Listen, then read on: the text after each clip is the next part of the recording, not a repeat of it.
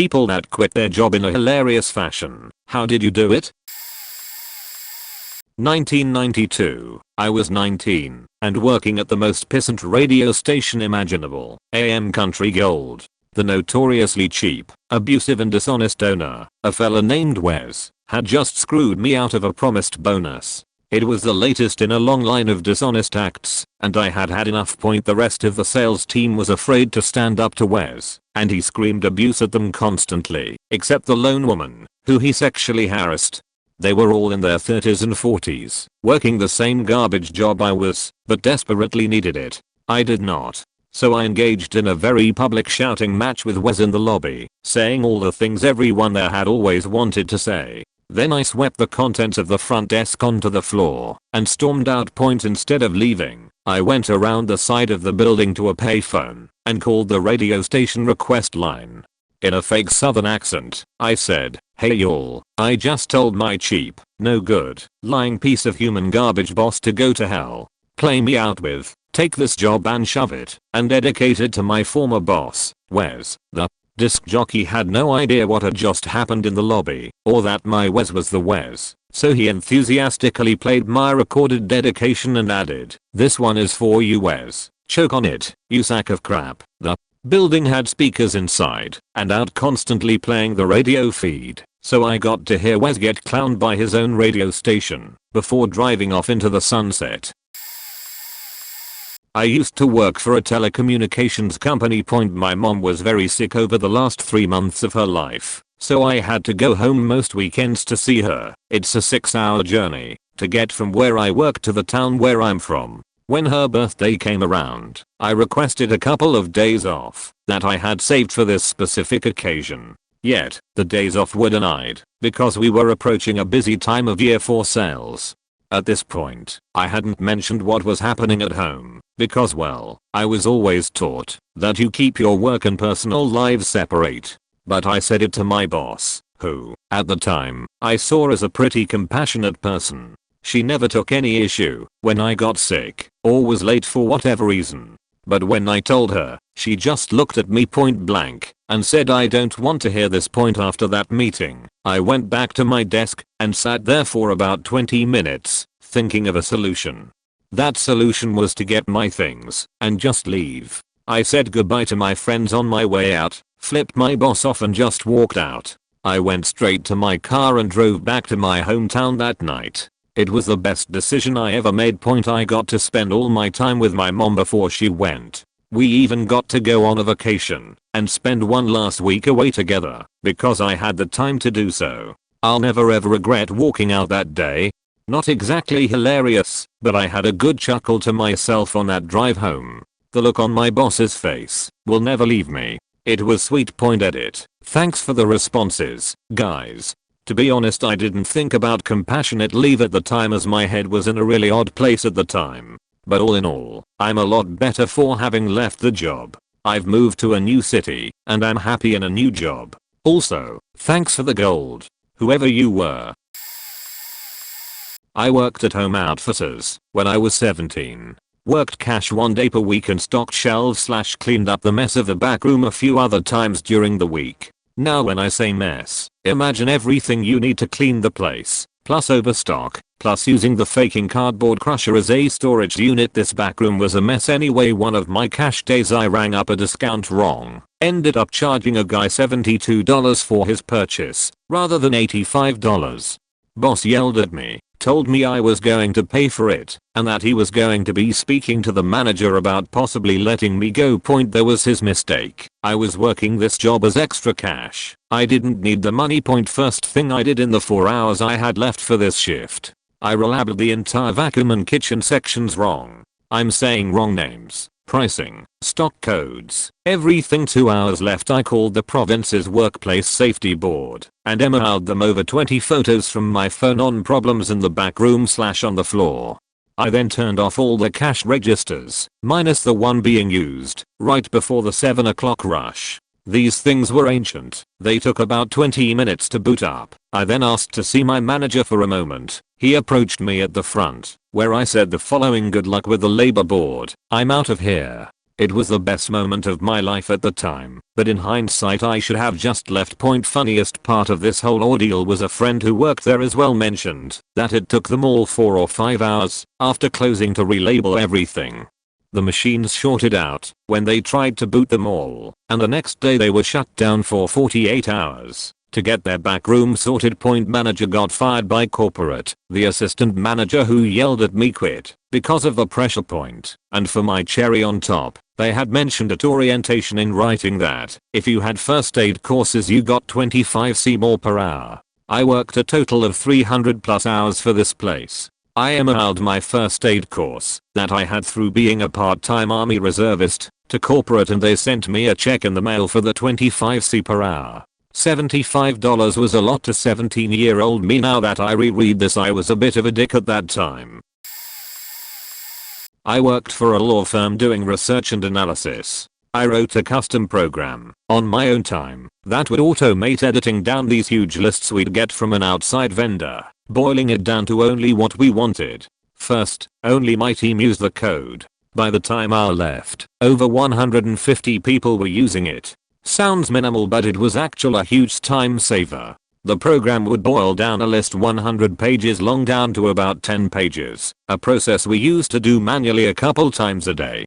A layoff was announced. I was part of the outplacement, but the firm wanted to continue using my program. I asked if there would be compensation as it was coded on my own time, never paid for it, etc. I was told no, and besides, there's really nothing keeping us from still using it when you're gone. For the remainder of my time, 2 years, I would create patches whenever the format of the data changed. With my last patch, I put in code that would disable the program and erase key parts of the program 1 month after my last day. From what I understand from people still with the firm, on day X everyone came in, booted their machines, and the program was simply gone. Efficiency fell through the floor, delaying opening cases, billing clients, etc. I wanted 10k. They lost more than that in the first week without the program. Edit. Some have stated I might have been in a position to sue for compensation instead. This was a huge law firm, billed in the hundreds of millions a year, had thousands of very talented attorneys. I could have sued, sure, but they could have made it so expensive for me, dragged it out so long, it would have cost me way too much in the long run. Wow, a question that applies to me. My story actually occurred yesterday. I worked for a small landscaping company. It was literally me, my boss, and a coworker. It's important to note that I'm also in the DEP program to head to Navy boot camp in February. My boss had always been a general asshole, making half jokes about how he was just losing money by employing us, and how we were just causing him undue stress, or talking shit about every past employer or employee of his, and making extremely judgmental comments about everyone he came into contact with. Tuesday, I realized that we would be mowing on Wednesday, and typically that means that we get back late. I had a mandatory Navy meeting I need to be at. I told him. He told me it was no big deal because he had family stuff he needed to back for yesterday. At about 12:30, I checked to make sure that we were still going to be back by 3 or 3:30 so I could attend my meeting. He replies, "No." I pushed back my stuff so we don't have to be back by 4:30. I would miss 3/4 of the meeting by being back that late. So I reminded him about my meeting. He shrugged and told me, and I quote, "Well, it sucks for you. Tell them your boss is an asshole." I had turned in my 2-week notice the Friday before last, so as of yesterday I only had 2 days left working for him. I proceeded to have my dad meet us at the next yard we mowed. Boss told me to get back in the mowing truck, and I said no. I told him that if he wouldn't allow me to prioritize my mandatory meetings over the job that I had 2 days left at, I wouldn't prioritize his schedule. I told him to text me on Friday for when I can pick up my paycheck, and left. I used to work at a retail store during my time in college. The only reason I did this was I already had a job lined up that would pay $1 more per hour. This was also during the seasonal time, where we had a lot of new people working on the floors with very little training. I was working on one side of the aisle and the new employee was on the other side. They were struggling with something. I can't remember what exactly it was, but I go over and start helping her, show her how to do it properly, and our real beach of a boss comes down the aisle and starts yelling at me that we need to stop fraternizing and get back to work.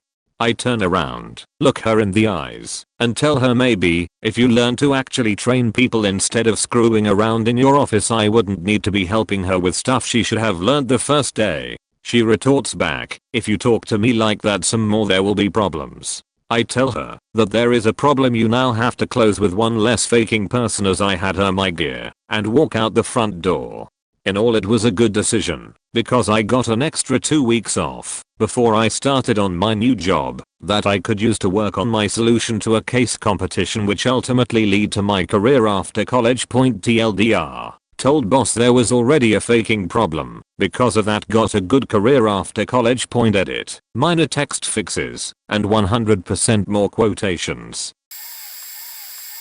I worked for a mid-ass garage. One week we got a new service manager, and up until that point we always inspected, estimated and sold our own jobs. This new guy wanted to inspect the cars and then check the estimates. Early on a Saturday morning, a girl in her 20s with a baby came into the shop and said her brakes were making noise. I took the ticket, test drove the car, and then pulled it in the shop and then inspected the car. I found the LR brake shoe had gone metal to metal. I mic'd the drum. It was okay. Wheel cylinders and springs, hardware all okay. I estimated the ticket. It came out about $150 to fix the car. I went to the new service manager and handed him the estimate. He went and looked at the car. He didn't even take 30 seconds, and he said I needed to add wheel cylinders, hardware kit and 2 drums to the estimate. I told him all the parts he wanted to replace were okay. He said do it. I just shrugged my shoulders and walked away. He went back to service desk. I walked into a completely crowded waiting area, stood in the middle in the room, and proceeded to tell everyone in the room what the new service manager wanted me to do. I turned around and went to go get my truck to load my toolbox and leave. The service manager tried to stop me from loading my box on my truck. At the time about 5 customers came out and helped me lift the box into the truck and then started screaming at the service manager. They all wanted their cars put back together and taken off the lifts. It got so bad. One customer called the cops. The service manager called the owner, the cops, and the owner showed up. I was putting the girl's wheels back on. The owner came over to talk to me. I told him what happened and what I did. The owner went over to the service manager, who was surrounded by all the pissed off customers, and fired him. I decided at that point I was still going to quit because the owner was just acting. He told that service manager to do it. At that point, a few other techs were packing their sheet up too. As I was walking up my truck to leave, the girl walked up to me and thanked me. She asked if I knew another shop that could fix her car. I decided I would fix it myself. So we went to the parts store, got the parts, went to my house, and redid the brakes. Not to make this whole story even longer, that was in 1989. We've been married for 24 years now. That service manager couldn't get a job at any shop around. I still see him every once in a while, gathering up the grocery carts at Heb. I got this. I worked for the US Air Force. Long story short, every other week my work schedule changed by 10 hours. I worked 12-hour days plus several weekends, no lunch break and barely a bathroom break. I was an aircraft maintainer and mission essential, so they are allowed to do this to us. I'm telling my boss my enlistment is up in a few months and I have 2 months worth of leave I need to take, so I just want him to know. Even throw him an email to remind him and give him an idea for dates. Every time I bring it up in person he just tells me to shut up. So my dates are a week away. Almost my entire squadron leave for a business trip, leaving a very small amount of people to fix the jets, and I'm pretty much the only good one. I just look at my boss and say, hey, I need to start leave in 3 days. I've sent you and the commander the approval, so I guess this is goodbye maybe. And he says, who says I have to accept it? You don't have to use up all your leave before your enlistment.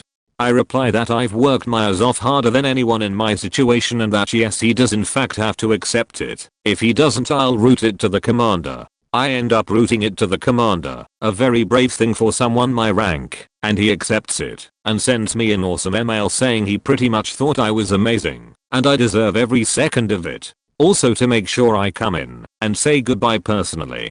I just walk into my boss's office, smile as him holding up the printed email and he says fuck you and I leave. It wasn't actually as unfriendly as he sounded. He was actually a really nice guy, just a real shitty situation. I'd just been abused for way too long, and he was the one that had to deal with my rebuke. They survived without me anyway. The Air Force has much bigger problems if they can't survive without one person. TLDR. Warned my boss I had 2 months of vacation. He ignored me, and I started vacation when almost everyone from home base was gone. Commander loved me, boss was pissed.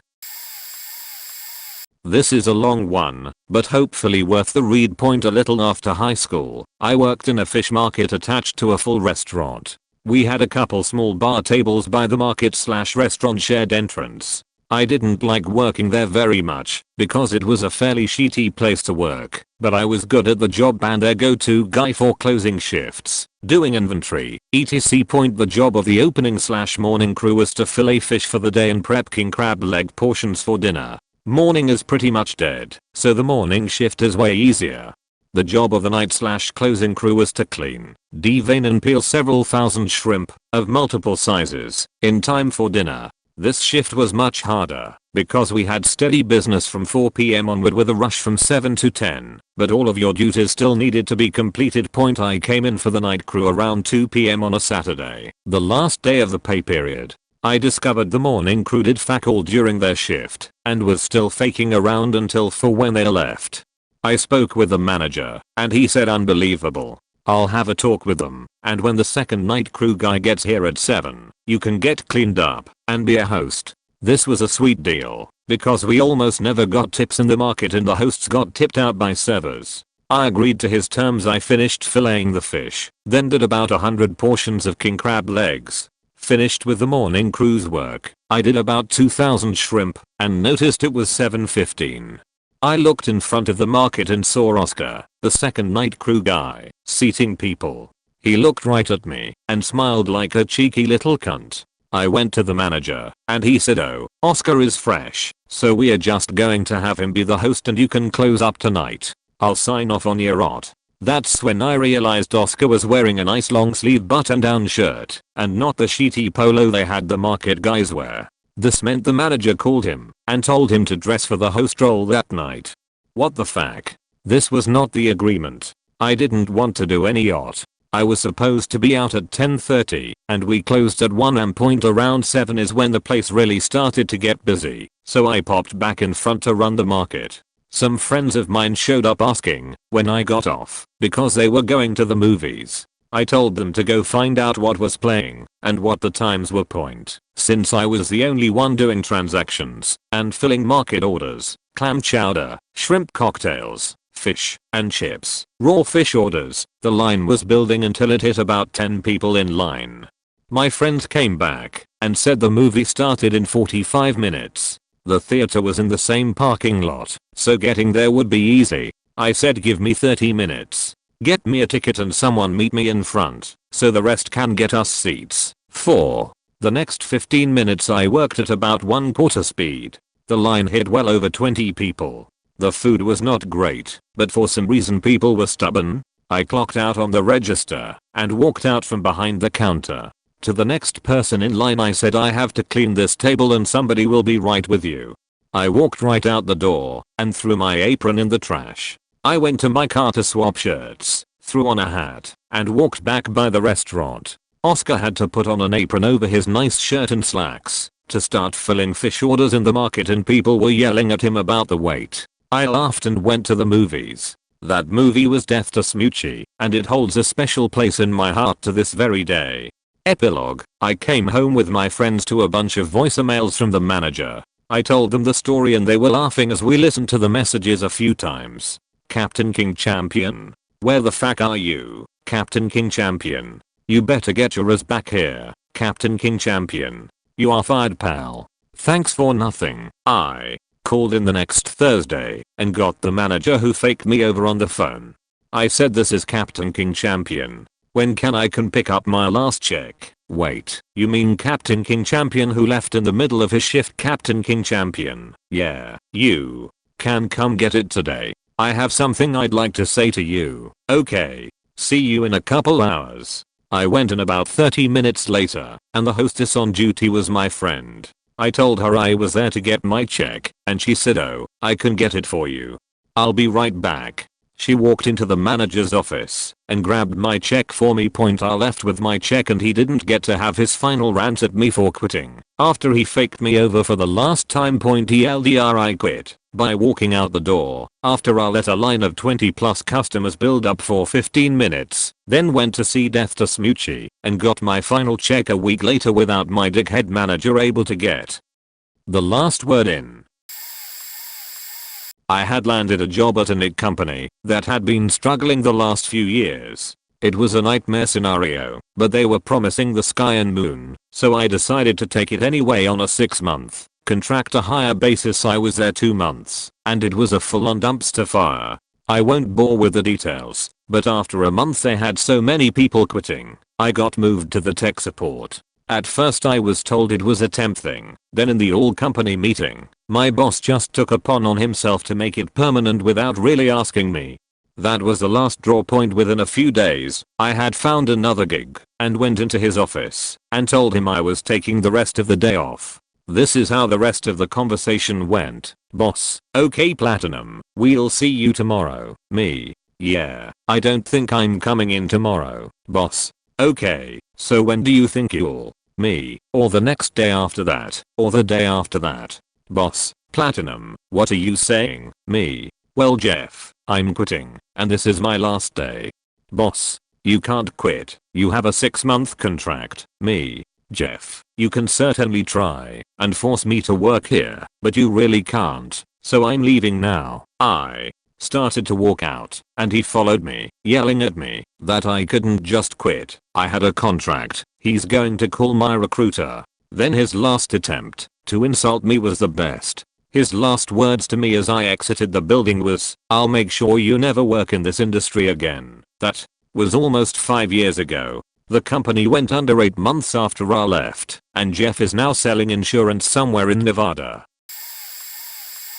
Looking back, the actual reason I quit was incredibly petty, but it was almost 2 years of repressed frustration with this particular manager. I worked at a saltine bucket that was #1 in sales in the district, and one of the top performing stores in the country. We got a new GM, and he promptly ran the store into the ground, and treated his staff and customers like shit in the process. I was getting increasingly frustrated with the lack of respect from him, and just general inability to do his job, which made my job really difficult. By this point, I was only working 2 days a week at this job as I had found another serving job, and was working both. This day, I was working 8 to 2 at job 1, and then 4 to 11 at job 2. The 2 jobs had similar dress codes, but I made a minor mistake. In getting ready that day, I forgot to put in my solid plugs into my ears, as opposed to my still solid, but semi-see-through material plugs. I literally forgot to change my earrings before going to work. Normally, this would be a "Hey, disclaimer _ accessory, those aren't dress code, don't wear them again K." But no, Bob McBoblob was really feeling his Napoleon complex today and needed to flex. So, he decides that, with it being our Sunday morning church breakfast rush, with over 60 names on the wait list, that the only logical thing is to send me home over earrings, which any other day would have simply been, "Don't do it again, mistakes happen yada yada."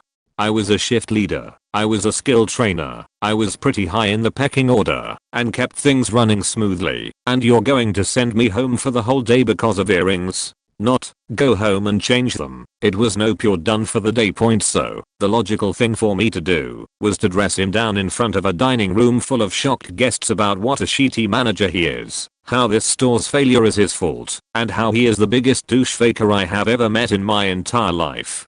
I said the word douche faker 4 times, yelling it. I end the rant with, "Have a good day sir, go fuck yourself ". He starts to follow me out of the store, asking me to reconsider staying, and I stop dead in my tracks, whip around, and yell I said "Good day, sir" a large Englder, and promptly walked out. To never look back. Edited to at Bob was fired from Saltine Bucket Corporate less than a year later after taking the store from #1 in the district out of roughly 100 stores to the very bottom scoring store. Justice. Sorry for the English. So I have 6 years of experience as camp counselor. This summer, I tried a new camp I never went or heard of before. I was too late to decide if I'd come back to my old camp, so they hired someone else. It's okay, my fault. But anyway, that new camp, I knew at the pre-camp week that it would not work out for me. The two bosses, M and F, were jerks. They were always talking like we were stupid and we did not know how to do our job right. We were a team of 30-ish counselors. And, of course, they were micromanaging everything. But I needed the money, so I kept my mouth shut. During the summer, I lived a lot of frustrating situations. Like one of my boss bitching about other counselors in front of the team meeting when those counselors are not there. Or this same boss making bad fingers in front of the children, giving me orders, and telling me I don't have to ask any question. ECT. But it was never personal. Except for this time. It's week 8. One counselor already quit out of frustration. One was fired. They are understaffed. It's a pretty hot day, so I call every pool near the camp center. One pool had room for my kids, so I went to tell my boss, M, that I'm going to the pool today, even if I didn't tell sooner. Because you know, it's like faking 104 deg. F out there. He began to tell me, cynical, that I never do things like everybody, and that I should have told him 2 weeks before, so he could have made the reservation. I'm like, okay, I'm sorry man. Next time, I'll be sure to do it. I just want to go to the pool with the poor kids, so I don't make a big deal of his arrogance and micromanagement. It's funny because I always said this procedure of reservation was mostly to help us and don't put stress on our shoulders, but I see now it's because they don't trust us. Anyway, I asked if I still can go to the pool. He said yes. What can I do? You already made your reservation. So I went with my day. Reservation was only at 1 p.m. The kids have their bath suits and sun cream. I arrived at the pool and tell my camp name. They said they have a special message for me because my boss, M, called before I arrived. The pool staff told me that my boss didn't want them to accept me. They were uncomfortable with this. I was shocked. So I asked my college, we are 2 with a group, to take the kids and do a game or something while I handle this situation. I called my boss, F, because they were splitting their shifts and she was the one in charge during afternoons. I explained the situation with a very calm tone. I'm still surprised of my self-control during all this day. She was very cold and told me it was something between M and me. She then pointed out that pool reservations are supposed to be done 2 weeks in advance. After that unpleasant call, I took the little paper on which the pool staff had written the message from my boss, M. Idiot let his personal phone number. He points, so I call M, and it was his voicemail. Here is the exact message I let on his phone. Hey, M, it's Banjo. I'm at the Pelican pool right now, and they told me you let a message forbidding them to allow me at the pool. Well, you could have told me before I went that you didn't want me to go. It's pretty unprofessional and immature from your part. You are penalizing the kids, not me. You know, from my 6 years experience as a camp counselor and a DAFA former, I never knew a camp so poorly run as yours. Pause. Stuck your stupid camp in your ass. I quit. This last sentence slipped out of my mouth unwanted. I closed my phone and started to laugh. I had never sent someone to hell like that. So I told my coworker. We went to the pool anyway. I spent an hour with the kids telling them I was leaving. It was heartbreaking. I didn't went back to the camp center 2 days after that. They sent me an email. They asked me if it was really my decision to quit. I sent them a very nice letter, professional but cold, stating the reasons I was leaving and encouraging them to be nicer with their staff. So, here it is. Sorry, I'm late to the party and my main language isn't English, it's French. I'm from Quebec, Canada. I was working at a big city camp, not in a place where kids sleep on camp, but more as a day camp. Cheers. Worked in a supermarket as the only male cashier. There were 20 odd aisles, and for some reason they already stuck me at like easily 20. The next nearest cashier to me was in like aisle 8, so when we would eat all of the other cashiers would be talking at their aisles, while I was left alone to stand in silence at the other end of the store. They said they had to do it, because I would be distracting to the other girls my age. SMH. So one day they were like, would you like to run the scan yourself out part of the store next to aisle 1? It had 8 kiosks for people to check themselves out at, and it was a cake job. Lo and behold, some of the female employees started talking to me, and after about a week I was called into the manager's office and warned I was distracting people from their work. Me, being 17 and effing livid, decided to quit like a boss. Before my shift I went and bought a bottle of super glue, like the kind of glue you could use to build an ICBM with, and it would still stay together re-entering the atmosphere. I then went to all of the kiosks and grabbed the loose change people had left. Standing at my command post on the U-scan, I proceeded to glue change everywhere. On countertops, on the UPC barcode scanner, in the register drawer, anywhere you could think of there was change super glued in place. I finished my shift and left. The next day I get a panicked call from my manager. He asked me if I glued change everywhere, and I said yes. He was like, you can keep your job, but you have to get it off of everything ASAP, because the head of the company is coming in 2 hours to look at the store. This was a rather large company, like hundreds of stores, so that was a huge deal to my manager. I said sure, I'll be there in 10 minutes, never actually planning on coming in. A week goes by, and I go to pick up my last check, and there stands my manager, angrily spaced out at the front desk. I said hi, grabbed my check and left. One of my former employees ended up telling me the head of the company was livid. Nobody lost their jobs, but now you have to get a key from a clerk to get super glue off of the shelf, and with all of our local craft stores out of business, they sell a lot of glue. I worked at a Chinese restaurant right out of college. The owner and his sister liked me and let me bend certain rules, like having a beard when others had to be clean shaven. He treated most employees pretty unfairly and expected them to do way more outside their job description without paying more, like running the Facebook page in Twitter, and would require you pay for any food mistakes are sent backs out of your tips. Time comes, and I get hired doing marketing for a startup a couple cities away. I tell all my coworkers, and they're all happy for me. I also ask their help in me telling the boss something else. When I gave my 2 weeks, I told him and his sister I was moving to Reno to work with my uncle in deviant asset reacquisition. He asked what that was, so I described a bounty hunter. I'd be chasing people who had warrants for their arrest. It would be dangerous.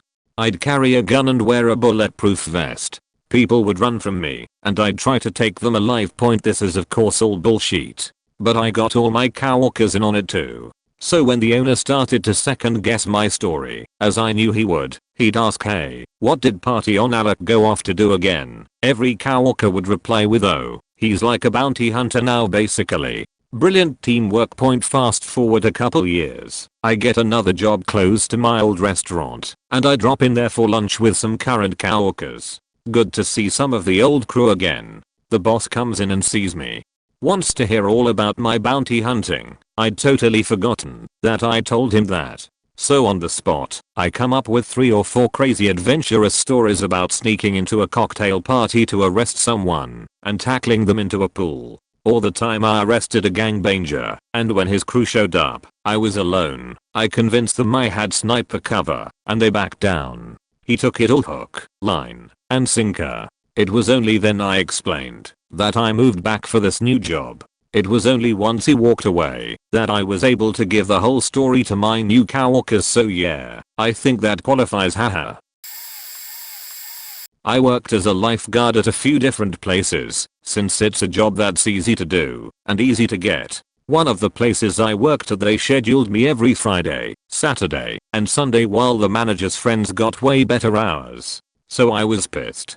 Toss in a few bullshit rules the manager implemented, I was ready to leave. I asked my dad if his company was hiring, and they were. So I got a new job, and it was time to quit my lifeguarding job. I got in a huge argument with my manager about something, because I was willing to just drop down to part-time and help out. I had a lot of friends who worked there, and I didn't want to leave them hanging. So at the end of my argument I said I quit and walked out. Edit. I had to quickly finish typing because class started. Let me continue. So after that the manager proceeds to continue yelling at me on front of patrons as I'm walking out. Since I worked at the pool I got a card for a free membership. After I left I kept using the free membership to use the pool as a big fuck you to the manager. She then revoked my membership. But the pool had a policy that friends and family could enter for free if they were bringing something to an employee. My girlfriend, now wife, was a lifeguard as well. So I used that policy to bring my GF food and ice cream and whatnot. All this stuff really pissed my former manager off. Well, fast forward a month or so, a few other people followed my lead and left as well. This meant they were really understaffed. The manager had the audacity to ask me to come back to fill some slots. During one of my visits the manager started screaming at me for some random reason. Again in front of people. I yelled back at her, listing off all the reason I quit, and then I said the only reason I come back is to spite you. Once you leave this job I'll never come back to this pool, and I'll let everyone I know to never come here. A ton of patrons looked at me so confused as to what the fuck was going on. The manager got me banned from the pool, but it wasn't really enforced, so I kept going back to visit my GF and swim when the manager was off shift. I guess I got a story. Was working at a retail place and my general manager had been transferred to a different store. No problemo, it happens. I met the new GM. She seemed stuck up, but I figured it was probably just nerves as this is her first GM job. We had a list of employees who went to college and had to get certain days/times off. My old GM was always cool with this, as long as we let him know ahead of time, not the day before school starts.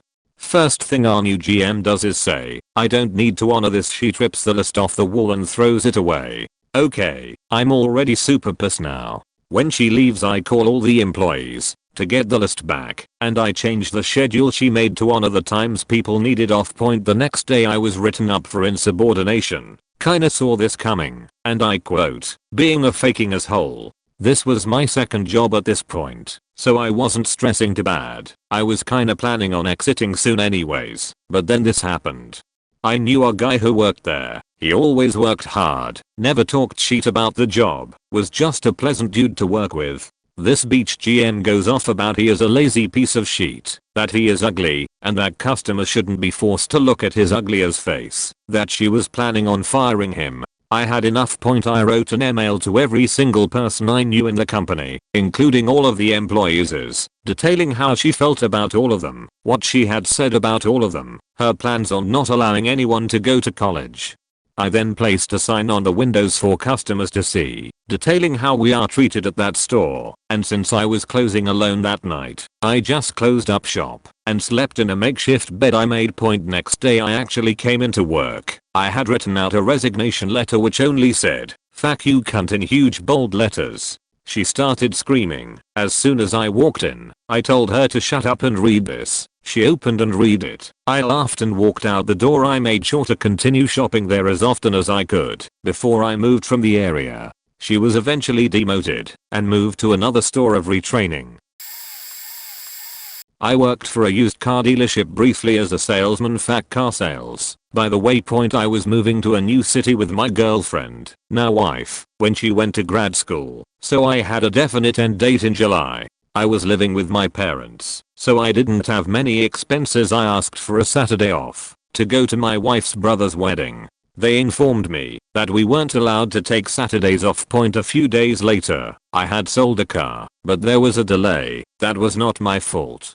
My mother and I were supposed to get lunch together. I asked if I could go and have someone else close the sale. My manager informed me that if I did, that person would get paid for it. I spent over 2 hours standing around with my proverbial dick in my hand while my mother waited at a Ruby Tuesday for me. Then, a few days before my brother-in-law's wedding, I saw someone put in his 2 weeks notice. The manager looked him up and down and said, "Nah, you're done now." So, what do I know? They're assholes who don't respect me, and if I try to give them customary notice, they'll shit can me. So fuck it.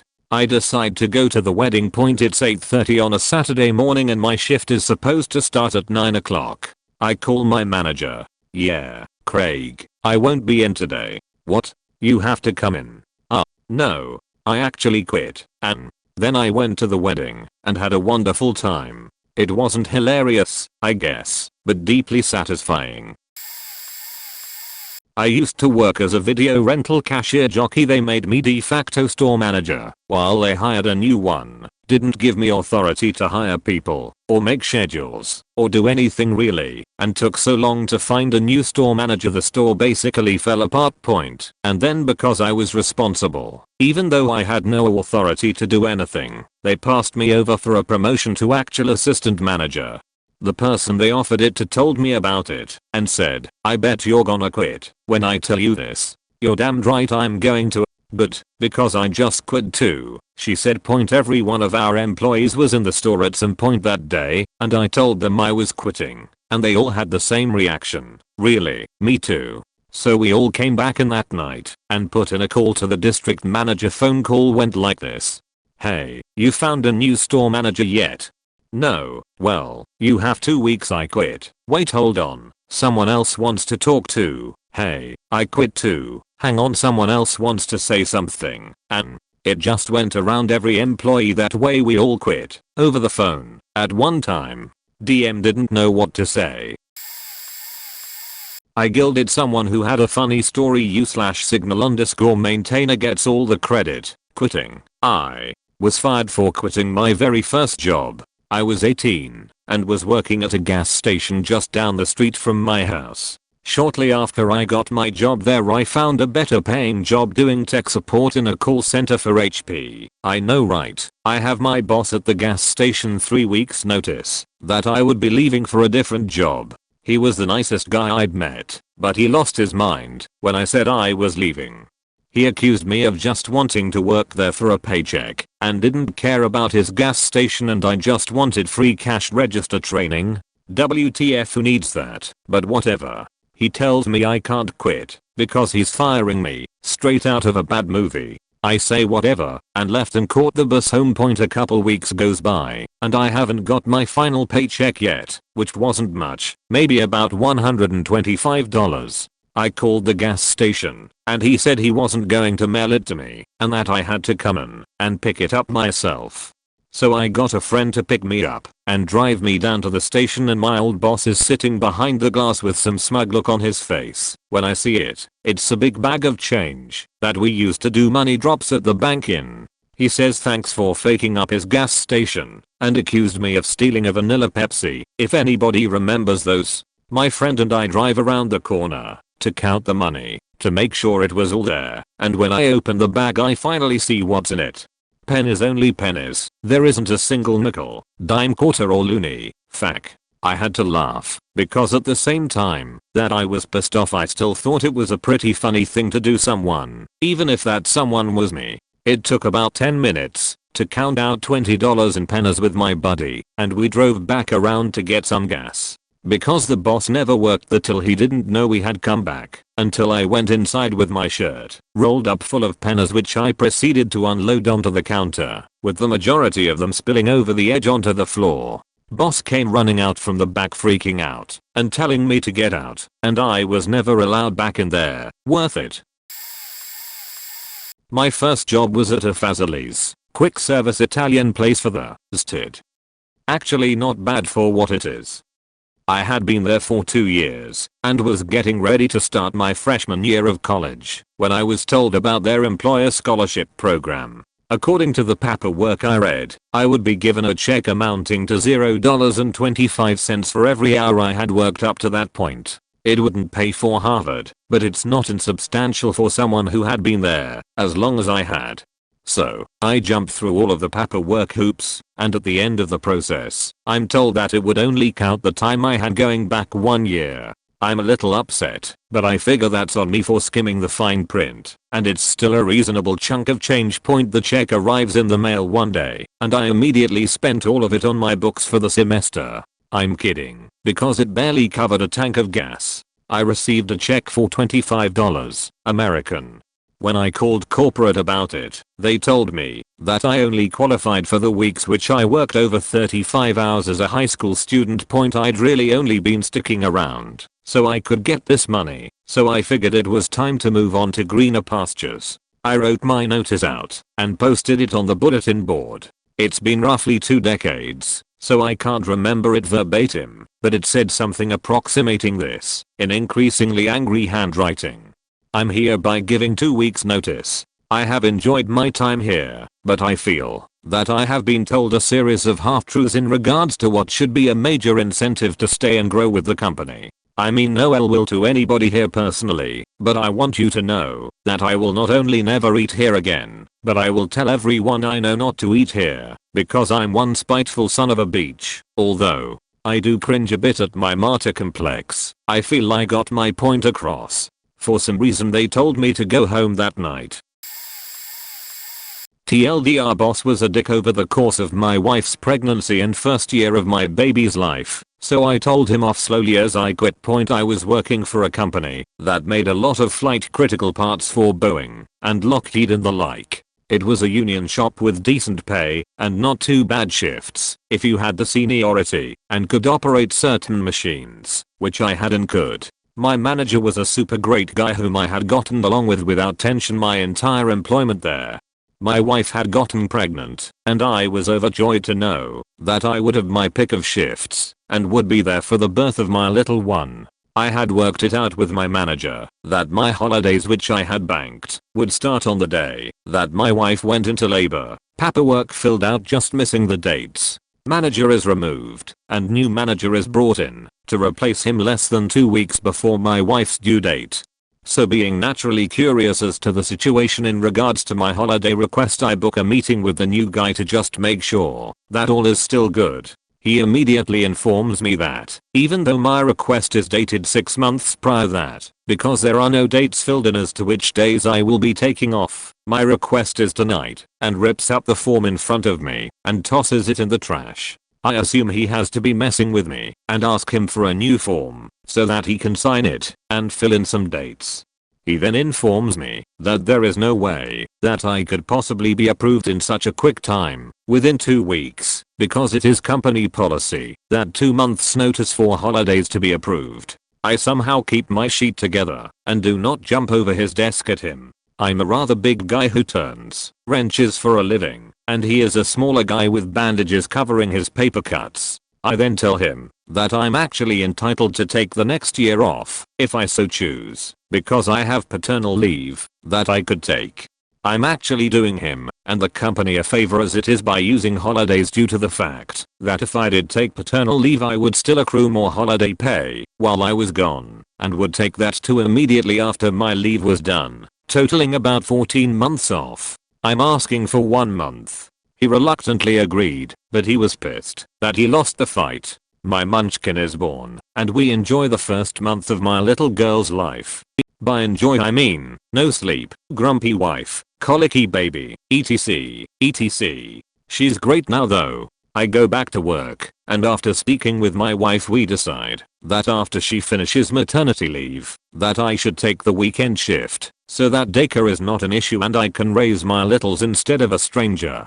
I ask my manager that I be put onto that shift by the following July, roughly 8 months away. If this wasn't something that was possible, however, I needed to know, because I would need to sign up for a daycare program, some of which require almost 8 months advance to get in. He agrees to that if there is the room on the shift and I can run the appropriate machines. He doesn't seem to be aware that I'm one of only 3 guys in the shop who can run every job on every machine. So over the course of the next 7 months I cover every shift where I'm needed, sometimes changing shift schedules as much as 3 times in a month. When mid-June comes up I'm told by him that sorry, but my new permanent shift is going to be graveyards. This is the worst possible shift for me, and he knows it. He also knows that we had just bought our first home. We hadn't even made our first mortgage payment yet. He knows that my wife is to return to work in 2 weeks, and that we have no child care. He actually suggested to me that I look on Craigslist, and that I could find someone within 10 minutes. You know, don't worry about those pesky background checks or anything for the safety of my little girl. He thinks he has me by the short and curlies. What he doesn't know is that I didn't ever trust him, and I lied to him about my wife's return to work date, actually the end of July, and during my 2-week holiday in June, that I had started working for another company. At the beginning of July, when I'm supposed to be starting my new shift, I find him and ask him if he is sure this is the plan he is wanting to follow. He looks at me with his smug smile and says, "Yep, what are you going to do about it?" Not a question, but a statement. So I then go around to all my now soon to be ex-coworkers, give my goodbyes, and get my toolbox in the car. I then find another shop steward and inform him of what I'm about to do and would like a witness. I enter his office without knocking and sit down without invitation. Put my dirty work boots up on his desk and paperwork. His eyes start to bulge out of his head. I'm pretty sure I have his attention. He looks at me and incredulously demands to know why I'm not at my machine. I slide my boots off of his desk, taking the paperwork with them. I reach down to my security pass, snap it off my belt and smack it onto his desk, holding it there with my middle finger. He starts to ask if I'm resigning, but I just talk right over him. I tell him what a faking colossal cunt he is, and that he has the people skills of an narcoleptic baboon, and wish upon him that the fleas of 10,000 reindeer to nest upon his genitals, then some mean stuff too. All the while I'm slowly sliding my pass key across his desk to him, until I have fully extended my reach and I'm out of my seat and standing over him. I then take my finger off of the key and put it right side up and about 1/2 inch from his nose and finish with a giant fuck you. The shop steward was speechless. Karim, the manager, was speechless. The crowd outside his office was not. They cheered me and patted my back as I walked out of his office. It was the early 1990s, and I worked for a telemarketing company with the initials SMC in Logan, Utah. I was employed for 2 full days when I came to the conclusion that we were just scamming old people out of their money using grossly unethical methods. I quit after my 2nd day of work, and when I received my paycheck I noticed that I was paid minimum wage instead of the $10 per hour I was promised when they hired me, so I went back to complain. The office manager told me, "You didn't finish the 90-day probationary period, so you only get minimum wage." Bullshit. They never said anything about a probationary period in training, and I know it wasn't in the contract I signed upon hire. Yeah, I actually read it before signing it. As the office manager opened the door to have me leave, he said, "See ya, wouldn't wanna be ya." I was fuming. I called the city offices and discovered that SMC didn't have a business license and reported them. Less than an hour later I watched as the police showed up and told them they would have to shut down operations until they had a business license. It took them 2 weeks. When they were back in business I used an elaborate scheme to get myself on their call list and recorded several of their employees' efforts to sell me their crap. It was Utah and legal to record the calls. I knew what they were doing wasn't just unethical, it was illegal. Not only did I report it to a local news station who had their consumer reporter, Debbie Dujanovic, do a 2-part story on the scummy company, but I also reported them to the FBI. The owner of the company was one of the 200+ people that was arrested by the FBI in a nationwide sting of dishonest telemarketing companies. The FBI called it Operation Disconnect C. Yep, wouldn't wanna be ya. Ha. I didn't quit, but I was laid off. So, about 2 years ago, I had been working at a big biotech company in manufacturing. I won't lie, I hated my life and hated my job. It was boring and repetitive. Some of my coworkers were just plain horrible, mean, refused to try new things that would undoubtedly make our job faster, and whinny. Then, they were going to do layoffs. I was excited. They first offered packages to people who were close to retirement or had been with the company for over 10 years. My friend who had just transferred took hers because, well, it saved someone else's job who needed it more, and she wanted to move out of California. After all of those were handed out and either rejected or declined, they started looking for people in departments who still had to be cut. Luckily, I knew someone in ours, so I had her put me in towards the top of the pile for my department. Then, as some see it, Black Tuesday came. For me, it was the best Tuesday ever. The director for our department called me into a conference room. along with the director, was an hour rep. He said, "Unfortunately, I was getting laid off." I started smiling so big, he looked at me like I was crazy. When he asked why I was smiling, I was able to tell him my dirty little secret. I was unhappy at my job, and I was actually leaving for a 5-month military training course. I'm in the reserves. So, he was like, "Oh," and the hours rep was like, "Well, okay then."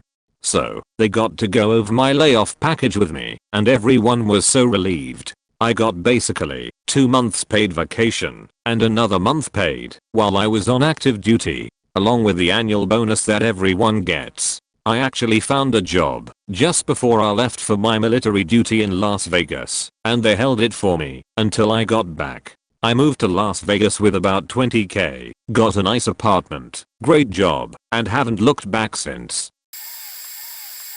I worked for 3 years at a startup. I trained everyone who walked in the door on how to do the job, and brought the company from $1 a year in revenue to $12 I was finally getting the promotion and title I deserved after my predecessor left the company. The CEO, however, saw it as a chance to underpay a 28-year-old kid with no management experience, even though I had been managing essentially for 3 years. I accepted his terms, took my title, and shopped my resume around. One day I get called into the CEO's office to account for revenue issues. I indicated that I tried to bring this to his attention before he promoted me, and he scoffs and launches into an absolute tirade. Little did he know that the very same morning I received a job offer from a very well-established company. Better pay, better benefits, and better perks.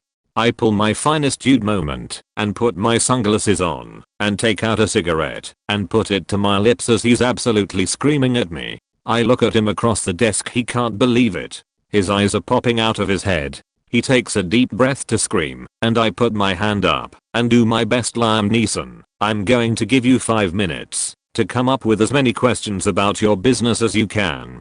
I'm then going to give you 60 minutes to ask those questions and listen to my answers. I will not repeat anything, and I will not slow down." When he didn't start writing down questions at first, I reminded him the clock was ticking. At the 59th minute, having half answered arguably the most important question, I took out my lighter and lit the cigarette in his office. "Time's up," I stated very nonchalantly. I opened the door and walked past the entire office.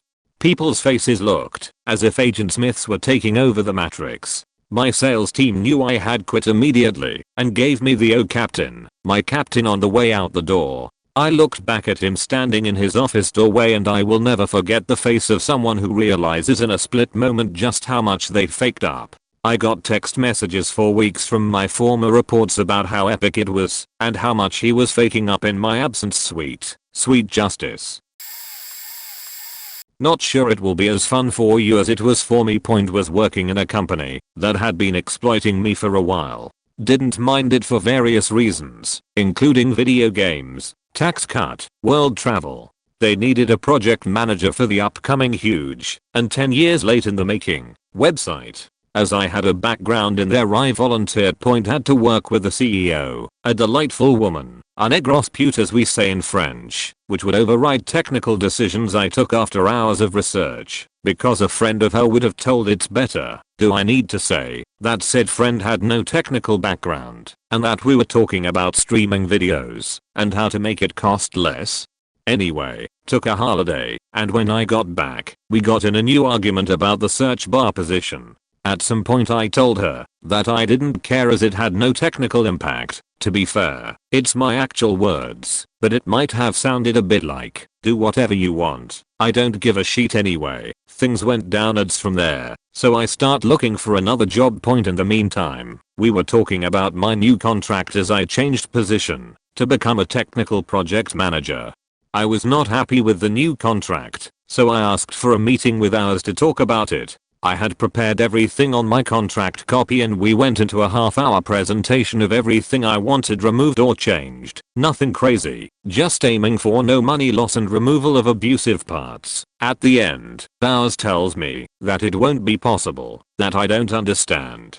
So I hand her my resignation. Dumbfounded, she looked at me with a speech around. "Don't do that, you're not going to leave the company for that."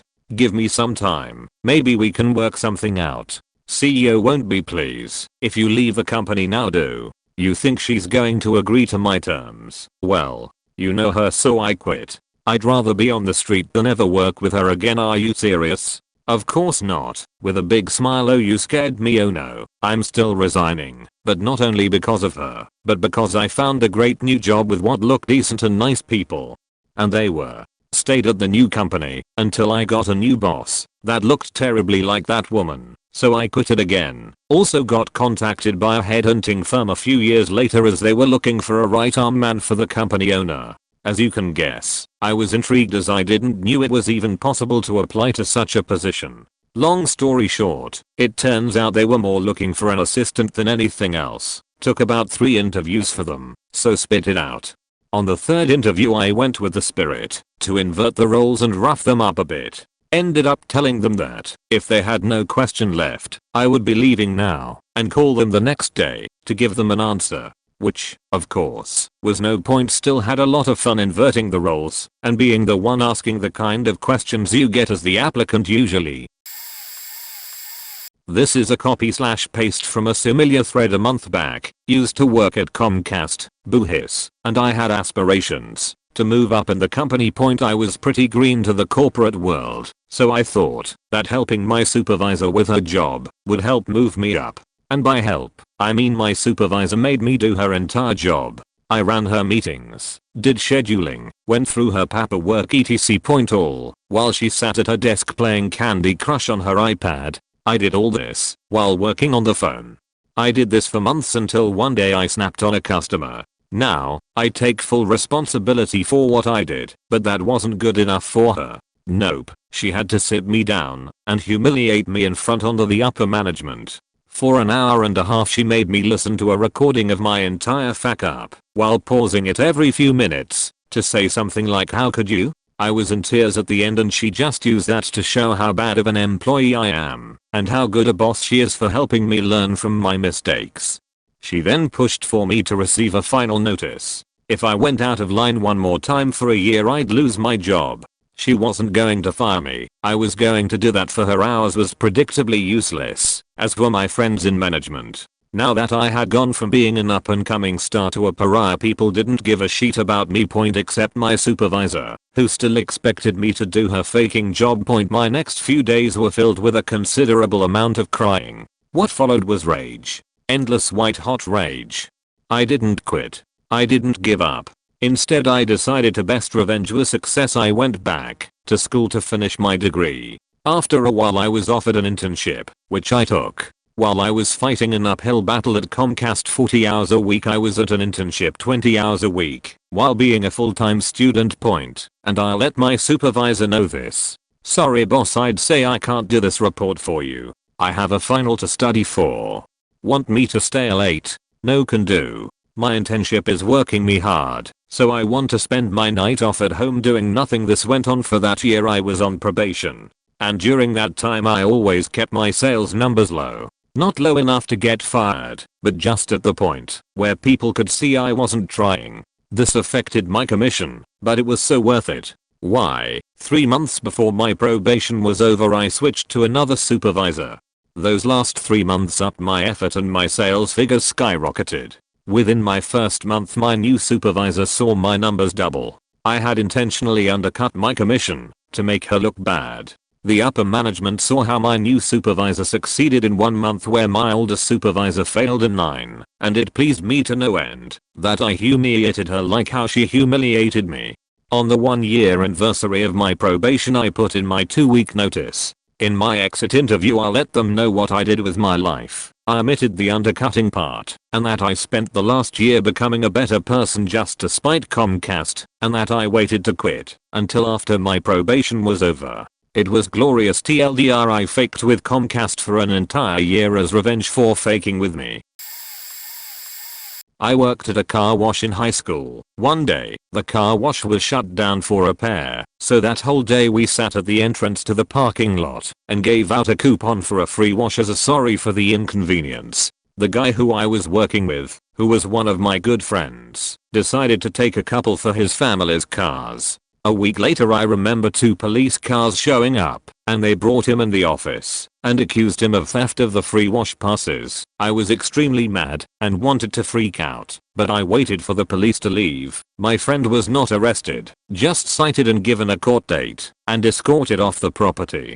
When the police left, the area directors and CEO were standing around laughing about how they showed him, so I lost it. I walked up to their little group and said, "What the fuck is so funny?" and they looked at me like I just stepped on a puppy. The CEO said, "Excuse me," in the most offended tone you will ever hear. So I remember looking down and wondering if losing my job was worth it. I decided it was. Now the CEO went to the same church as me, so I asked him if he's going to church this Sunday, and he said yes in a very confused tone. So I just looked up at him and said, "Well, you shouldn't be, because pieces of sheet typically don't go to church." The look on his face was priceless, and before he could tell me I was fired, I blurted out that I quit. I threw my sheet down and never looked back at them, gave the guy spraying the cars a high five on the way out, walked out to the parking lot where I heard them yell that my uniform was their property. I stripped down. I always wore basketball shorts under my uniform pants and left it at that. Well, I didn't technically quit my job, but I worked in an electrician company, and every employee worked in pairs with another work partner. Unfortunately, my work partner had an obsession of nitpicking on everything I did, while I let him do all his stuff without interfering. This was okay while I was new, but eventually I noticed he also had some minor flaws here and there when doing his work, so he was far from perfect himself. The flaws on our work were never anything dangerous, but mostly cosmetic. But when he acted as he apparently never had any flaws compared to me, and started acting superior over me, even though we were supposed to be on equal footing, I one day had enough and went to my boss to address my partner's personality and that I couldn't stand working with someone who treated me like low-life scum compared to himself. My partner was always a nice guy while we were at the office, but turned into a dick when we were out on a mission, so my boss never understood my complaints. The third time I complained to the boss about this, he told me I had to change my attitude and be more of a buddy with him. But the fact of the matter is, I'm actually a really nice guy and had tried to be nice with this guy all the time, so we could be friends and I could enjoy working. I suppose my face changed quite a bit when he told me that, and I noticed myself getting quite furious inside. I told my boss very strictly that there was no way I would work with this guy anymore, and I would rather be unemployed than working with someone who is a genuine asshole, so unless he fired me along with a letter stating this, I would make him fire me. He had his choices, and I left the office 20 minutes later without a job and a paper saying I had been taken out of my position due to lack of available work for the business. The reason I didn't quit was because you get social support if you lose your job, but won't get it if you quit on your own. Sleeping a few hours extra the next day felt really good, and just 2 weeks later I got myself the same job I have today. 4 years later, and couldn't have been happier. I was in the Air Force and was a very good supervisor, worker, and had a lot of money poured into my training. After a deployment, my shitty supervisor claimed I didn't give him enough fodder to write my performance review. He gave me a score of 4 out of 5. Important in a few sentences, after a 9-month deployment to Iraq, where I received a medal from both the Army and several from the Air Force, joint deployment. Fast forward a couple years and Congress says the Air Force budget is too cray. Douche nozzle says Air Force is efficient, so we'll cut the force by ridiculous % in a year. Congress says yeah, now spread that sheet out over a couple years, fam. Fuck off, cunt, said General Douche nozzle. Fast forward another couple months and all squadron commanders have to meet with the individuals that fall under the can be kicked out bunch. Not the fresh troops that have no training, or the old cronies that need to get the fuck out anyways. Nah, the ones in their prime. The senior airmen and staff sergeants. The ones expected to actually perform the maintenance and supervise the maintenance. Fuck those guys, right? So the commander meets with me and says that my record is perfect and I'm an excellent staff sergeant. But that one not perfect performance review from a few years ago puts me in about the bottom 50%. Really, Sheila?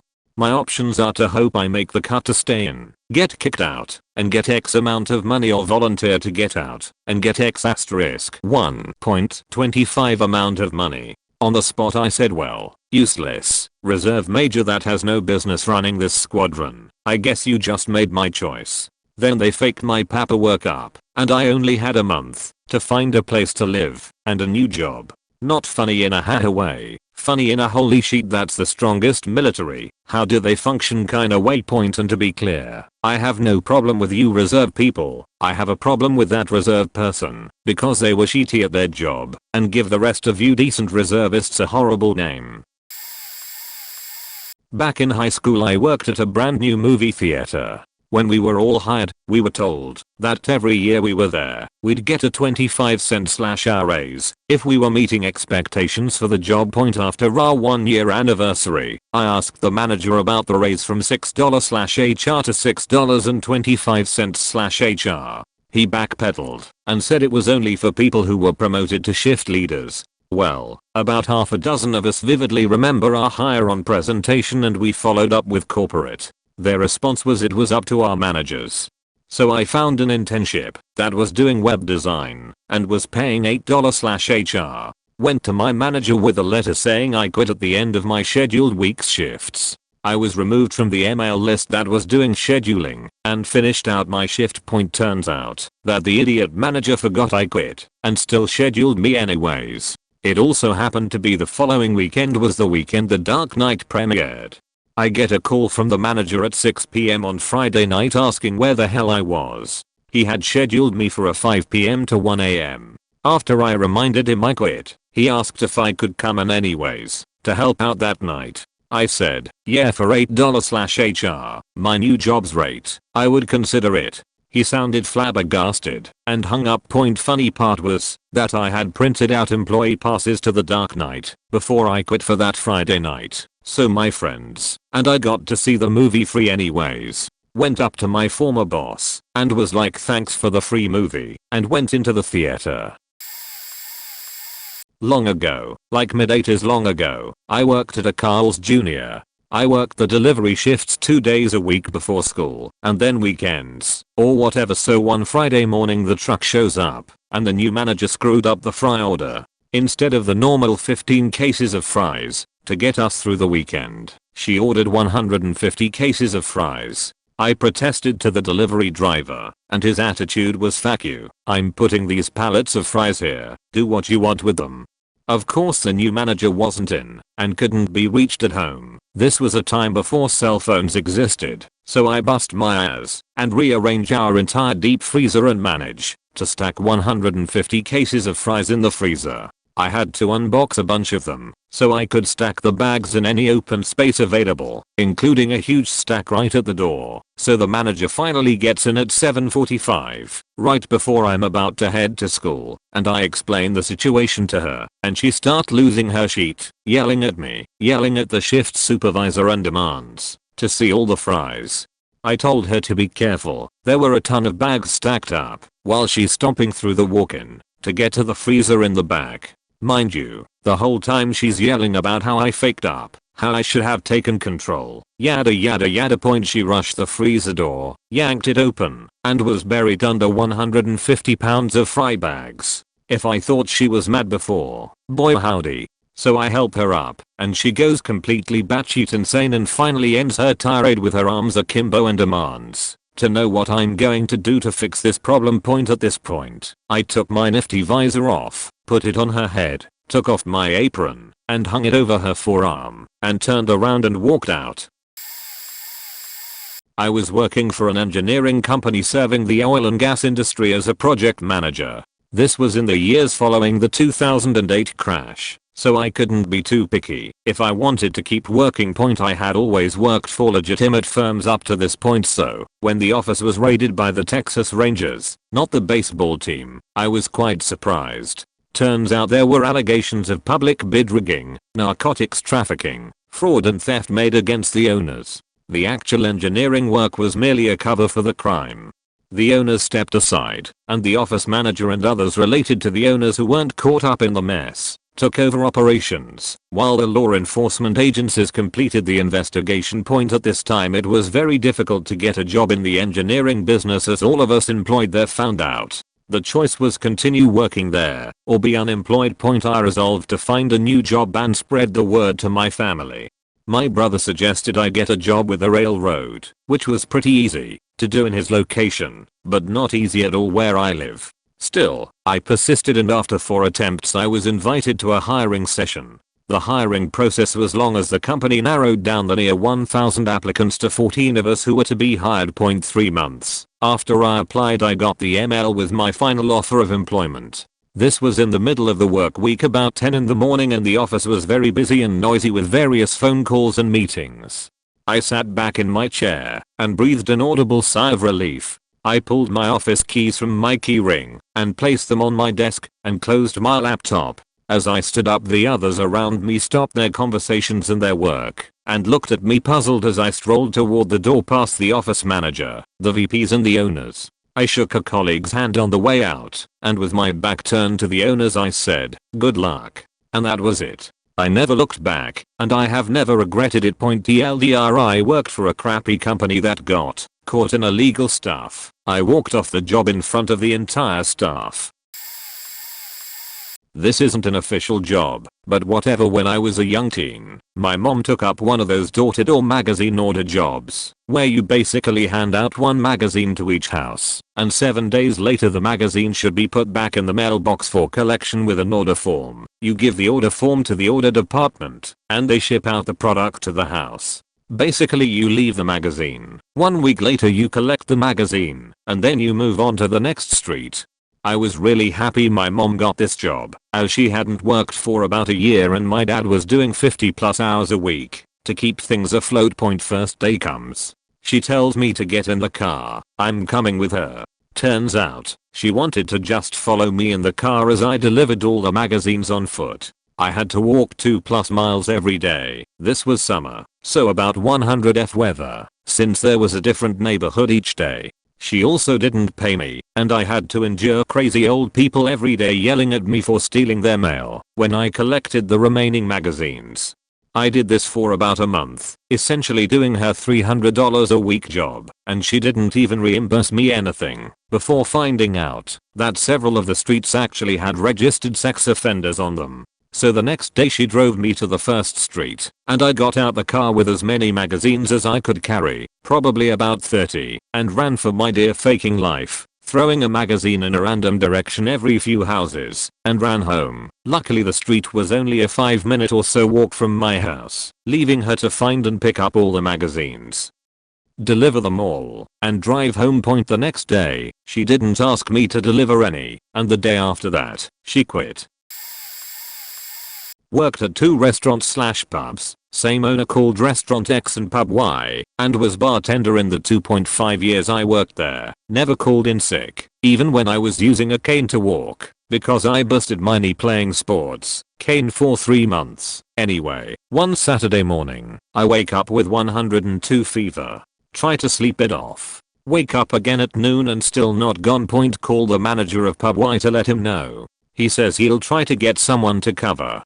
Calls me back and says, person X is off taking care of his kids. Fair. And person Y is drunk at a BBQ. Fair.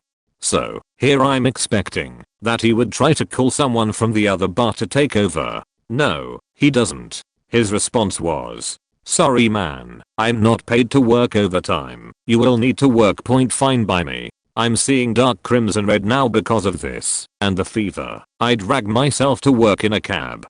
Tell all the afternoon regulars, to our RNs, that both commented on my appearance, that I have a 102 fever. Clears the pub out completely from 4 to 6. We had over 50 people. 6 PM. Wife comes over to check on me with aspirin for the fever. Manager comes to check also, and wife rips him a new one. He tells her he can't do anything. I tell her, don't worry, I got this. Tell him that I'm finishing my shift and not coming back.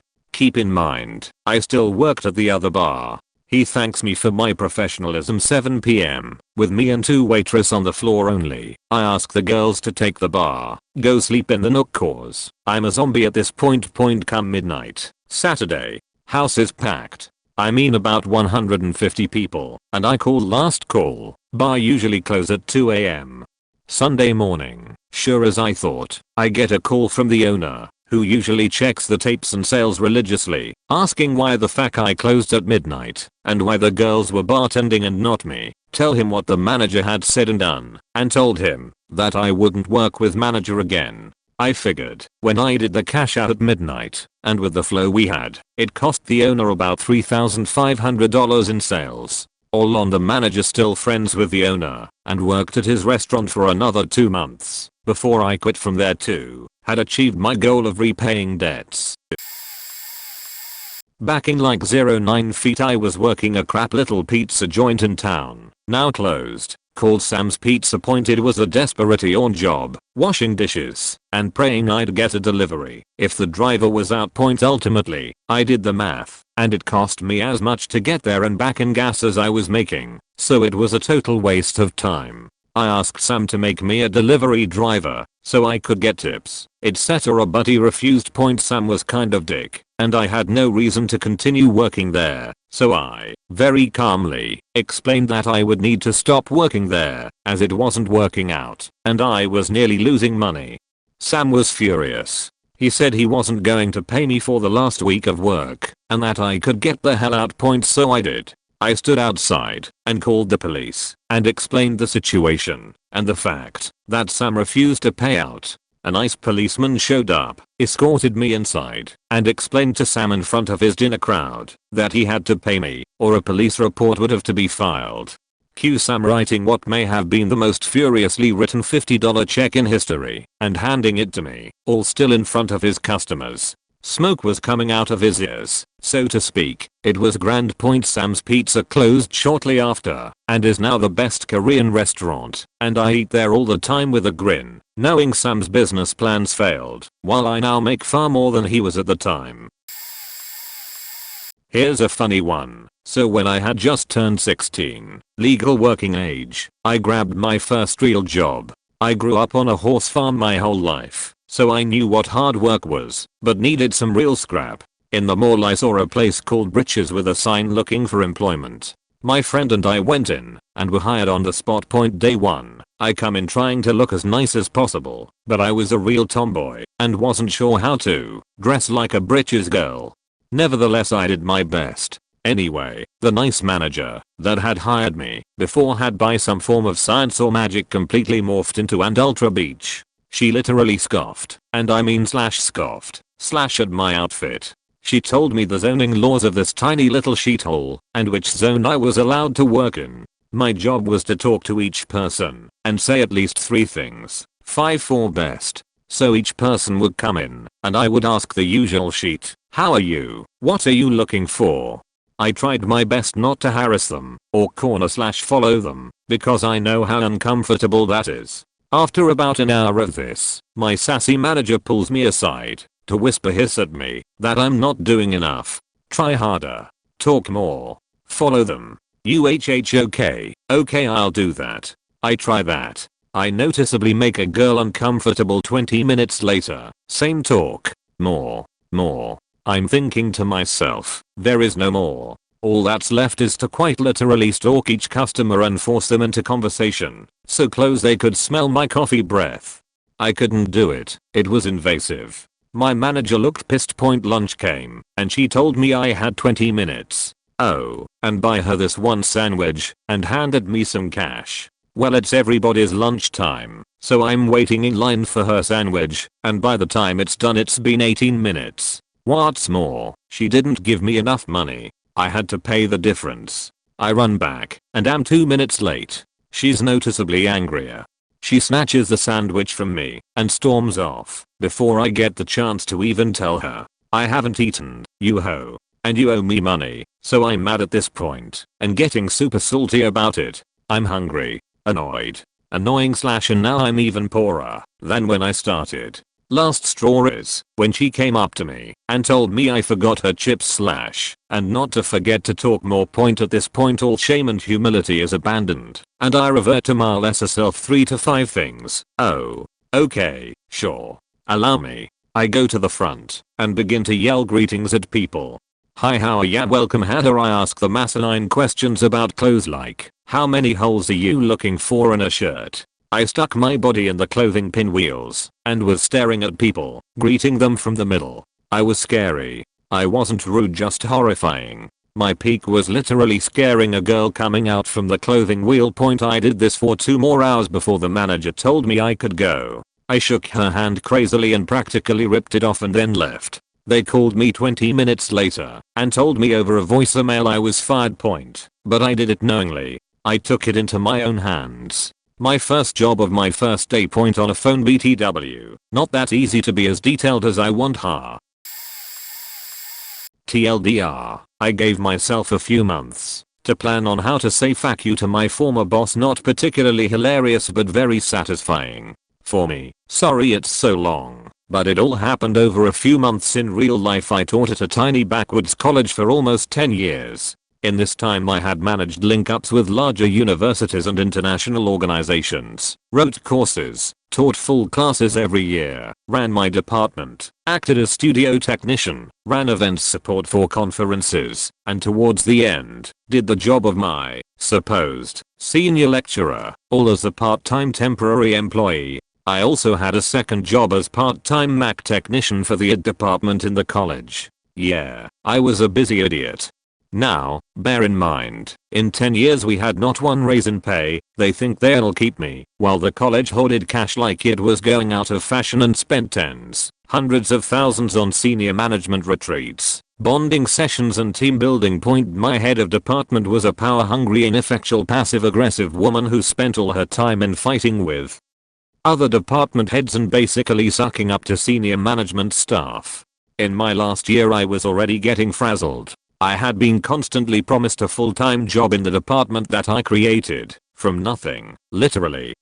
The college did not do my subject, music technology, until I went there and created the department and courses, organized the facilities, etc. But it never seemed to be the right time to get the paperwork sorted, or we'll sort before next semester. In August of my last teaching year, I sent my head of department an email asking about something happening in a few days. I got a reply in March the following year. FFS. Around this time, March, my head of department asked me for a meeting. I'll never forget her exact words. There's a full-time permanent job coming up as music technology lecturer, but don't you apply, you won't get it. I was, as you can imagine, stunned. At that point I knew I was done with her, management and the damn shitty little college. Don't worry, she said, you'll still be doing everything you are now. Right. I started the damn department, and I'm going to be doing 3 times the workload of someone who is getting better paid, getting full benefits etc. And going to take the payoff for my 10 years of work. So I got a gig running sound and lights at a music festival in Ibiza, Spain, and flew away for 2 weeks. No notice, nothing. Just left, said I'm away for 2 weeks, see ya. When I came back my department head approached me in the corridor and berates me for being unprofessional etc. The place was a disaster without me, and how I'm the only one there that knows how to run this place properly, and I'm letting her, the students and the college down. I smile and say nothing. Before we get to the summer break, remember, I'm part-time, temporary, no teaching, no pay. I'm introduced to a new senior lecturer. He asks me to put together what is basically a post-grad version of my most popular course. So now I get more work that I'm not getting paid for, and he's swanning around claiming the credit for doing the work. The secretarial staff know all the gossip. Fine. I put in the hours and create the programs. I watch my students win awards. My head of department okays all the new and improved plans and timetables, increased intake and expanded resources. Then she flies away to France before the end of the semester to spend 3 months in her chateau. Well, I wasn't 100% sure I was gone until they filled the full-time, permanent teaching position. The woman who got the job, my job, was useless. She had been teaching with me for the last year and honestly caused more problems and drama than the students. I mean useless. Not only that, her application was late, and she was underqualified compared to others who applied. But luckily, 24 hours after the application deadline, her mother, who just happens to attend the same church as one of the most senior managers, has a word and tells her, put your application in, it will be looked upon favorably. How do I know this? She told me. The faking corrupt bastards could bend, break, the rules for her, and not someone who generated hundreds of thousands in pure profit for the college. Anyway, all summer I'm in the college doing my second job as a tech, looking after our Apple Mac labs. I've made up my mind. I make sure everything is left in perfect order for the upcoming semester. All my courses need is for someone to turn up and teach. Enrollment begins. I'm in the college doing its stuff, so people see me about and assume it's business as usual. Except, I don't go near the music tech department unless I have to fix a computer problem. Semester finally starts up properly. 1 day, 2 days, 3 days. My boss finally returns from her chateau. A week passes. No breaking ads in the music dept, but everyone still sees me around. It literally takes 2 full weeks of confusion before my former head of department catches up with me. I remember it like it was 6 years and a few days ago. It was. She curtly ordered me to come into her office. Can I have a word? Of course. What do you need? You've missed your teaching, your course coordination meetings, and the whole thing is a mess. We have students and staff running around like headless chickens. What's going on? You're really dropping the ball on this one. She was fuming, trying to appear professional and intimidating, and failing. And furthermore, she could tell by the slight smile on my face that I wasn't going to be intimidated. I was smiling because I had all summer to think of what I was going to say, and she's barely had an hour. Well, I really want to type her name. Boss, I've been here 10 years. Yes, 10 years of part-time temporary contracts. No guaranteed hours. No benefits. No pay rise. Nothing. And, well, you expect me to watch someone else, someone who is completely useless, benefit from my 10 years hard work. But she struggled for words. She started to realize that I was very faking serious about what I was doing / had done. Have my courses and students made this college money? Yes. But have my students not excelled? For the most part, yes. But no. Faking buts. 10 years I put into this college. For 10 years I helped you look good. The college looked good. Everyone looked good. I have done everything you asked and more. I faking knocked it out of the park in this job, and you have the ill-considered faking nerve to say to me that there's a full-time, permanent post going, but I'm not to apply for it? What, boss? What do you think my response to that statement is? But the department. It's a mess. Where's your loyalty to your students, the college, to me? I gave you this job. 10 years, boss. Part-time, temporary. Every faking year I have to re-register to be a teacher at this dumb little college. No guaranteed hours. No holiday pay. No benefits. Well, I did not register this year, so I have no students. You faking crack me up with the loyalty sheet. Where's your loyalty to me? You fact the rules to suit other people, but you didn't even stop to think what the don't you apply statement means for me. It means fuck you very much. It means that you wouldn't, not couldn't, bend any rules for me. It means you've lied to me for years. Now, it means I don't faking work for you anymore. You never once said thank you. Before you left for France, you okayed all these plans, but you never once asked me if I was okay with it. When you left you never said or asked see you after the summer. You just assumed that I would be happy to take any sheet you throw my way. You just assumed I would turn up like a robot, and your job, senior lecturer's job, the technician's job, and my own job as per usual. Well, fuck you. That isn't happening. You couldn't even send an email saying hello, how was your summer? You couldn't even see that there were no pre-semester planning meetings, etc. You were too busy in France drinking wine, while I'm here realizing you have no loyalty to me or anyone else. So, boss, just so we are clear, I'm not a registered member of teaching staff at this college. I'm not in your department. I'm not helping you with the faking mess you created. Call me if there's an problem in the Mac labs. Oh, the sweet look of panic and shock on her face as I walked out smiling. I still feel good about faking her over. People have talked about employment law and yada yada, but the satisfaction of faking up that woman's ear still makes me happy. Of course, she tried to have me fired from the job. When I left the college for good a few months later, I had an exit interview with the head of it. He said I was the best value employee he ever had. If he had 3 of me, he could rule the world. Lol. He was sad that I was leaving but understood. He paid me so many compliments in a good honest open chat. He did offer me a full-time permanent job with the ad department, but I'd already moved on. New job, new city, new life. I have bumped into her since. I was touring with a band, and she got VIP tickets backstage at a festival. She sat at the next table over, backstage, and totally pretended that she couldn't see me, lol. So, apologies for the essay, but it felt great to tell the internet something that only a few friends know. Of course, I don't know if anyone will even read this, or how they'll react, but, what the hey. I needed to get that into the open. Edit, months not moths, and added a few details.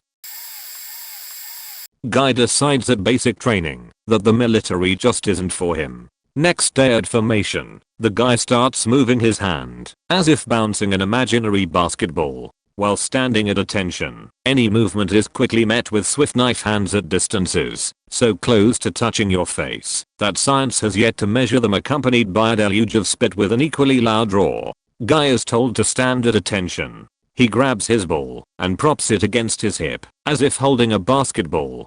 The drill instructor asks him what he thinks he's doing. His only reply to this question was, "I gotta practice for the big game, coach." For the next few days, this ball goes everywhere with him, always bouncing. Drill practice, uniform issue line, chow hall, everywhere, always bouncing his ball. When shaving in the morning, he would dribble the ball up to the sink, grab it, set it on the ledge of the sink, always remembering to grab his ball on his way out of the latrines.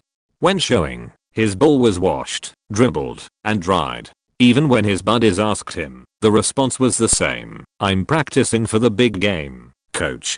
Seeing this, the drill instructor ordered a mental evaluation. The duty shrinks deem him unfit for military service and draft the paperwork to see him coded out of recruit training. The final step to this is getting his commanding officer's signature. His day arrives and is called into the CO's office. When in a CO's office, protocol and bearing are absolutely everything. When ordered to proceed inside, he walks in, still bouncing his ball. When called to attention, he stops the bouncing, places his ball on the edge of the CO's desk, and renders a salute while reporting in. The CO's reads the coding paperwork out loud to him, and asks him if he knows what it means. The recruit affirms this, and watches as the CO sign the paper. He is directed to sign as well in order to finalize. He signs, renders a final salute, and takes a moment to thank the drill cadre for all that they taught him in the short time he was there. He drops his salute, does an about face, and proceeds to exit the CO's office. Before he is gone, the CO stops him and asks, "Did you forget anything? Did you carefully pack all of your belongings?" The recruit says yes, that he took inventory and packed them all the night before. The CO replies, "Your ball, son. You're gonna need it for the big game, remember?" The recruit, now a civilian, with all the necessary papers signed with all the correct signatures, calmly states, "You can keep the game ball, coach. The game is over. We won. Exit." You're going to think I'm making this up, but I'm not. Point was working for a periodical delivery service. First day point, the job was to ride around in a pickup with Shell and deliver those free newspapers like Metro, Employment Guide, etc. to news racks and select lobbies. I was 27. The guy I rode with was 60. Nice guy but zero in common. Plus he was so boring. I never got his story, but he just droned on and on and on about the damn deliveries, nothing else. Yes, I know we're at work and he's training me, but fuck, if we are stuck at a red light and I comment on a neat looking car, you can say, "Yeah, that is a nice car," not "You couldn't carry all those papers in that." 11:30 rolled around and I just couldn't take any more. We had been splitting the workload, so I decided when he next made a delivery, I would bolt. Yeah, cowardly, immature, unprofessional, didn't care. Had other potential jobs lined up. He parks and goes in some lobby. After making sure the truck is safe, since the keys and deliveries are still inside, I'm not that much of an ass. I ran away, zigzagging through the streets and alleys of central San Jose, trying my best to go unseen before reaching seclusion. I had it in my head this guy was gonna tear through the area looking for me. Then things got interesting. Just as I approached the sheriff's department, I caught sight of the truck at a light. Maybe all the earlier boredom was screwing with my thinking, but I became convinced my trainer was after me, not simply continuing his route. With zero hesitation, I ducked inside the sheriff's office to hide. Now this was exciting. Unfortunately, they make you go through the metal detector before entering, and when I pulled off my belt my pants fell down. No one seemed to mind though, and I hid out there for about 20 minutes, then behind/across from the building for another 40 minutes till deeming it safe to continue. Didn't see or hear from the guy/truck again. Caught the bus back home without incident. Needless to say, I did not return for a second day. Too bad, cause gas prices were on the rise at the time in our area, and that job was within a 20-minute walk from my apartment. TLDR, dropped my pants at a sheriff's office to escape extremely boring job/trainer. My second job in high school was at a small warehouse that built displays for products in the malls. I worked there over the summer with 2 friends and the work was anything that the rest of the employees didn't want to do, so it sucked. We were also paid the absolute minimum wage for 25 years ago. After a couple of days of being told to stay late by the less than agreeable owner, we all went to one of our houses to unwind and drink. We bs the whole night about how this was summer and that we weren't going to be having too many of these outside of high school. Eventually we all were sheet-faced enough to jokingly discuss not going in the next day. Morning rolls around and we all have massive hangovers. Sitting around the coffee table, one guy looks outside and notices how beautiful it is outside. Washington State only gets a few nice days a year, so you don't waste them. We all agree that the beach sounds better than work. One guy picks up the phone and casually tells the owner that he isn't coming in. The owner yells loud enough for all of us to hear him, then eventually screams that he is fired. Friend calmly speaks into the phone. Fair enough. Jamie wants to speak to you. He then handed the phone to my other friend who just says, I quit. Sam would like to speak with you. By the time I got on the phone the guy had calmed down. I told him that I quit, and he proceeds to lecture the 3 of us about being adults and having responsibilities that we don't understand. I hung up on him mid-sentence and we all went to the beach. First time I had ever quit anything. It was liberating to know that you have control over your own life. I used to work at a restaurant and my general manager was the worst, as many restaurant managers are. After the restaurant closed I ran my checkout and accidentally left my server book with all my tips from the night by the register. I went on doing closing duties and side work until I realized I didn't have my server book. It wasn't at the register, so I went into his office and asked if he had seen it. He had it in the office with him, but my tips were gone. I asked him about it, and with a sheet-eating grin he said he found it empty, and that I shouldn't be so careless with my money. The next day was Mother's Day brunch, which is always a busy affair. Before I left that night, I rolled enough silverware to set the dining room tables, and put a small pile at the host stand so nothing seemed out of the ordinary. I took the other 75% of the silverware, put it in 2 huge containers that we used for pre-making lemonade and iced tea, filled those with water, and then hid them in the freezer, so they basically turned all the silverware into giant popsicles. I finished closing the restaurant and then quit.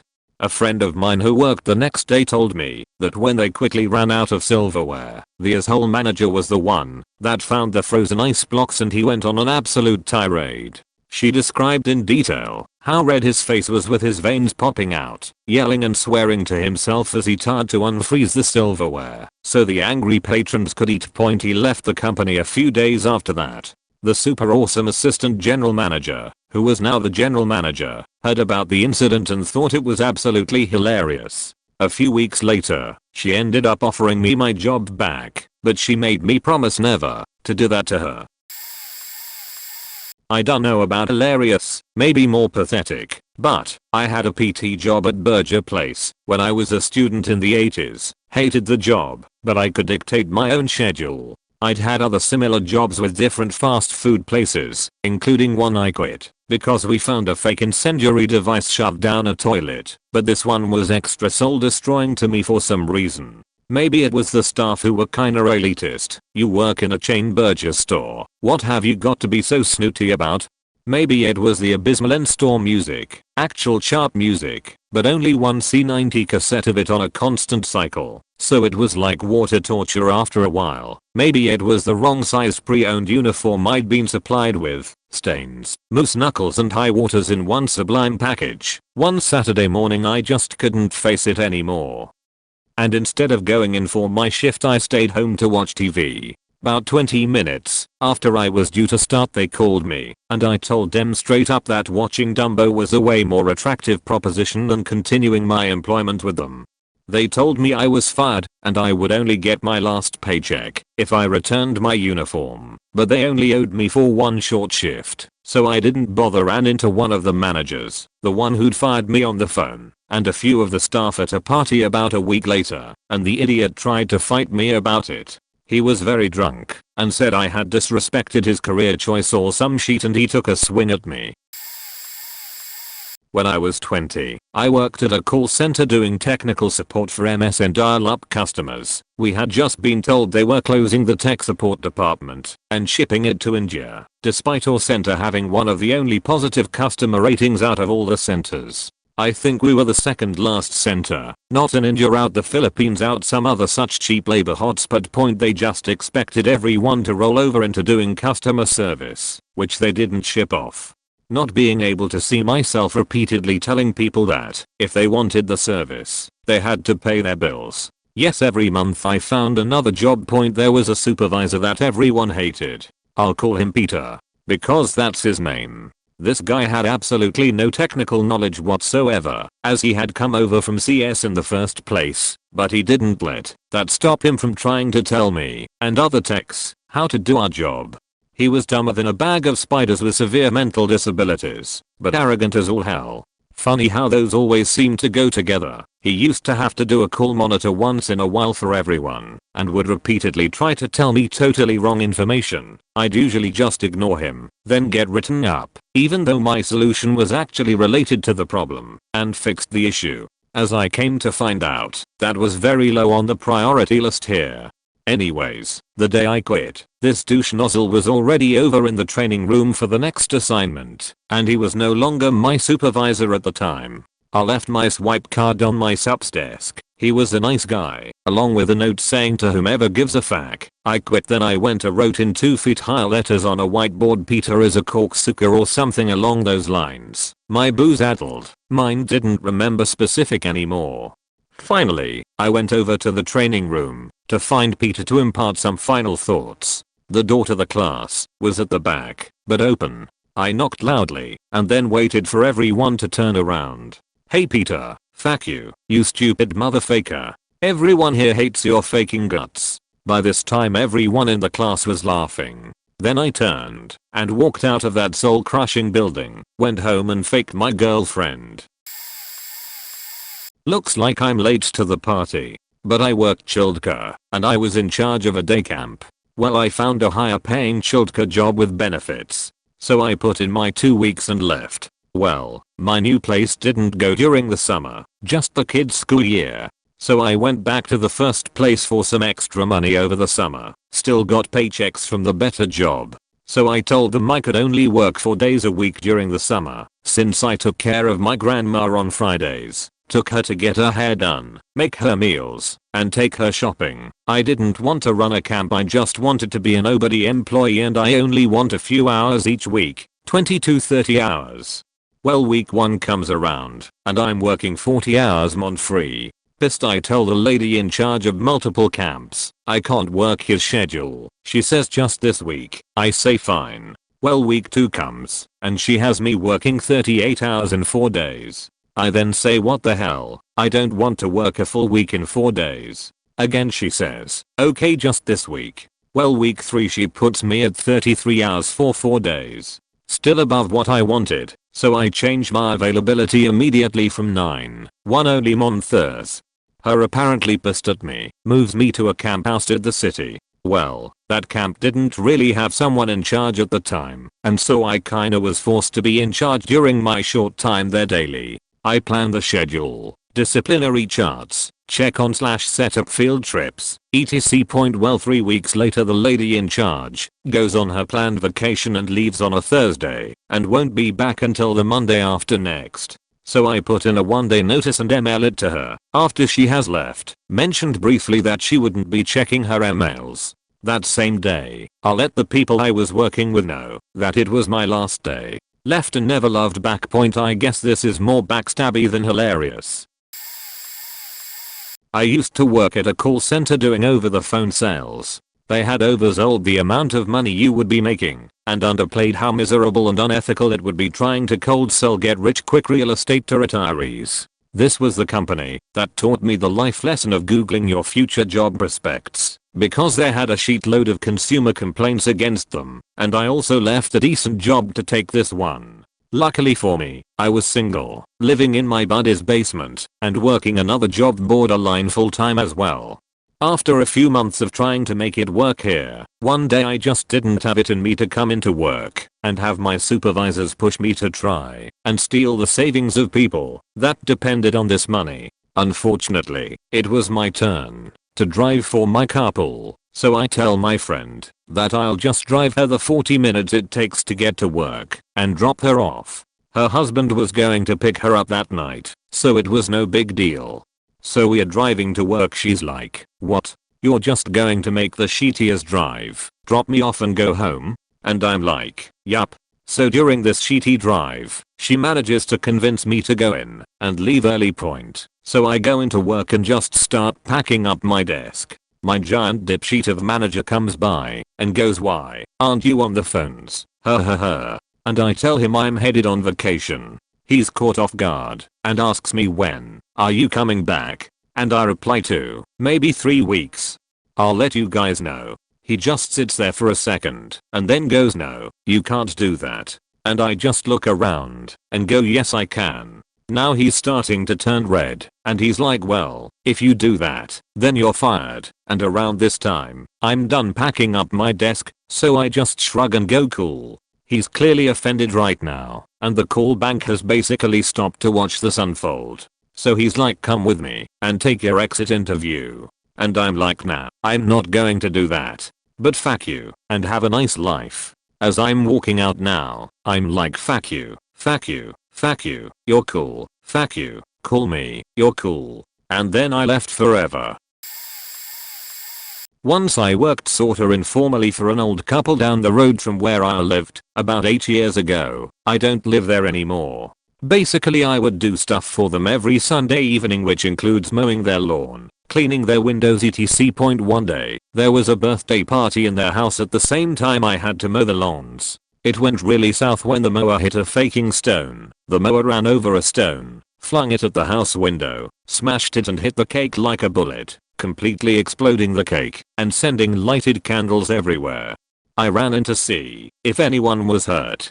To my astonishment, I just found about 5 people in there with cake faking everywhere, absolutely covered in cake. What's worse, one of the candles was launched at the nearest curtain, sending it ablaze. This was a really old-fashioned curtain, what was the best and only fire extinguisher at the time. Cold, muddy cake. So about 3 of the 5 people there start flinging cake at this burning bonfire like maniacs, including myself. To put it out. Eventually it went out, they fired me, and I didn't get another job for about 4 years. Worked for an insurance agency. My boss was the hugest dick you can imagine, blamed his staff for his personal mistakes, made our receptionist cry at least once a day, always called me when I was on my break, because I've been on break for 2 hours which turned out to be 15 minutes. Blames people all the time for playing with the internet when you have to make some researches he asked you to do. Had an office dog he locked in his office when he was on appointments or just out to grab something to eat, sometimes for more than 3 hours. I could make a complete subreddit just with shit that my boss did. The thing that changed it all is when he hit his dog so hard he almost killed him because the dog took a shit in his office while he was away for 2.5 hours. It was the first time I actually saw him hitting his dog. My boss left right away and yelled, "When he does that again you can bring him to the vet and put her down." So I took the old girl, German Shepherd, and brought her to a friend of mine who was also the vet he usually goes to, told him what he did, and then I started to plan to get the dog away from him. One more thing you should know. He had a personal man cave above the office. Old school German bar with a giant jukebox. Whenever he liked a song he told one of us to get on the internet and buy it, then he would send that song to a guy he knew in Austria who would hand carve the records for the jukebox. So when I decided when to leave I did the following. First I send the wrong song to the guy who does the records. Let's just say it was a song about sucking dick he received. I took a big sheet in his office, ballsy on the carpet, when he was on his lunch break, and walked in with him with some urgent mail, which was just an excuse so I could stop him in case he wanted to beat his dog up first. He was furious and told me to take that old beach to the vet and put her the F down, so I took her and left. Came in a while later and gave him notice that I quit because I have another job offer closer to my home and have to take it. He even was a dick about that. So I killed him with kindness and said, "It was such a lovely time, so let me at least do one last thing for you." So I took the urgent mail, which was a record about sucking dick, and placed it in the jukebox. Went back to the office and said it was done and he should think about me when playing it. Then I drove off with the old German Shepherd girl on my backseat and took care of her for her last 1.5 years she had. He was later charged with animal abuse and had some bad press which ruined his business. I don't know if he still has his office, but I sure as hell hope not. FCK this guy. I would do it again in a heartbeat. First, a little background. I had been working in a major organization in my small town, and it was far from my dream job. I really only worked there because they paid well, and to be honest I'm not the smartest guy and they were willing to give me a shot. I needed the job to support my wife and 2 young kids, but after my wife and I found out we were out of debt, something we worked really hard to accomplish, I seized the opportunity to finally do work that I wanted to do. But first I needed to quit, and boy did I quit. I had a meeting with the owner of the company in his office and really let him have it. I figure, hey, since I'm quitting, let me really dig into this old grudge that made my life a living hell. I worked there for 8 years and he could never even remember my name. I started out by taking his water glass off the coaster and putting it right on his wooden desk. It was one of those desks that would have a mark if even a drop of water touched it. It was petty, sure, but he was obviously peeved, so I kept going. I emptied his waste bin all over his office. And then things got really insane. I actually grabbed his frail old body and started playing his head like a bongo drum. I really don't know what came over me, but I couldn't stop. I paraded him through the office, continuing to drum on his head, to the cheers and approving yells of my coworkers. It made this hilarious hollow sound like there wasn't anything inside his head. Of course the guys loved it. When we got to the parking lot I shoved him away from me. As I crossed the bridge to leave the company premises I shouted, "That's for employing me for 8 years." I laughed and threw a lit match over my shoulder. I didn't see if the bridge actually caught fire or not, but I'm sure I made my point. I know a lot of you won't believe me, so I decided to post actual video footage to prove it. Worked at a warehouse for over a year doing inventory management. I basically took over the manager's job so he could go play whilst the unaware owner was on vacation overseas. Manager would leave a lot to go to Vegas or on international trips and leave his car parked in my spot of the lot. He also had his own fancier car in his spot, effectively leaving me with no parking. There are no extra spots, so to speak, and parking anywhere that was not a designated spot would absolutely lead to towing. This left me with no option but to park a block away. This entire area was warehouses, so block is the best way I can put it, but really it was about a half-mile distance. I finally had enough when he came into work one day to criticize my poor handling of an unruly customer the day before who told him a false account of what occurred. Every employee backed me up, but he didn't give up and threatened to fire me. He left with his precious car that day to go to Vegas. I called the owner, who was still overseas, whom assumed all was well, and I had only ever spoken to once before, and told him I was quitting by weekend, and then took a forklift and dropped a stack of pallets in my spot that was now vacant. According to the workers, the manager doesn't know how to do any of the machinery that I had bothered to learn, even though he had been there since the company opened. The other employees kept in touch with me. I was the only female in this operation with a bunch of basically older uncle-aged men, and they really liked that I was working to pay for school, but also wanted to learn the machinery and wasn't just there to handle the business portion of the work like the manager. They told me when the manager came back he didn't know how to move the pallets, and they decided now is a good time, boss, and watched him struggle to move the pallets with the forklift. Maybe this wasn't hilarious, but I wanted to share. I felt so good in that heat of the moment, even though I know I was being a bitch. I worked at a major retail store that had a major sales plummet about 4 years ago and started finding reasons to fire those who were making more than minimum wage. I had been working there 5 years at the time, so I was making a few dollars more per hour than minimum wage. I was 22 at the time. They'd have the loss prevention team watch each individual person they wanted to get rid of and build a case to fire them. Now that you have that backstory, a few people who had been there a while, like I had already been let go for outrageous reasons. They call me down into the store manager's office and the loss prevention manager is there. They interrogate me and have documentation of when I took my 15-minute breaks and that they went over 15 minutes several times. This goes back about a month or two. Literally everyone takes a little more than 15 minutes on their break. The conversations went something like this.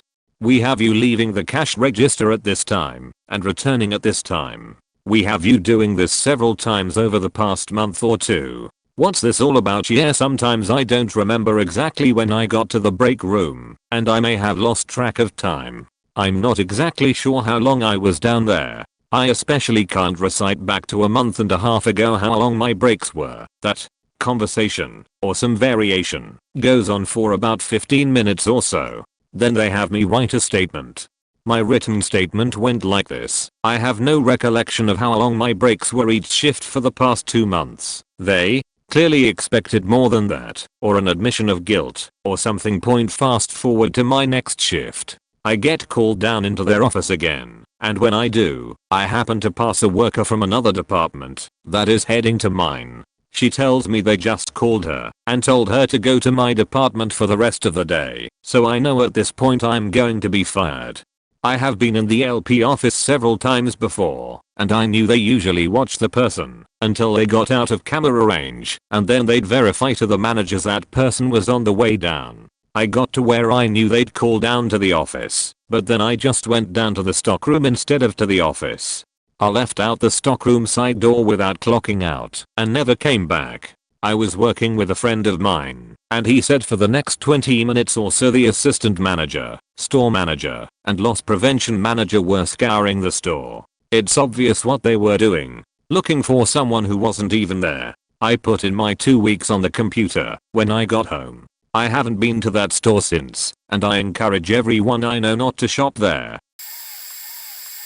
Worked as a peer leader, helping kids learn about the dangers of smoking back when I was 15 to 17. It was great. Even though my manager was a faking idiot, she would tell us stories about her baby would crawl into the dryer and she would leave him there because she had to find her cat first. Or she would drop him by accident and ask us, why is he crying? Idiot. Anyway, I was the only one who could use Photoshop and other design programs, so I would be the one to make all our posters and things instead of waiting months for the design team at some head office to do them. We were supposed to go to some conference, and one of the other students who told me he'd drive me to work, he worked with us, bailed on me last minute. Guess he wanted to go do something with his friends instead of going to work. So I called my manager and told her I would stay home that day and work on the design stuff for the upcoming weekend conference. I had done this before because their computers couldn't handle the programs. She freaked out and demanded that I take the bus. She already knew, but the issue with living in my small town was that the bus only came once an hour, and it took an hour to get to where the office was, only 25-minute drive. My parents didn't have a working car, and I had just missed the bus. So she wanted me to wait an hour, take an hour bus, get there at the end of the 3-hour shift, only to bus back for no reason with no work to get done. I hung up and told my mom what my manager wanted me to do, cause I was panicked and trying to be responsible. She looked at me and said call her back and tell them you quit. So I did. I called my manager back, Told her that, because I couldn't come in, that I would be quitting, and I wouldn't be attending the conference. Her realizing that she just lost all the files of graphics that I had worked on for months, she begged me to just come for the conference instead and not to worry about the shift. She even had her own manager call my mom and told her that she had to make me go to the conference. My mom obviously told her off. Lol. Point, it was great to know that my idiot boss faked herself and my team over because she wanted to be a bossy bitch for no reason. I'll be surprised if her child is still alive after being dropped so many times. Background: right before Christmas last year I was hired for a temp to hire position at a vendor company for a giant tech co. I worked for a whole 4 hours for them the week after Christmas, while still working at my previous company fulfilling my 2 weeks notice. Within 30 minutes of getting my final paycheck at my previous company, I got a call from the new company saying that they didn't get this contract with said giant tech co, so I was being laid off. I couldn't go back to the previous company as they were eliminating my position, and being small, there was no place else to place me. So I go on unemployment. It took 3 calls and a letter BTW to the unemployment people to convey what had happened, but they approved the claim, so at least it was something, but still a lot less than what I needed to even make rent. Point, fast forward 6 weeks, I get a call. This same vendor company is hiring again, this time for another contract at same giant tech co. I take it minus $2/HR less than the previous offer, but I need to make rent. I get 2 weeks in and find out that they misrepresented the position, and now instead of 40 hours/week I'm getting part-time with 16 hours here and 20 hours there. This continues for 2 months, all the while my manager is saying, I really want to hire you permanent, but we just need more contract revenue, etc. And I say F it and decide to move out of state where there are more jobs, but have to wait a few months for the apartment lease to run out and other logistics. Fast forward 3 months, still working as a contractor with many promises by company to hire me on, still not getting 40 HRS/week, but am being placed on 10+ HR shifts with no break or swing shifts of 5 hours each a couple times a week. Caught in a power struggle between a sales guy and a manager, and caught in the lies they have woven to make themselves look better in front of giant tech co. Point, now on a Monday I give my 2 weeks as a courtesy. My manager tells me then that she doesn't want to come into the office that last Friday, so my last day will be Thursday.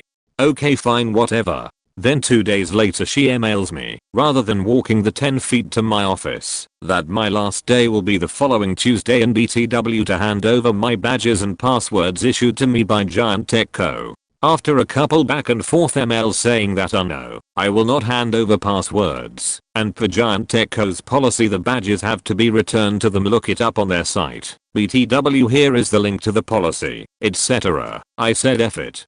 I am an old one last time saying to expect me momentarily with my computers and office keys. I force shut down my Pose computers, grabbed my things, said goodbye to my friends who knew what was going on and had giant smiles on their faces too, walked into my manager's office and placed the computers and keys on her desk. She looks at me and says, with a very surprised look on her face, "Oh, are you done?" "I'm done," I replied in a very stern voice, and I turned around and walked out. Follow up, I hear from my friends less than an hour later, "She just can't understand why you were so mad, huh?" Then a few days later, after having some time to cool off, I post a review of vendor company on Glassdoor. Then I get a call from them. "We would like you to remove your review. It will hurt our recruiting power up." "No," I reply. "I will not take it down. I was not rude, and I didn't name names, but other people need to be warned." This was quickly followed by "okay, bye" from them, and then click the line went dead. Worked at Jack in the Box when I was 17, about 15 years ago. Hated that faking job, hated everyone there. Point, there was some commotion near the bathrooms and people are really grossed out. Turn the corner, and there's a trail of dicky crumbs. Literally a faking trail of sheet droplets going down the short hall and into the bathroom. Think of the trail of Reese's Drew Barrymore left at in the Move. Same sheet. Manager pushes the door open with broomstick and boom. That smell, man. It was like a backdraft sheet cloud blasted us back. There was a sheet trail going straight to and then up the toilet with a mini mountain peaked on the rim. It was a mess in there. Like bro. WTF point bossman is trying his best to pawn this responsibility off on anyone. He comes up with the idea to draw straws, so I humble him. There's like 6 of us there, odds are someone else will pull that. No way I'm getting the short stick right. Wrong, so faking wrong. I get my number pulled, and after a bunch of pushback eventually we get to where the hallway is clear and I have a bucket of hot water by my side, preparing to open the gates of hell. Then it hits me. I make $6 an hour. I faking hate the place enough as it is. Yeah, fuck this. Not happening. Opened the door, tossed the bucket of hot water in the room, turned around and walked the fuck out. Didn't say a word. Just looked at my boss, flipped him off and left. He got the picture. Point. A couple days after that I scored the most fun job I have ever had to date. So yeah, fuck that dude and fuck that place. I worked in sales years ago, mid-20s, and my manager was a stereotypical scumbag sleazedick that would just do whatever he wanted in the Shark Tank environment we worked in. We worked on base pay plus commission, and the base pay was basically gas to get to work. I'm not complaining. I knew the deal. One morning I was working some local trade show. They stuck me and another sales guy in, and while I was there, another customer of mine stopped into our main store location and spent around $25k on a deal we had been working on together earlier that week. Some of the stuff he bought had some good incentives, and I was looking to haul in a few grand at least on top of my month as it stood. Another guy on the floor helped finish the sale by writing the ticket, etc., which was very common and all should have been. Well, we all do it, and it isn't a big deal to punch the ticket back to the warehouse. The next morning was a Saturday, and I was back in the store. We had a morning meeting before the doors opened to go over previous day's sales, goings on, and general dick waving for how great the sales guy leader was that month. The manager goes on to say that Steve, the guy who rang my sale, hit a big one the day before because he was getting a 50/50 split on my deal. I'm standing there looking back and forth at these two in disbelief, seeing as this isn't common, nor did Steve really do anything to warrant a commission split. My temper blew before I could even process it, and I looked at my manager and said, what the fuck, man? I've been working that deal for a while, and my customer comes in when you stick me at a faking trade show and then slice the pie in half. Steve didn't do shit. With his typical smug look, he just smirked and said I would have to deal with it. So, I took my name tag out of my pocket, held it up 2 inches from his stupid glasses, and said, you see that name, motherfucker? Remember it, because if you see me again outside of these walls you better faking run, or it will be more than commissions being split. I dropped my name tag like a mick on stage, and walked out the door. I did in fact see him a few years later at a bar, and we had a couple of shots and just laughed about it. I'm pretty late to the party, but while I was going through training as a bartender at a brand new Buffalo Wild Wings on my old college campus, I was fired before the training ever completed. The air was already ripe with the stank of the corporate bullshit they had been shoving down our throat all week, but what did me in was the D-bag manager trying to unnecessarily assert his authority. He stood at the door at 7:58 am 2 minutes before training started and asked everyone walking in to line up against the wall. When I asked what for, he said, because I was late. I looked down at my phone and then held it up for him to see that the time was clearly 7:58 am, to which he said he didn't care and to line up. Whatever, the guy was clearly just on a power trip and the bar here was going to make bank during game day, so I didn't argue and lined up. What he asked us to do next though I couldn't get past. He told everyone who was lined up on the wall to stand at the front of the restaurant in front of 40 plus other employees and sing I'm a Little Teapot a cappella while acting out the dance.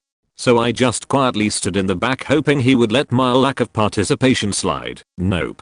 He decides to try and single me out and says since I didn't sing with the others I now will have to do it solo. So I calmly told him that's going to be a no for me. He told me, do it or leave. So I said in front of the staff that if he needed to write me up for being only 2 minutes early, that's fine, but I don't think corporate would find public humiliation as an acceptable form of disciplinary action.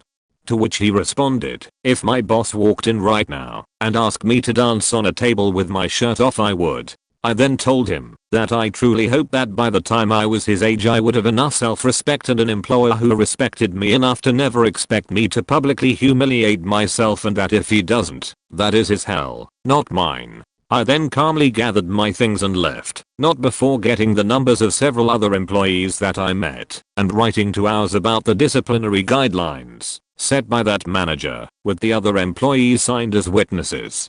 He was fired shortly after. Apparently this wasn't his first complaint. Although it was great to get justice, those fakers never paid me for my time training. TLDR. Manager while training at Buffalo Wild Wings tried to make staff sing "I'm a Little Teapot" in front of 40 plus other staff members as punishment for only being 2 minutes early. Told him no, left, wrote ours, which contributed to him getting fired. Edit. He also told my friend's Middle Eastern girlfriend who was training as a hostess not to blow up the place when she didn't get the schedule she requested. She also wrote ours. In retrospect, this may have been more of the finishing blow to this guy than my situation. I worked in a kitchen at Topgolf as a food runner. I was planning on quitting fairly soon, so this also helped in my decision. So, one night we were totally swamped and crazy busy for the kitchen. I was asked to clean the smoker, and I just say, no. Kitchen manager goes and grabs the head chef and tells him to tell me to clean it, which he does. I, again, respond simply with, no. Head chef wasn't mad because he knew it wasn't in my job description. Kilometers went faking ballistic on me, calling me every name in the book, a lazy sack of shit, and a selfless heartier co-worker. By the time he was done berating me, the entire kitchen was standing behind him in complete shock just listening. I stood confidently while taking his verbal rapping. He asked what I thought of everything he said about me, and I simply respond with, I disagree, but I do think you shouldn't talk shit about the child your mother raised. He was an only child and loved talking about being another child. The entire kitchen, line cooks, other food runners, and the dish pit crew faking lost it and died of laughter. Furious, he turned around and said to them, one of you'll need to clean this faking smoker. Almost in unison they all respond, no. He then turned around to me and goes, if you don't clean this faking smoker I will make sure you never have a peaceful shift again. Again, I simply respond with, no, hand him my Topgolf employee shirt and name tag, and walk out saying, I quit with a smile on my face. I heard he had to explain the entire situation to the director of operations and he ended up getting demoted. I hate Topgolf. Not the most hilarious intense way to quit, but I definitely pissed off a lot of people. So at my old job I used to work in a hot dog shop at a casino, and I got a lot of drunk idiots that came by a lot, and one time a drink idiot who refused to leave and demanded we reopen after we closed. It was about 2 AM. We called security and he was taken away. The next week the GM was mad that we never reopened for the man, so he made the shop 24/7. I didn't have that shift, but I had to cover for someone once for a 8 PM till 5 AM shift. I did it once, and the next week I was scheduled for 2 days to do that shift, and I had another shift from 8 AM till 4 PM, right after I got off at 5 AM. I was pissed. I called and asked if this was going to be the same schedule the upcoming week, and my manager was like, well, it's already made. Everyone else is okay with this schedule, so I'm not going to change it. So what did I do? I hung out in the parking lot till 8 PM, and when it hit 8 PM I instantly called my manager and told him to fuck himself and to do the shift himself. Either that or he would have had to call someone else to do the shift, and I'm pretty sure if they refused they'd get fired too. He was the manager, and if anyone ever missed a day he had to cover the shift, so I'm sure he had to work those shifts. Fuck that guy though, he was a dick. Okay. This took me several months, a lot of stress and second guessing myself. My company was purchased by a foreign company that paid less, had worse healthcare, and had a known practice of firing more than half of a company, keeping the lowest paid people, and bringing in more lower paid people. Obviously this affected the talent level at my workplace. My depth shrank from 30 to 5. The best people I worked with were all fired. My team leader was fired, and my manager was fired. My director of operations was moved to a different department and was no longer my boss. My monthly bonus, which was regularly $1K $3K every month, was capped at $225. An office worker that shopped for shoes all day and occasionally assigned files to me was given a bonus of $1K every month based on that's right, based off of my performance. Manager wanted to fuck her, might have even done so. Once I learned that I decided to wage war. I knew I had to leave the job, but I didn't want to do it in a way where they could fight my unemployment, so I basically had to do a bunch of little things over the course of a month or 3. When the IT department was fired, all the shared drives were unlocked. I quickly went to work reviewing client contracts and discovered my company had been defrauding clients. Not for a crazy amount of money, tens of thousands of dollars versus hundreds. Those contracts became my guardian angel. If they tried to fight my unemployment, I could physically prove that the company was committing fraud. Once I had that, I knew I could step things up. Before I continue, I want to mention that I had a co-worker with children and mortgages fearing that they would be fired and end up homeless, so this wasn't just about me trying to get fired and collect unemployment, it was also about making my friends look good and protecting their jobs.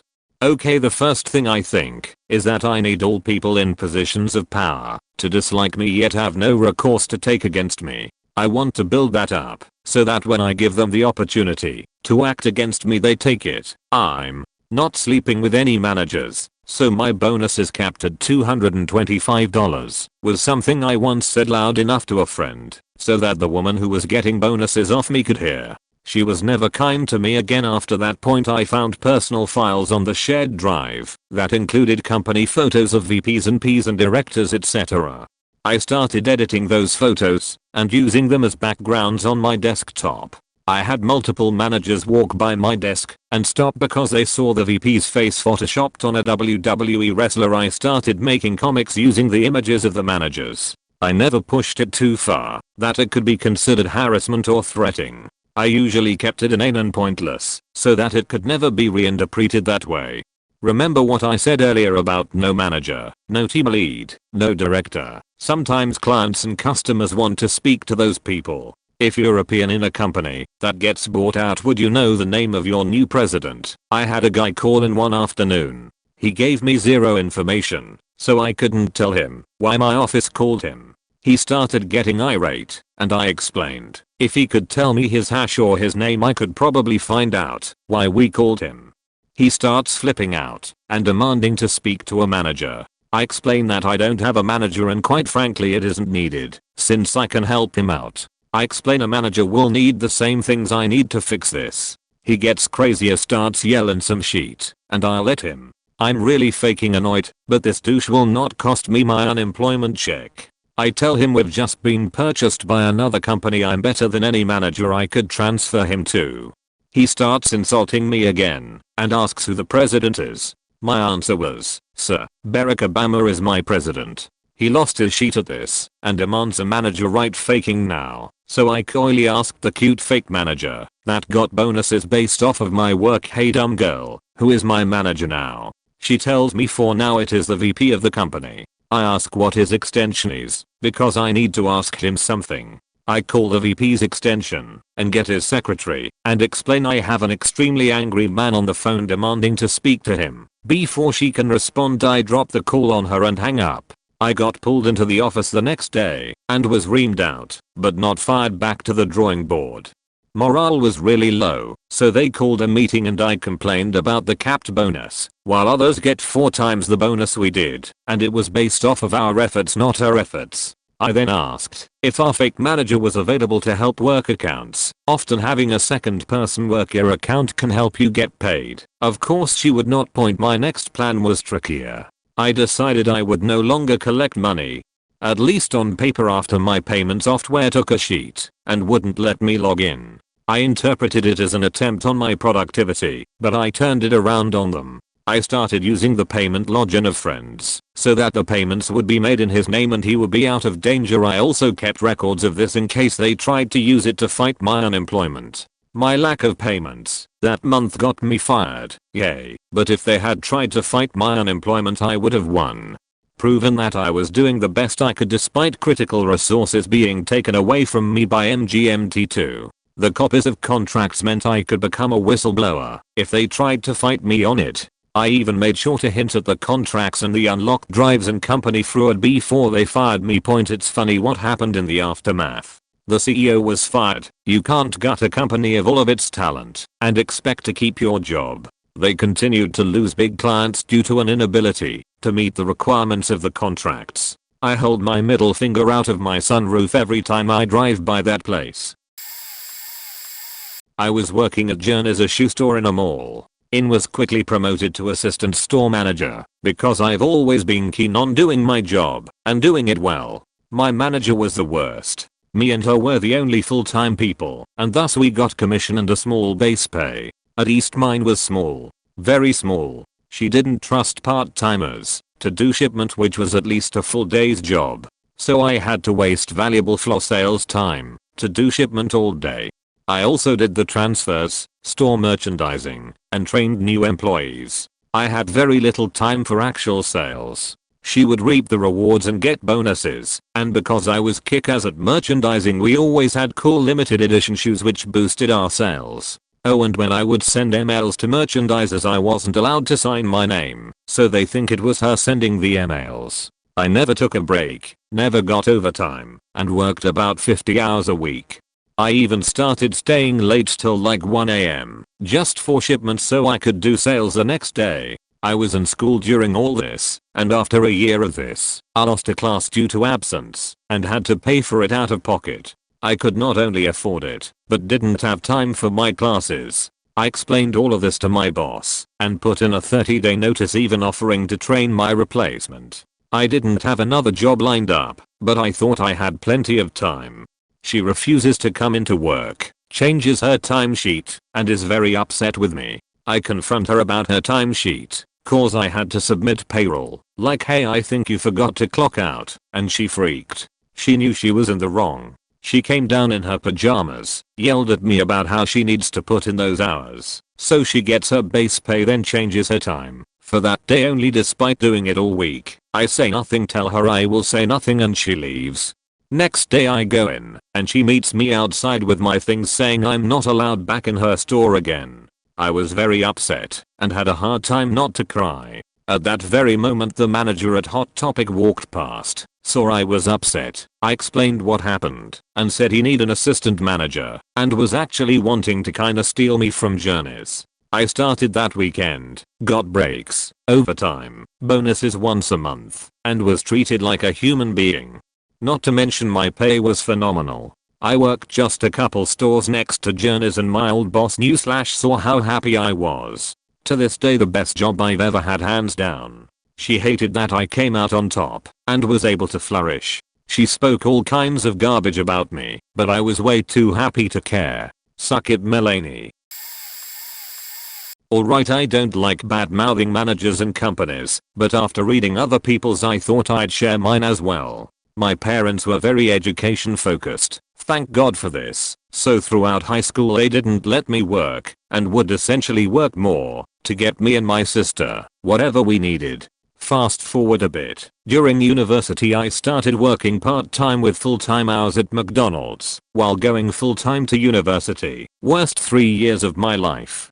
I put everything into my work. We were a 24-hour store, so occasionally you had to do 1 or 2 overpasses on Friday and Saturday. Staffing was terrible after the scheduling manager left. Same reason as me. This store was a franchised store, so you could imagine how annoying the owner was. She owned 3 different stores, and after seeing the sales book, she made enough to be a bit more generous. During my last year of my job, I managed to get a job at one of the biggest banks in Canada as a loss prevention agent, making easily 3x minimum wage. Everything was completed, and I got hired there without the need of references from McDonald's. Decided to give my 2-week notice, and the store manager wasn't too happy, since they just trained me for a team leader position. I knew about my new job when I accepted this, but didn't tell them. But he said that's fine, just go ahead and finish your last shifts. So I was trained on every position. Worst positions were maintenance, 3 of us, cleaning the grills, and whatnot during overnight and prep shift. 2 of us, where you have to be at work 5 to 6 am and prep for lunch. I was scheduled for Wed/Thurs prep and free sat overnight maintenance. I knew the new scheduling manager, owner's daughter, who knew jack shit, hated that she needed to find people to cover those 2 shifts. I finished my sheet on Thursday at 10:15 am, and seeing as I'm not needed, and my shift, and I was supposed to finish at 11, I asked the scheduling manager, who was also the floor manager, if I could clock out and go home at 10:15. She went on to tell me to complete the backwash, literally washing dishes in the back, something that isn't part of my shift, and I had an allergic reaction to the soap they used, so I was fully excused from it. When I told her about this, she said she wouldn't have any nonsense excuses, and that she would call my new employer, whose info she didn't have, if I didn't do what she asked. I simply told her, have a good faking day, enjoy finding someone to prep for you tomorrow and maintenance the next 2 overpasses, since the prep person was on vaca, and maintenance had one on vacation and the other capped at 40 hours and walked out. Later that day the owner called and told me how this is against policy to walk out, and that she would make sure I'm not successful, and so on and so on. I told her that was fine, but I was going to make sure I called ours and told them about how she paid out people's vacations and didn't let them take a vacation. How her daughter threatened me and how she got a managerial position without any managerial assets. About how she threatened me and also the fact that I was told to do something that was dangerous to me in particular. She hung up the phone and called back later apologizing and asking if I could fill in the last 3 shifts as no one was trained for it. I agreed, but with my own conditions, which I got her to draft and sign it, so she doesn't go back on her word. Long story short, left McDonald with last 3 shifts paying me $30/HR making me $660, but I had to sign a non-disclosure agreement where I couldn't tell anyone at the McDonald I worked at. Let's just say she was not too pleased paying someone $20 more than minimum wage. TLDR screwed over shitty manager who was owner's daughter and got paid 3x minimum wage for my last 3 shifts since they had no one else to cover their sheet. Edit. Forgot TLDR. Walked out a few weeks back. Best decision of my life. I worked at a local prison and pretty ran the place under my boss. He did jack shit, was late every day, left the office to go dick around on the other buildings all day, while I held down the fort. I followed every order to a T, was there whenever called and sacrificed much time with my children working weekends, and any time they needed me. I was always there when I was needed for 2 years straight. 2 years without a vacation due to low staffing. I value the time with my children, being that I only get them 2 weekends a month. I get to the office at my normal time around 6 am. The boss would show up anywhere from 8 to 10 depending on how he was feeling. I opened up my email around 8, and it was some half-ass attempt at making me look bad to higher ups. He CC'd our district manager and asked me why I had left early on a day the week prior. He knew due to me telling him in person that my child was sick and needed to be picked up from school. I sat there looking at the screen for a moment, then just let go. I got up, grabbed my things and walked out. I told my employees how much I appreciated them and how much I would miss them, then left. I was walking out of the building, I ran into the boss. I told him in front of the warden and all the other leadership how much of a displeasure it was working for him. Explained what he did wrong, how much I had sacrificed for the business, and told him good luck finding another me, bud, you'll certainly need it. I put my heart and soul into that job. The other leadership were begging me to stay, but never a word from him. His foolish pride was another fault of his. I left and never looked back. Since then I have had plenty of time with my kids, while living off savings, and applying for jobs with similar salary. Sometimes money just doesn't matter. You have to walk away and realize there are other opportunities out there, and that you shouldn't be afraid to try and grasp them. I have no shame in quitting. I do take much delight in knowing that he is working all of the crazy shifts I was working, living there, and doesn't have the ability to lay blame on me for his mistakes due to the simple fact that I'm not there. Tip for managers in this thread: when you have a dedicated worker who wants a day off or vacation, just give it to them. It may suck for a week without having them, but it beats losing them permanently. I was working at a big box company down in Texas. It was a shitty job, stacking shelves at night. Hated it. But the thing that really pissed me off was that every night, before we started, the manager would gather us around for a huddle, and to start the night off would tell us that every other company in this chain had people doing a better job, faster, with less people that we had, and that we were all lazy point. And then there was the hours thing.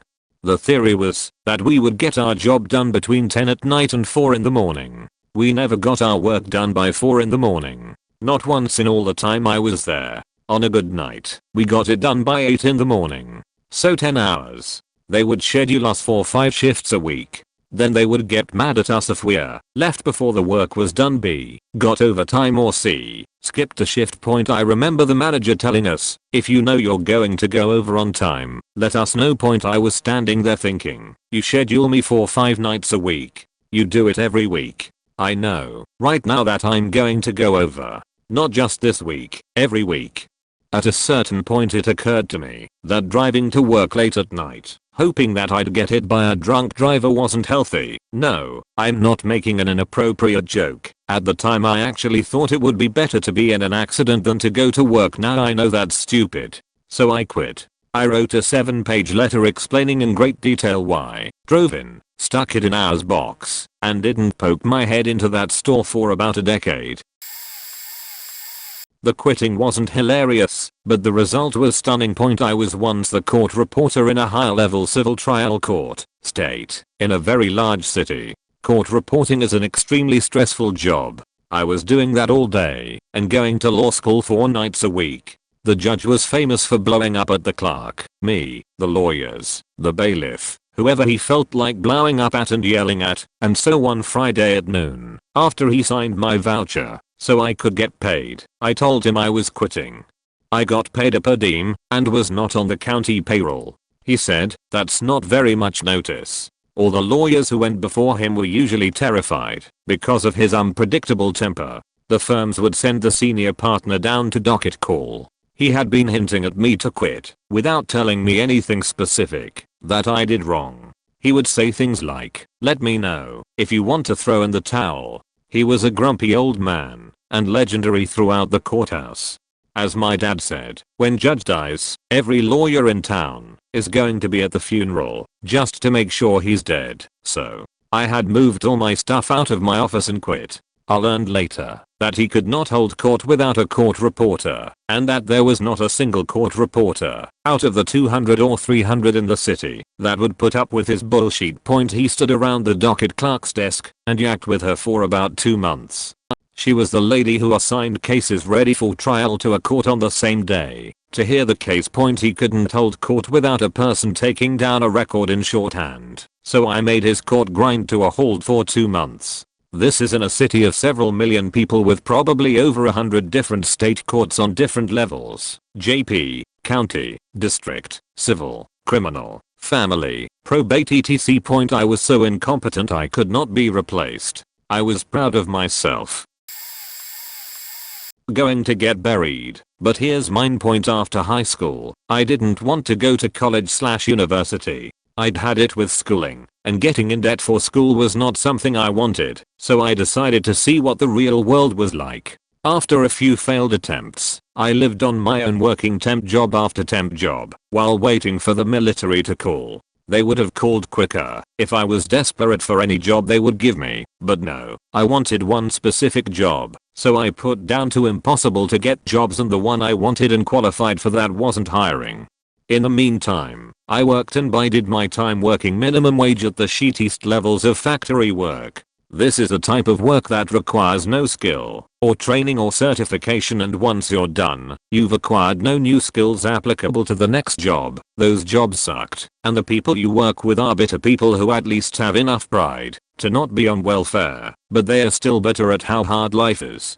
Anyway, I finally get my call after 2 years. I had a few friends at the last job, and on the last day, I did no work at all. I wandered the plant all day long and no one stopped me. I would chat with some of the full-timers I liked. The last 45 minutes, however, I spent going around the plant telling off all the people I hated. In between, I would have both my fingers up in the air going, I quit. Fuck this faking job, I quit. It was loud in there with all the machinery. I had to yell. I was cheered by some, and others had a blank look on their face. I was pulled into the temp supervisor's office at the end of my shift and offered a full-time opportunity because of all my excellent work. He clearly did not get the memo that I was quitting. He was nice, so I told him I'd informed the agency that it was my last day, and he laughed when I told him what I'd done. He said, "You've done what hundreds of people here wish they could do. Good luck with your new career. You'll do great." On Christmas Eve, myself and another employee learned that come January 1st we would all be replaced, for no apparent reason other than to pay new employees less. The owners were kind of faking dickheads anyway, and the icing on the cake was the guy I was working with had done probably close to $10,000 worth of electrical/construction work and had not been paid for it yet. We all got Christmas cards with small bonuses in them. Mine was $20. The guy I was working with opened his. It had a $50 bill in it and said, "Thank you for all you have done." We both decided right then and there that if we were getting fired anyway, why bother working 1 minute more for these assholes. I worked at a gym, and we stayed open till midnight on Christmas Eve, and were expected to open at 7 AM on Christmas Day. The place was faking empty, so we decided to leave a nice little mess for the owners, who were fucking douchebags. We cut the branches off the Christmas tree by the front door and duct taped them to all the machines/dumbbell/treadmills. We cranked the account all the way up, opened the big refrigerator and freezer, and cut up tons of paper into confetti to simulate snow, and proceeded to cover the place in fake snow. We took all the garbage cans and stacked them by the front door, bought a $2 bow from Walgreens, and stuck it on the pile with a note saying "Merry Christmas ass bang." We did not show up to open the following morning. Owners got the idea real quick. This was an off-the-books job at a place that had been shut down twice already for drug/steroid sales. The owners could have tried to sue for making the mess, but they knew it wouldn't take much more than a phone call to local law enforcement describing drugs/roids to get them investigated/shut down again. TLDR. Found out we were being fired anyway, left the place a Christmas wonderland on Christmas Eve, never showed up again. My boss has the worst person I have ever worked for, and I worked for Walmart for 7 years, so this is saying something. It was a large law firm, and she lucked out by being hired as a receptionist at its start, but was now manager. She knew nothing about the industry we served. Our department was 25 people when I was hired. Note, while she was on her honeymoon and had no day in it, I worked there for 21 months. She lied, made up stuff on me and others, cussed out all of the employees, demanded we all stay until at least 8 PM every night regardless of when we clocked in. I clocked in at 6 AM, or she's lose it, and call us lazy losers. She loved to tell us how she didn't have any student loans and made more than all of us. She had her JED, and everyone in the department had at least a BA. Several had masters and 2 had JDs. She personally hated me. I'm not sure why, maybe because she didn't cherry pick me. But when I would try to switch departments she'd deny me. In those 21 months we had 18 people quit or get fired for BS reasons. All of those were people who we married. We replaced 60% of the department 2x over that time frame. I wrote a long sweet 2 weeks notice to her, Bowers, who was her maid of honor, her supervisor, who was also her sister-in-law, and all the partners. I sent it while she was in a managerial meeting, and then sent a tartar letter to all of my coworkers and friends in all the departments. She was furious. I didn't do much the next 2 weeks, and when I was thrown a farewell potluck, a tradition in our firm, she refused to come out and join us. The partners gave me a nice potted plant. It was a great place to work, just not my department. In my exit interview I requested a partner be present. Read the handbook, people. I had dates, times, emails, numbers etc. of all of her illegal and unethical actions. I then reminded the partner that the head of ours, who was sitting there, was the best friend to my manager, that her direct supervisor was her sister-in-law, the brothers had different last names, and all of times my transfers had been denied. He literally was shocked. I walked out and took my self-made training book with me. She searched everywhere for it. I'd fed copies to a few trusted coworkers so no one goes screwed. I was the trainer for the whole department. She got put on probation, and during her 90-day period, 10 more people quit, and she was fired. Satisfaction. My dad worked at Hardware/Carl's Jr., depends on where you are in the country, same chain, for a while, and I still remember the story of how one of the people he knew quit. Dude got fed up with poor management, specifically one guy. This manager, however, would always come in and change in their bathroom and keep his regular clothes in the back. He was particularly fussy about his jeans and name brand clothes, and would subtly try to hint at being better than some of his employees because he could afford better stuff. Also was a sheet manager, but the jeans are important because, if you didn't know, many restaurants have walk-in freezers. Dude who was quitting took the manager's jeans while the manager took a smoke break and dunked them in the sink full of dirty water. After making sure they were drenched, he walked into the walk-in freezer and with the help of my dad and a few coworkers, stood them up. He brought string from his house and they took the jeans and strung them up so that they were open and upright with the last 2 inches or so on the floor. They left them like that and closed the walk-in freezer. The sheet manager never went in there because he never did any real work, so they were able to let the jeans freeze upright. They came back a few hours later and poured more water down into the frozen jeans. At the end of a double shift they were full up to the mid-thigh with frozen water and solidly frozen to the floor as well. At the end of it all, the manager went to change and asked where the fuck are my jeans? The guy quitting walks up, squirts the manager down the front of his work clothes with ketchup and says they're in the freezer. I faking quit and walks out without even waiting to watch the manager react. It took the manager a long ass time to get his jeans out as nobody would help him and they had to hear about how quitter had ruined his jeans for several weeks up until that quit as well. TLDR dad's savage coworker quit by freezing the sheet manager's designer jeans to the floor of the walk-in freezer and dousing him in ketchup so he had to wear it home. So I didn't officially quit, but I did intentionally do something that I knew would probably get me fired. The story is kind of long, so TLDR, I bathed myself in tie-dye in front of about 200 people. I was 20 years old, working as the arts and crafts director at an overpass summer camp. A lot of dream catchers and leaf prints were made. There was also mandatory tie-dye, because of course there was a staff. We were constantly pushed to let the campers decide what they wanted to do, so I decided that we should do tie-dye during their arts and crafts introduction, so then they could schedule what they wanted for the rest of their visits.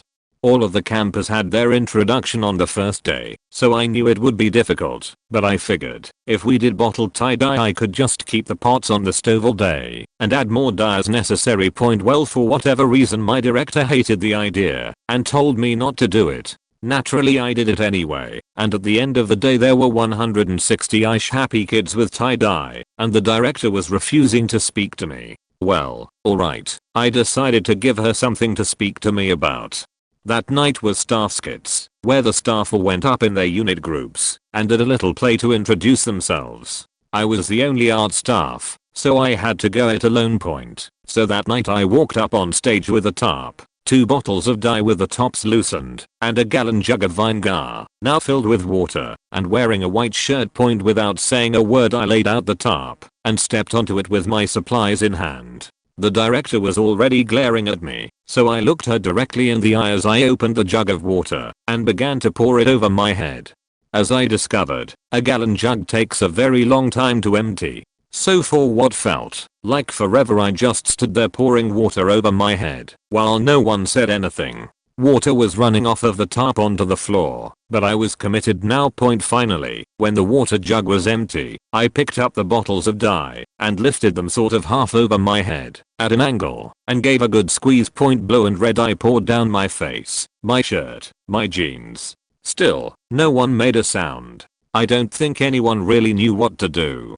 Now too afraid to look at the director I picked up my supplies and walked off stage and out of the building entirely. Took the rest of the night off.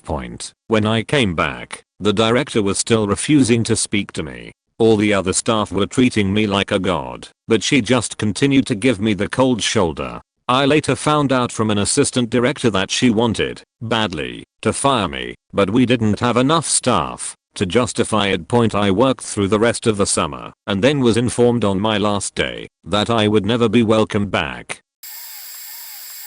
Not sure if it's hilarious, but some friends laughed at my cowardice.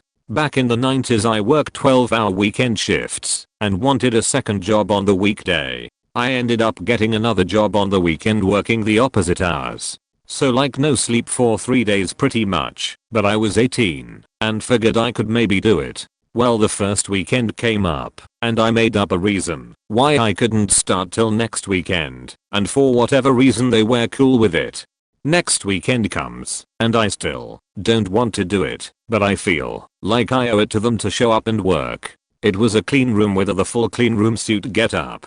It's super early 4 AM and the manager is waiting for me up front. He has me give my ID to a security guard who then gave me a padlock. He said this was a loan till I could provide my own. The manager was pretty upfront that he didn't want me there after I was not able to make it the week before, but I guess it was not his choice. He just had this look of hate in his eyes for me, but whatever.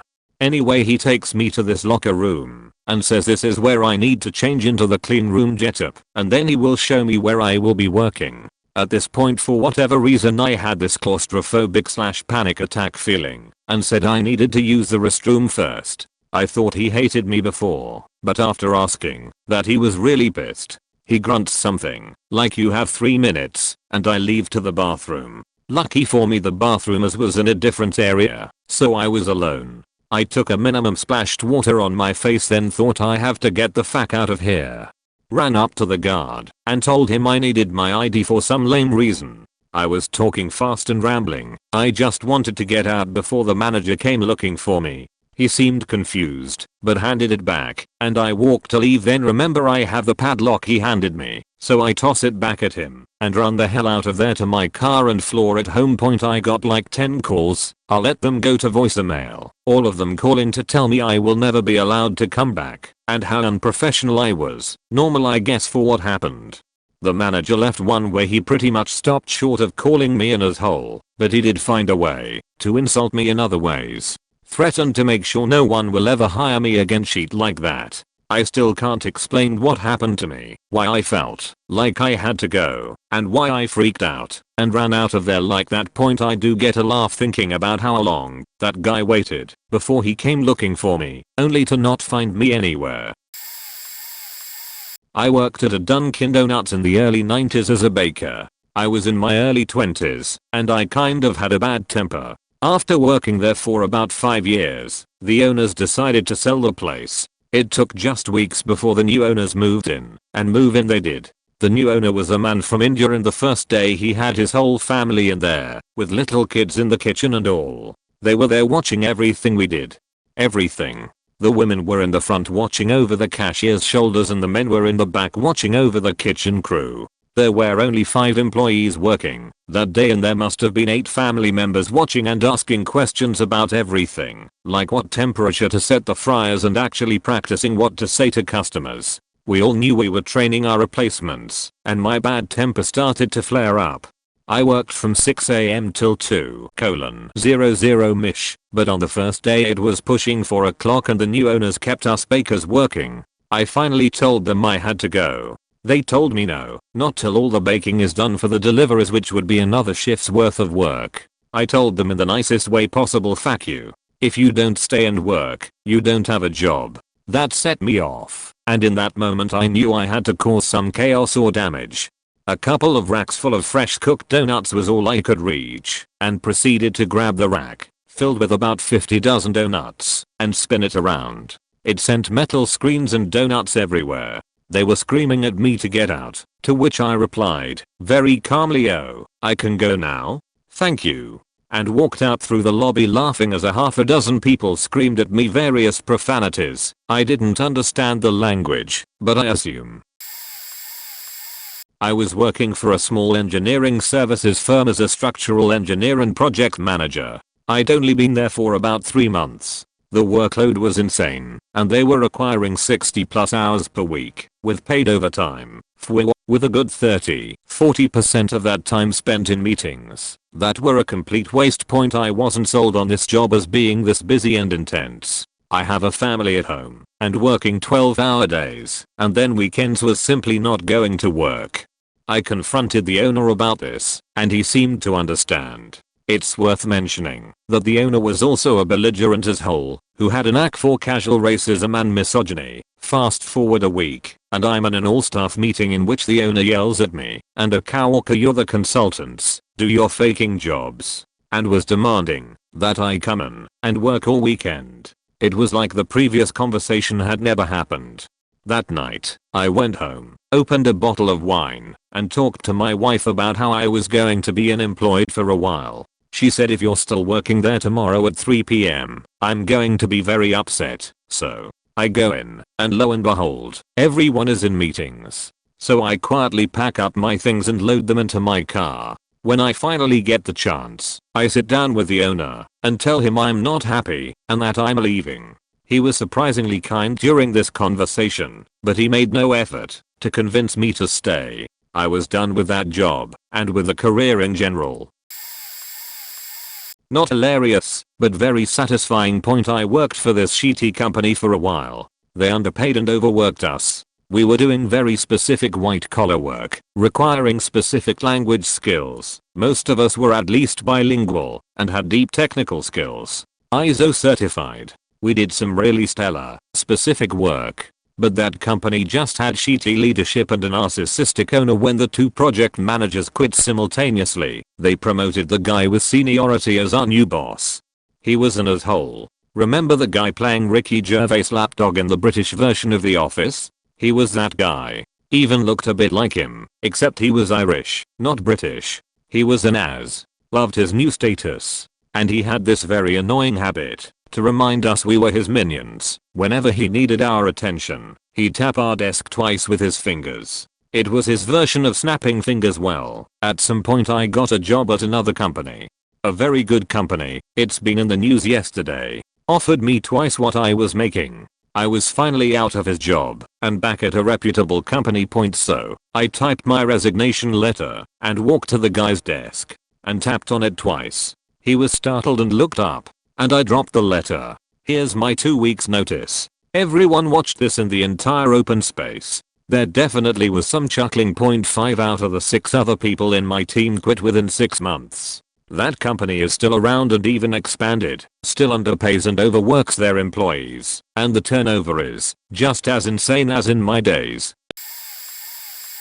I worked in a kitchen at a pub. I had been working there for 3 months. Everything was fine. That was until the kitchen manager quits and they hire a guy from another of their pubs to take over. This guy is just an absolute cunt. First day working with him and it's busy as fuck, 40 plus orders waiting and we are all rushed off our feet. A new girl has just started and this guy loses it, shouting, "For fuck's sake, you guys are faking, useless fuck." I almost walked out right there and then. However, I was broke, so I needed the money.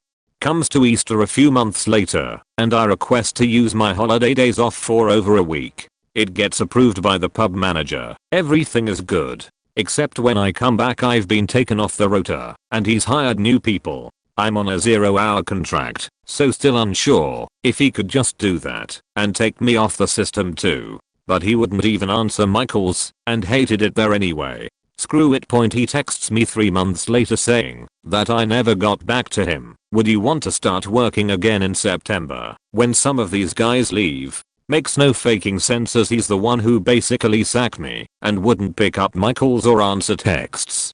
I said sure anyway, and that I'd start at the beginning of September. So last week my first shift starts and I'm scheduled for 2 weeks already. I turn up and tell the kitchen manager just came to return the uniform. Thought you might want it for the new person you're going to have to find. Thanks for nothing, anyway. Then just left. He was shouting at me to come back. Guess who had to serve customers all day on his own and find cover for the next few weeks? Worked for a summer delivering beer around the city. Hard work, but it was great because I had a great driver. We'd bust hours to get all the work done in half the time, then fuck off to the strip club that was a last stop and chill out there talking to the girls and the owners for the rest of the day. Then I got assigned to the warehouse stacking empties, 12 hours a day of emptying out trailers, repacking the skids so they looked nice, and sending it on their way.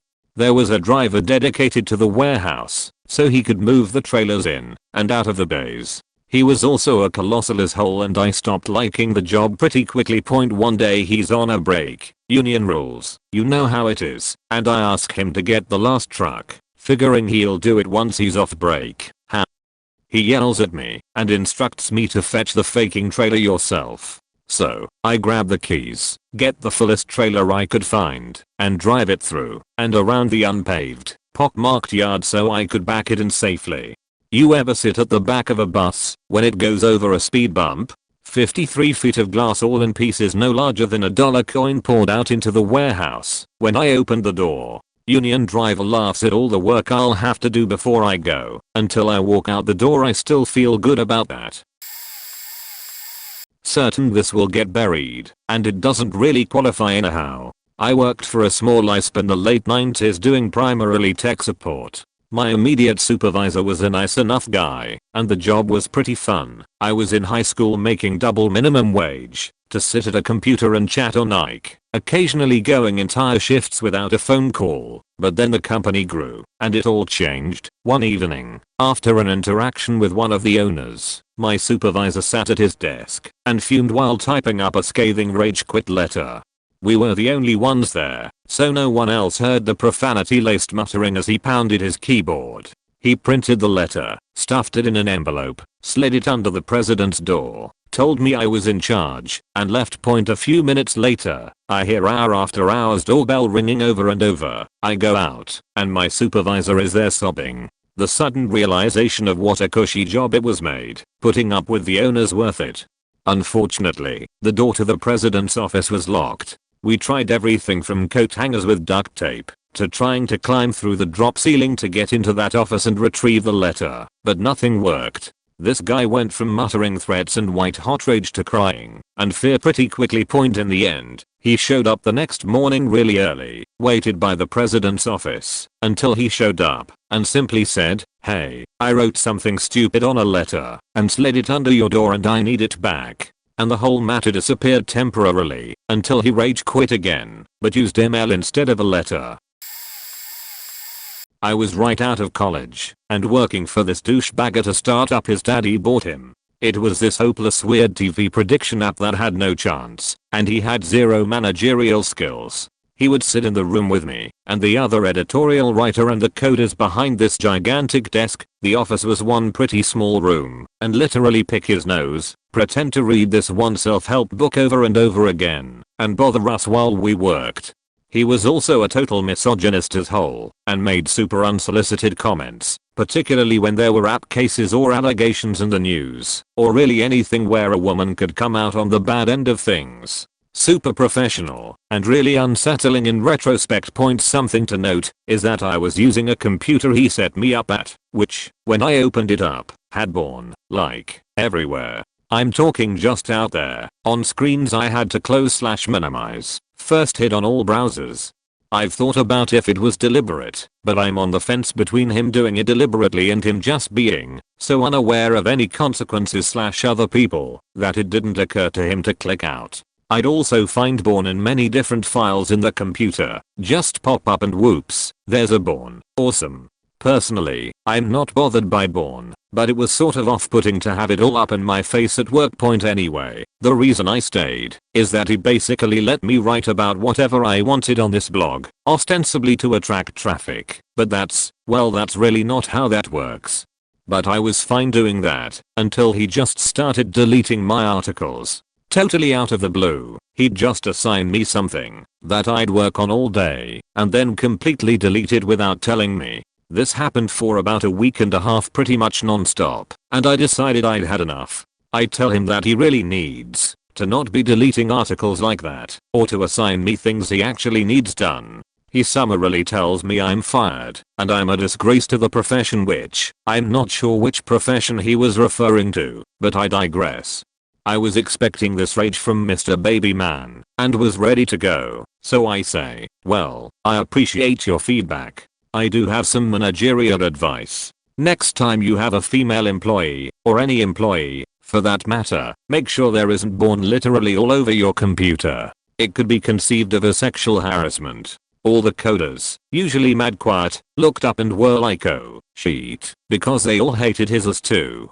The completely unexpected part was how he just absolutely went at hen at the word sexual harassment. I thought he would just brush it off, and so I didn't actually intend it as a threat, but I guess somewhere in his gross lizard brain he was like, oh no, gonna get sued. It had probably happened to him before. Anyhow, I walked away from that job with a full last month's paycheck and a very faking enthusiastic letter of recommendation. Not that I'd use the latter, because that man's endorsement isn't going to help me with anybody worth working for.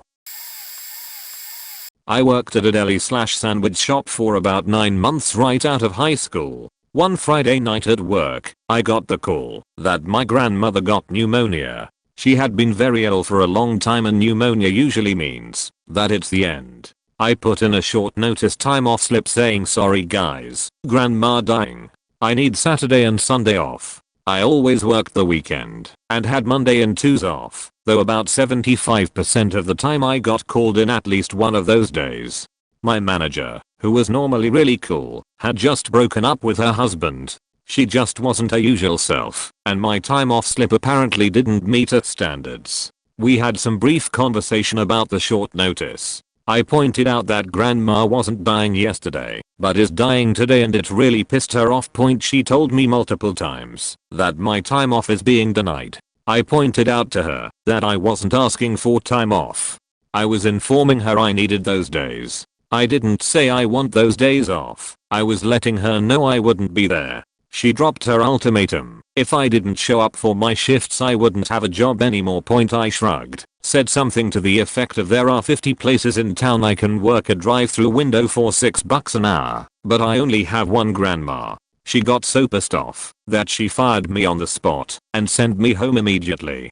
One thing she didn't know is that the phone call I had taken immediately before the one regarding my grandmother concerned two school buses full of football players and cheerleaders. They were supposed to arrive within the hour. We were short-staffed anyway, and when I picked up my last check a few weeks later, I was told that night was a complete she-chow. Worked in little hotel for 9 months. Constantly worked any shifts I was asked to do, which meant 16 plus HR days, 5 to 6 days a week, sometimes 7. I'd only ever get a day off every 12 days toward the end. My general manager, who had somehow worked as a regional manager for a huge brand before this, had no idea how to run this place. I was doing our sales, front desk and kitchen. Literally anything I had to, and on the off chance, housekeeping if someone called in.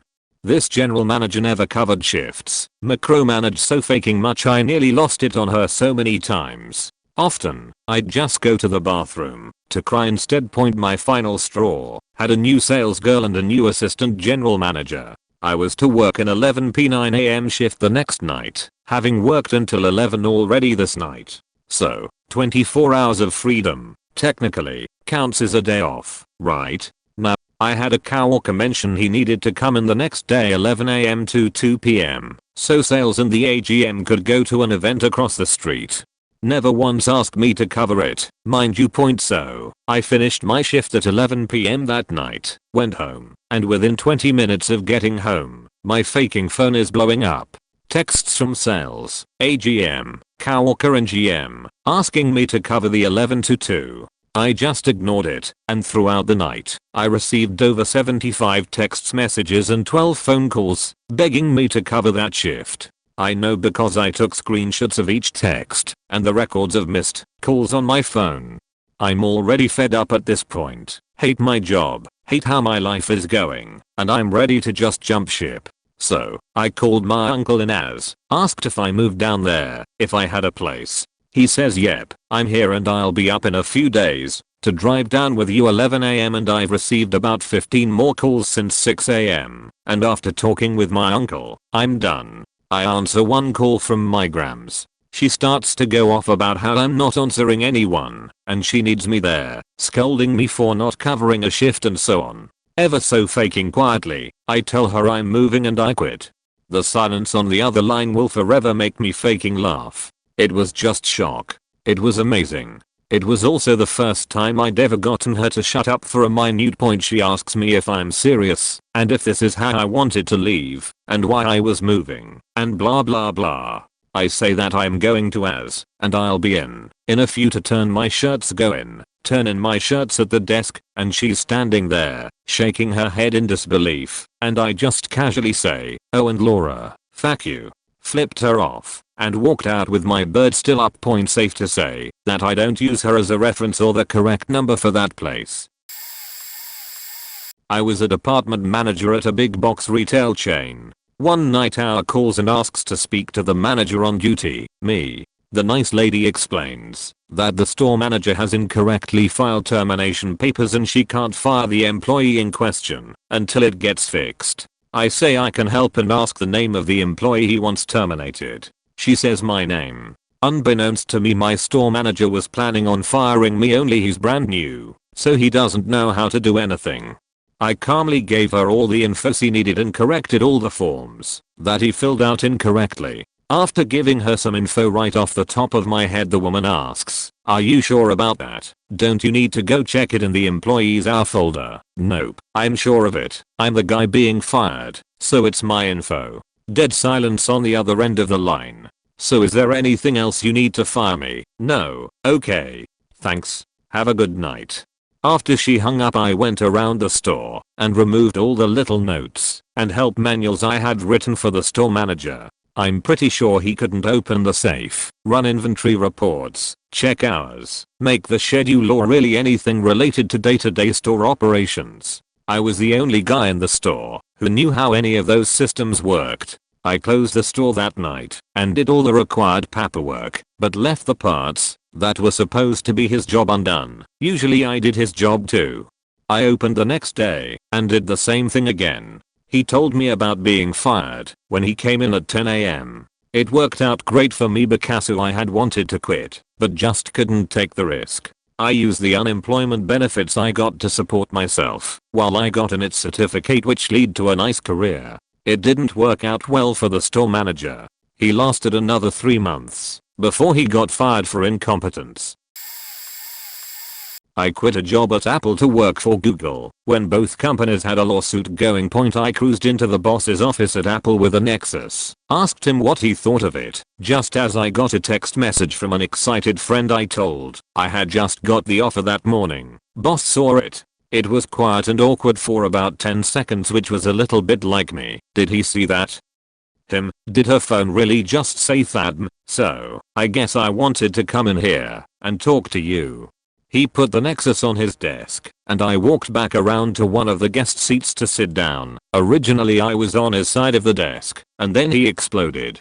He started yelling about how unprofessional I was, and how I better hope we don't meet again professionally, because you never know who might work for who. So I said, if we meet again I better make sure I'm the boss next time. He continued to go off and say I was a shitty employee and my work was crap, and by this point everyone in their cubes are looking toward his office like WTF. It was glass on two sides. Some people are trying to be sneaky and act like they're inconspicuously getting coffee to hear what he's yelling about. He's still ranting and raving about how badly I'm faking over the team and no one in this department will forgive me. So then I took off my badge and started to slide it across the table. He says hiring me was a mistake and I don't give a shit about anyone. Then I said thank you for this time and opportunity. It was a very big learning experience, and walked out to my desk to get my things. Meanwhile, one of my buddies came up and asked what happened. I said I got a job at Google, and he said, me too. What do I do? And I said he'd be better off leaving his badge on the desk and emailing him from the parking lot that he was not coming back. I did rip my metal nameplate off the wall, though, for sentimental value. Worked at a shitty chain restaurant. Manager refused to fill in. So for 2 hours a night, I was the only one on the floor and covering the bar. I would get slammed, frantically call and ask him to help. He would refuse. This went on for a year. Got hired into an office job by a customer who was impressed with how hard I worked. I was ready to give my 2 weeks notice. Got called in to cover a breakfast shift. Bernice or Ethel or Gladys, some old bat who had been there decades, literally, decides to work the counter of about 10 seats and leaves me covering the floor with 14 tables. Alone. A bus pulls up and the entire dining room fills up at once. I call the manager and ask him to help by getting waters and coffee for everyone. He tells me no. I ask him to make Gladys help. He tells me any idiot could handle it alone. I took everyone's order, separate tickets for every single seat. I tell them, manager's name will be by with their drinks and coffee. I put 42 breakfast orders into the cook without writing a table number on them. I just remembered who had what. I went back and told the owner to come help me. He refused. Gladys was leaning on the counter talking to a regular. I said, fine, I quit. He screamed at me, you can't quit. Now all the customers are staring. I said, watch me. And I walked out. He was literally forced to do what I had asked him to do. He and Gladys were forced to go talk to every customer to find out what they had ordered, to get everyone coffee and drinks. And many had expressed concern I was working alone, so everyone knew why I had quit. I had finished my electrical apprenticeship and was working for the contractor who sponsored me. He thought I was stuck because of an agreement to stay there for a year after my apprenticeship was over, or I would owe back the money heparin for my schooling.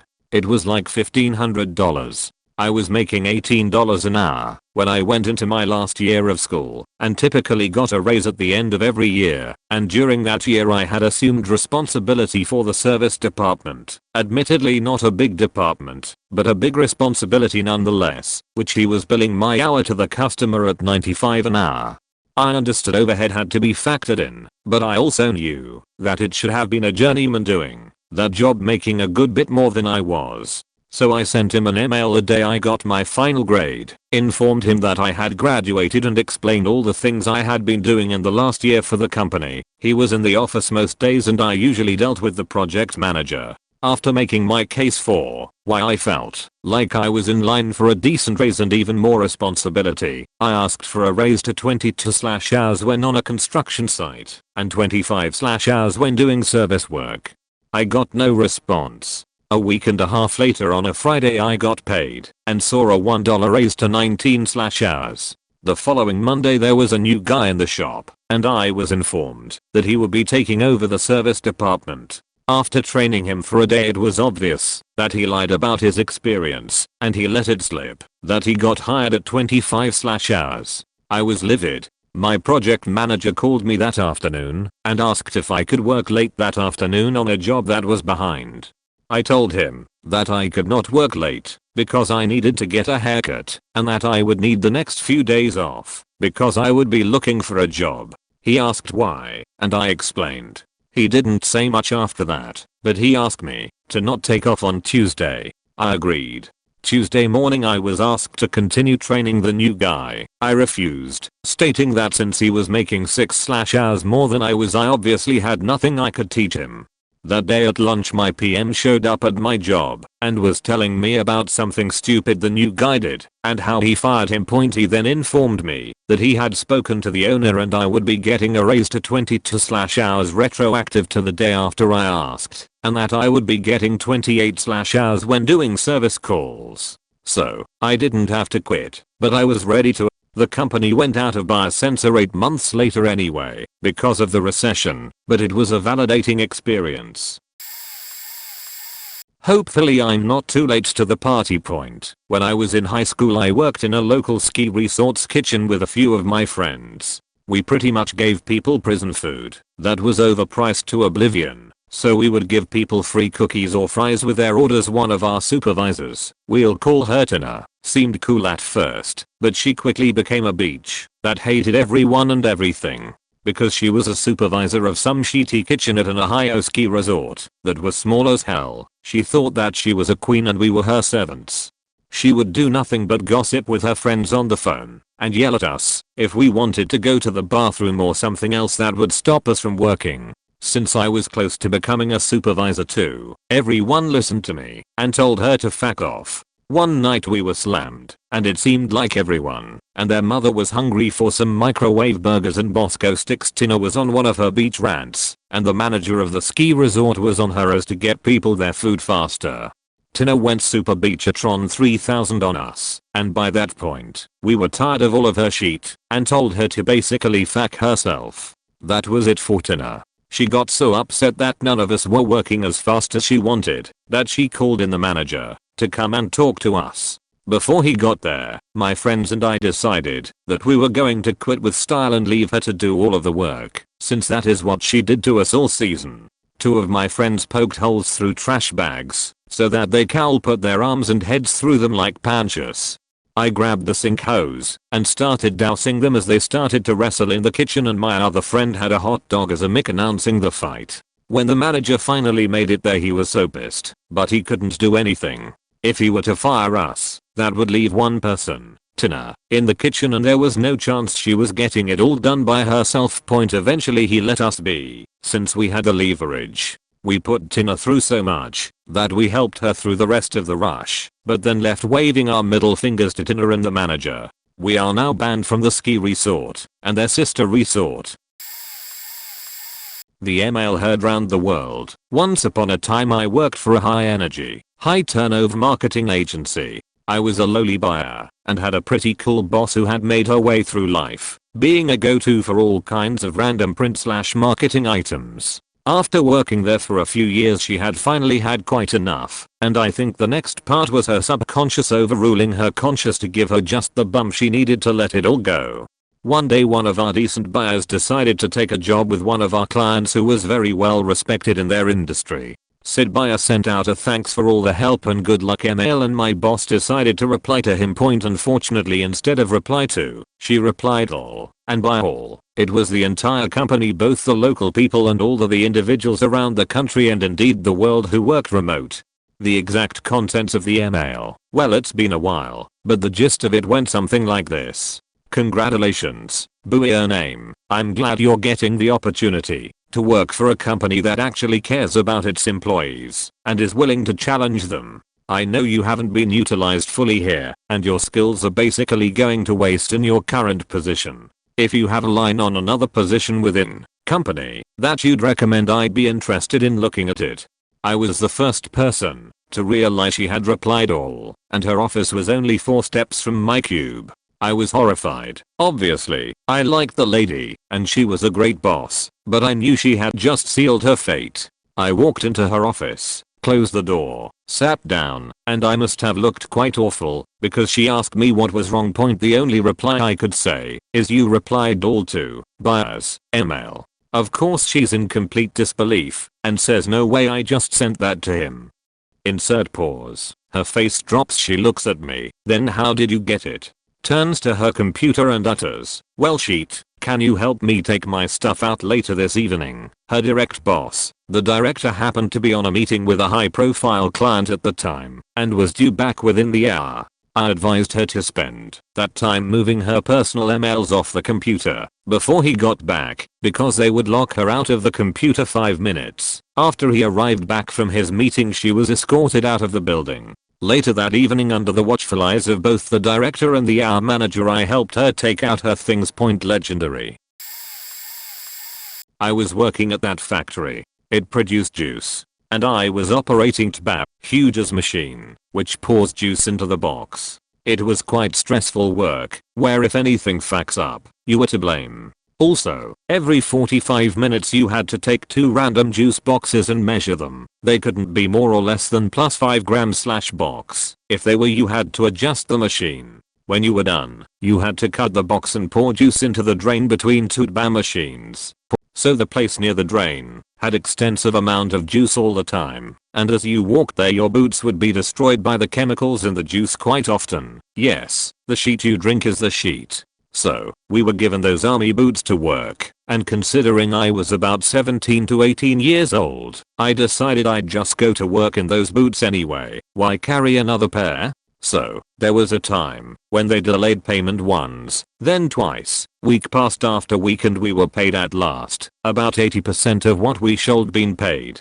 So, I was pissed, and told them either they pay the rest or I quit. They said, if you quit, give back the boots. They knew it was my only boots at work. So, it was February, wet snow everywhere, about -2 or something, and here I'm. Did I stay? Nope. I flipped the bird, thrown the boots at my manager's desk and walk away, and I had to walk barefoot to the bus stop, about 15 minutes. Wait there for a bus, another 15. Go to my town, another 15. When a buddy of mine was waiting with a spare boots. Boy, was I swearing when I was walking the walk. Yep, with the faking power of the elephant. I guess it also helped me not to froze my feet to death, considering I had to walk in all that wet sheet anyway. Bottom line, screw those fakers. I think I might have costed them thousands, since not just any guy could operate that BAM machine. Too bad for them, shouldn't have cheated on the pay.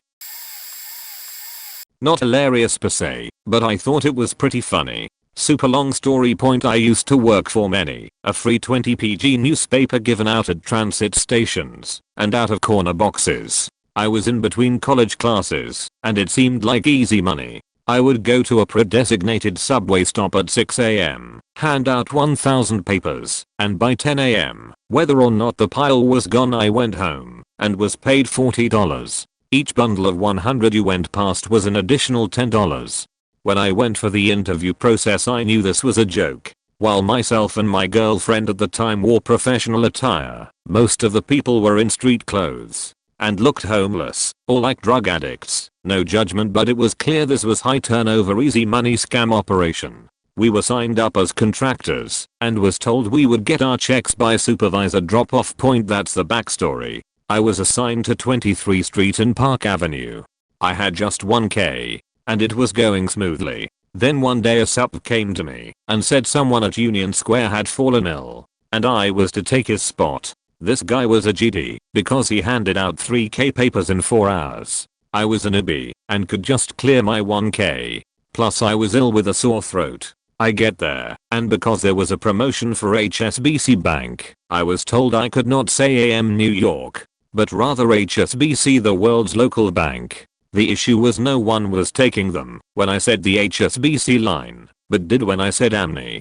About an hour in, this beach comes back and yells at me for not being loud enough and to say Amni. I explain the issue and propose I say both. She says no and walks off. About 30 minutes later, she came back and found me saying both. She went off, screaming, asking if I was retarded, threatening not to pay me. She also said I wasn't leaving until I was done, even if it was past 10 AM. I was livid. Even a cop walked up and asked if I was alright. The worst part? My GF had come to keep me company. She saw the whole thing. I stopped handing anything out and sat on a newspaper pile. She came back and asked me what I was doing. I calmly got up, threw the newspaper boy vest in her face. "Fuck you. You hand them out, cunt," and walked off. The look on her face was priceless. I then stood and watched. She proceeded to call HQ and explain what I did. They called me immediately. I explained my side and my GF vouched as a witness. The sup was told to hand out the rest of my newspapers. All took care of them. I got my check in the mail 2 weeks later. Short about $20 but worth it.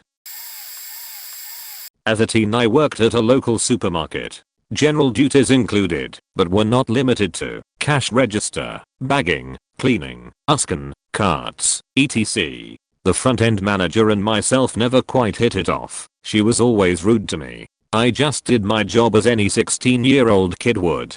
Sometimes screwing around, but often trying my best for our customers. That manager often would come to the uskin computer desk and talk with me, poke her sausage fingers at my screen, and essentially give me the constant impression that she didn't like my work. One afternoon she came to my counter and she began chatting me up, how to do this, when I should do that, yada yada. I was fed up. I looked down to her arm where the fat rolled over her elbow, and I pinched it. Thumb into third phalange of my index finger, with an included lip bite for effect. I said nothing, and I did nothing more. I merely pinched her fat, hard, and I looked to my screen ahead of me. She knew something happened, but she did not catch me. She either couldn't believe it, or really did not see me. She just acted somewhat startled, and looked around dread-faced, to match her balding redhead, and then continued her beaching. Nothing ever came of that pinch, except some great stories there. After at the supermarket point I effed up on my break that day, I stormed out of work, and took off my work shirt out by my vehicle. Bare-chested, I threw the uniform on the ground, and I left. I knew I would never return again. What I did not know was that they suspected I was kidnapped and due to the circumstance, alerted the police. Not for a second did this cross my mind. They reviewed the security tape and found the truth. Psst, sorry for formatting. Late to the game, but I used to work at a call center in my first year of university calling people and asking them if they want to do a survey. I lasted 6 months there somehow because my supervisors were assholes and they monitored how much time we were on calls, how many calls we were making, etc. I was actually exhausted after a 5-hour shift of constantly making phone calls anyways. I had gotten a new job with my students union which paid more, had better hours, and let me schedule my time around my classes and exams, so I was going to quit the call center. They required 2 weeks notice if you wished to quit, and I didn't want anything to do with them anymore. I go in to get my last paycheck, but still haven't declared that I wanted to quit. I go in, and the supervisor is there. She gives me my check and asks me for the days I can work. I told her that I quit, and she said that I need to give 2 weeks notice, so I have to pick at least 3 days that week to work. I tell her fine, put me for every single day.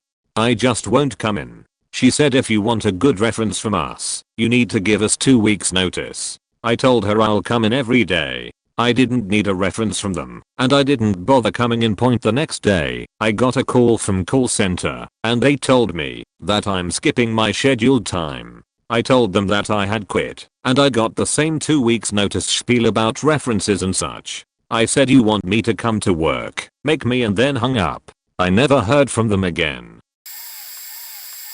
Not me, but the guy I worked with at Little Caesars Pizza. One day at the end of the school year we got in about 2 hours before opening because we knew there were orders for roughly 350 pizzas for that morning that had been placed throughout the week. Now, this would have been fine, normally. I was the assistant manager at the time, and he was one of our star employees. We could definitely handle getting the whole store set up and 350 pizzas hot and ready to go out the door by the time the store opened at 10 AM. If you've ever been in a Little Caesars or any other fast pizza chain like it, you'll be familiar with the double or triple conveyor ovens they have. Well, this particular morning we had all 3 ovens going completely full of pizzas. He was prepping and putting them in as fast as he could, and I was taking them out of the oven, cutting and boxing them as fast as I could. This is not easy. This is difficult as fuck. Anyone who thinks they can do this without months of practice is wrong. All of a sudden, at exactly 9 AM, the top oven conveyor dies. We are now operating at 66% capacity. Every pizza takes 5 minutes to go through the oven, and each layer of oven can hold 10 pizzas, so that's 2 pizzas every 30 seconds coming out of each layer, or in our case 2 pizzas every 10 seconds that need to be removed from the oven, cut, and boxed because we staggered them. We had, at the time of failure, about 80 pizzas ready to go. Do the math on that. Keep in mind that I had to fold the boxes as well. At opening, 10 AM, we had about 230 pizzas done, with 70 left to go. We were already miserable and hot, and our other employee hadn't shown up yet, and 15 impatient teachers showed up to get their pizzas to throw their end of the year pizza parties. We got the first 10 taken care of. They had placed their orders first, so they got priority. Then the last 5 were waiting. Oven layer 2 goes down. So now we are operating on 1 oven layer with 70 pizzas left to bake, and we are scrambling to get them all ready while these people are yelling at us about how they need to get their pizzas all ready and go. Then one lady looks at my coworker who had just stopped for a second to take a drink from his Rockstar after 2 hours of hell, and says something along the lines of, "Oh my god, you people aren't even trying. Just hurry up and get us our pizzas." My coworker stopped with the can still to his lips, looked sideways at this beach, and smiled. I saw this and knew something was about to happen, but at this point I was totally on board with it. He found her order of 20 boxed pizzas, minus 3 that were still in the oven, because she needed 4 supreme pizzas, and picked them up, and brought them out to the lobby area, where she was standing, locking eye contact with her. She said, "Oh my god," finally, and he dropped them on the ground. Just straight dropped them in front of her, pizza spilling out everywhere. He maintained eye contact, took off his hat and apron, while she was screaming at him, and walked out the door, and I never saw him again. TLDR. Don't screw over people who can make your life hell, even if temporary. I worked at a retail job for almost 7 years before quitting. I was pretty much the person all of my coworkers respected and came to if they had questions, even before the 5 managers on duty. My ops manager, Olivia, pretty much told 2 of my friends that I worked with that I was a lifer and I was never going to leave the retail store life. This and among other things drove me to prove her wrong. I got out 2 years ago, while the 3 of them still work there, funnily enough. When I turned in my 2 weeks, Olivia and Brent, the store team manager, started giving me difficult tasks and the long unwanted shifts. Little did they know, I bullshitted my last 2 weeks there, and spent most of my time talking to my friends. I finished all the tasks they gave me, but it was only half-assed at most. On my last day, Olivia assigned me to work 8 AM until 6 PM, and she was expecting me to be her only cashier for 5 hours. Nope, fuck that. I told Linda, the only manager I liked at the time and the only one truly happy, that I found a better job, that I was coming in at 5 AM with her my last day, and staying only until 11 AM. She was like, fuck it, do whatever you like. So I came in at 5 AM with gifts and food and actually worked hard at my job. While reminiscing about my time there, I spent my last 2 hours as cashier and getting people to sign up for our mailing flyers, the most I've ever gotten during my time there. I told my friends that, if they wanted anything, to come up to me, so I could ring them out. I was given the authority to act as manager, so yeah, that day, I abused it. Nice customer. 50% off all year items, even without coupons. Don't have enough money? 75% off your total purchase. A little nicked on a product? 50% off the already sale price. Shitty customer? Lol. I didn't get a single one that day because I was so obliviously delirious happy and giggles sheet that everyone who came up to me had a smile on their face.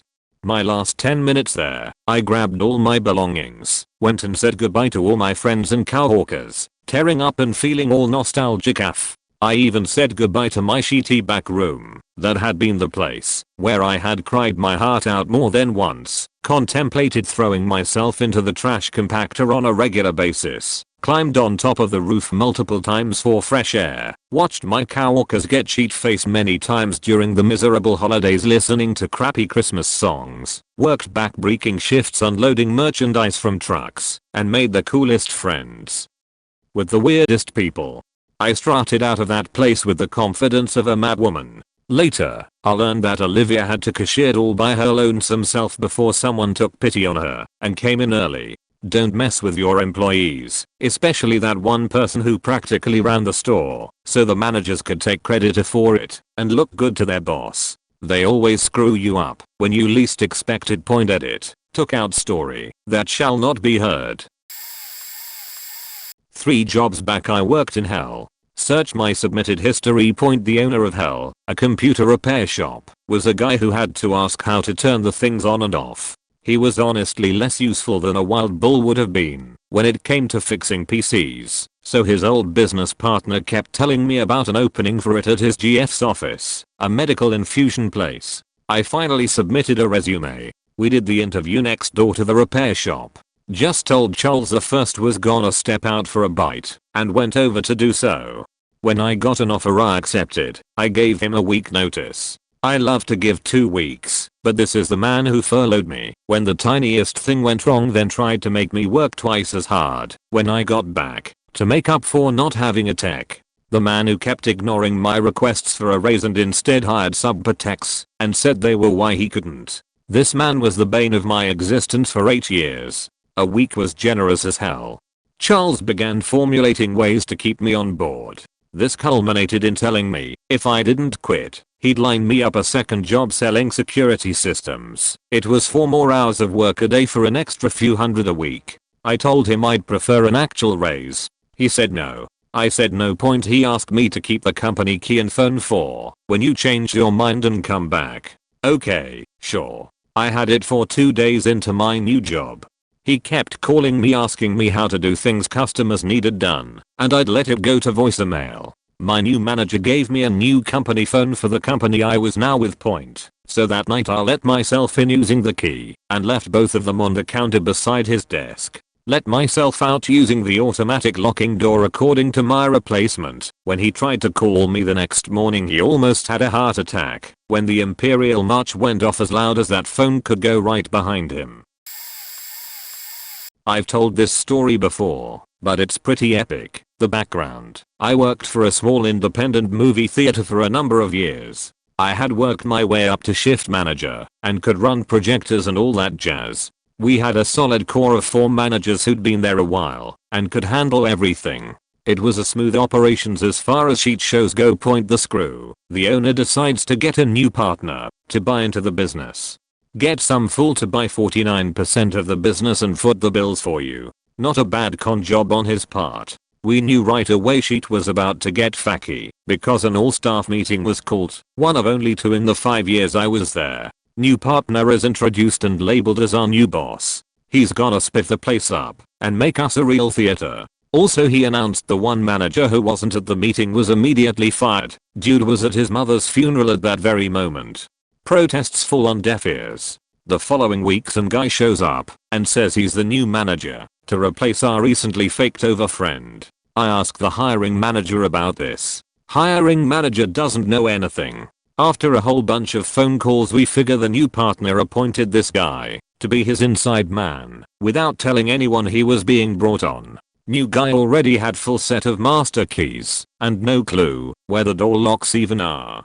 The long con: it was immediately apparent the new guy was there to gather information on us and had no idea how a theater operated. Basically he's there to point the finger and get people fired. New guy informed us we were to show him how to run everything. We ignored him. Partner finally steps in and tells us we must train him in our mystical movie theater arts. Okay, since we are all faked and probably getting fired anyways, might as well have some fun with this. We all agree to teach the new guy to be a walking disaster, but stealth fix things behind his back so it won't be apparent until he's left running the show. Point the fallout: sure as sheet. As soon as our walking disaster is sufficiently trained they fire 2 of the other managers. Operation is go. Myself and the remaining guy have new jobs lined up. We make sure to put in our 2-week notices the same day. Once we are gone everything goes to hell in a handbasket. He shreds all 5 prints for the following week by misthreading them, makes bank deposits to the wrong bank, and fucks up the supply inventory by having delivered trucks show up daily at huge cost because he didn't know we kept a stockpile in the basement. I used to work collections, started off making minimum wage with bonus commission.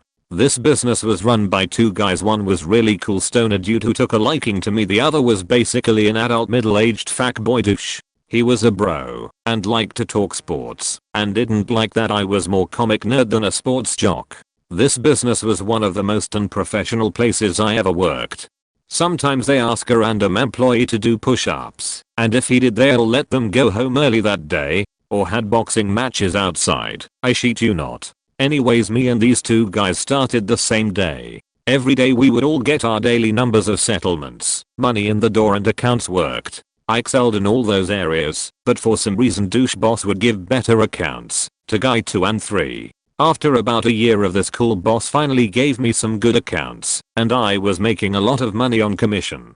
One day douche boss told me he was impressed with my collection skill and thought it was time for a raise. After my next paycheck I realized I was given a $1 raise. That $1 raise basically bumped me to the next tier of collectors. Essentially the more base wage pay you get the less commission you get. So in reality I was going to be making a lot less money. I complained to douche boss that he was offering me shit and making it seem like gold, and he took the whole company outside and started cussing everyone out that people don't respect their kindness and generosity, and that anyone that felt that they were being mistreated could just leave now and he'd make sure they get unemployment. I along with about 20 other employees left that day. I don't think they expected to lose that many people. When I was 18 years old, 13 years ago, I had no job and relied on my girlfriend to pay for our dates, going out, etc. She, obviously quite fed up with this, told me she could get me a job at her work, Regal Cinemas. However, there was a catch. We would have to keep our relationship a secret, as there was a no employees dating each other rule. Reluctantly I agreed. 1 week later was my first day, working behind the snack/popcorn/concession stand. It's a big theater, so the stand is like 100 foot long, with 15 or so registers, all staffed. For the first 20 minutes of my shift, I could see another employee flirting with my GF, and I was seething with jealousy. Not to mention I was in a piss poor mood as my boss was a very fat guy who was a dick to everyone. And then add, every customer who shows up late for their movie acts like it's your fault they are late for their movie. It's just bad vibes from every direction. So this other guy is flirting with my girl, and I'm just getting pissed. Knowing I couldn't expose our relationship, I began to flirt with her as well. That guy took it as a competition, and began to flirt with her even more. Eventually he takes it up a notch, and, while giving me direct eye contact, pinches her butt when he walks by her. She looks shocked, but laughs it off. Well, I faking lose it. I walk straight up to the dude, in front of tons of customers, and I push him against the IC machine with both hands. Fuck this job, that's my faking girlfriend, I yell. Immediately, the manager's office door opens up, and my enormous overweight manager comes out, yelling my name followed by "in my office now." I turn and flip him off, saying fuck this job and fuck you. Then I turn back towards the guy, whom I had pushed. Fuck you too, I yell. Stomped out of the theater and drove home. A couple days later I got a check in the mail for like 83 cents. As they deducted the uniform I walked out in. Needless to say I'm no longer with that girl, married to a wonderful woman now, and that's the only customer service job I have ever worked. Every other job I have had, before and after that one, was automotive.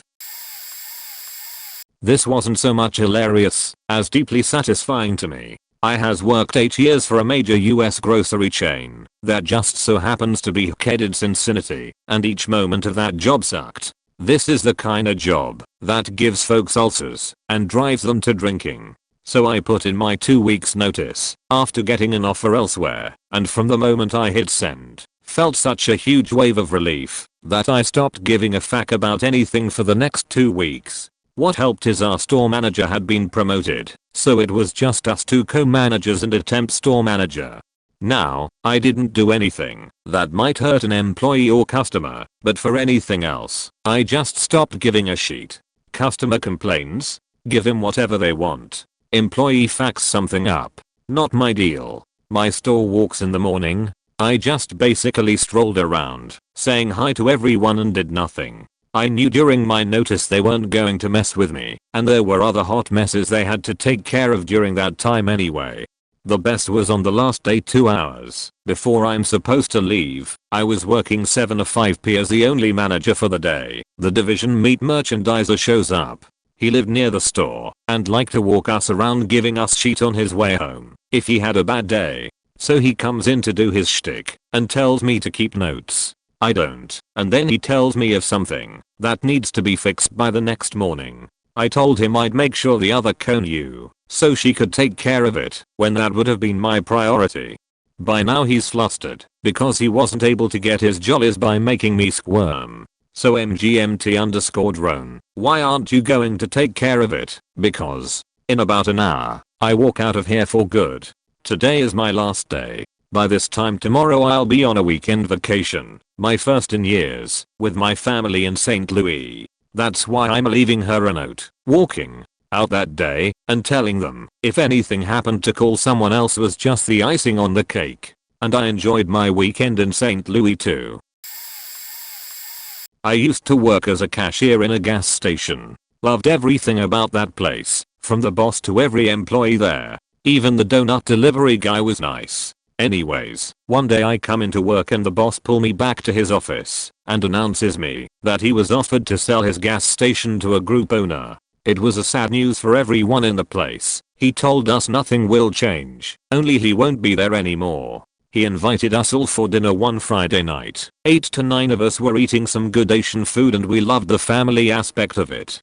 Then comes the day he has to leave. I'm not scheduled that day, but I decide to go meet the new owners. A weird lady shows up and tells me not to stay near the entrance of the back store. I present myself. She simply says, "Oh, okay." I then realize one of the employees crying behind the counter. She told me she got laid off. This is her last shift. I panic, go in the back store, and talk with the manager, and she proceed to explain the situation. I already have a team, legally I'm forced to keep you, and this because you have been here for more than 2 years. That was not what I had been told. Nothing would change, just me not there anymore. Remember, call my now ex-boss. He sighs and says he cannot do anything. He was told there would be no mass layoff, but there was one after all. Point. So the topic, my first shift, I come into a stranger. I say, hey, I'm the night guy. He has no clue how to close his shift. I have to show him everything. He looked weird, and you could clearly figure out he wasn't that much of local guy.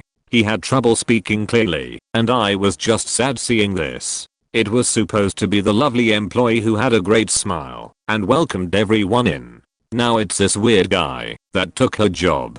You see where I'm going. Point. Second shift, I meet a new guy. He's like 15 years old. He would buy scratch cards en masse, and this just angered me. You replace a team of fully functional individuals and replace them by some of the weirdest people in the city. That was my last shift. I did serve the client with all the joy I had left and did none of my chores. Still, the manager come up to me and says, hey Absh 4x0R, we are short staffed this weekend, could you do 15 PM to 23 PM shift on Saturday and Sunday?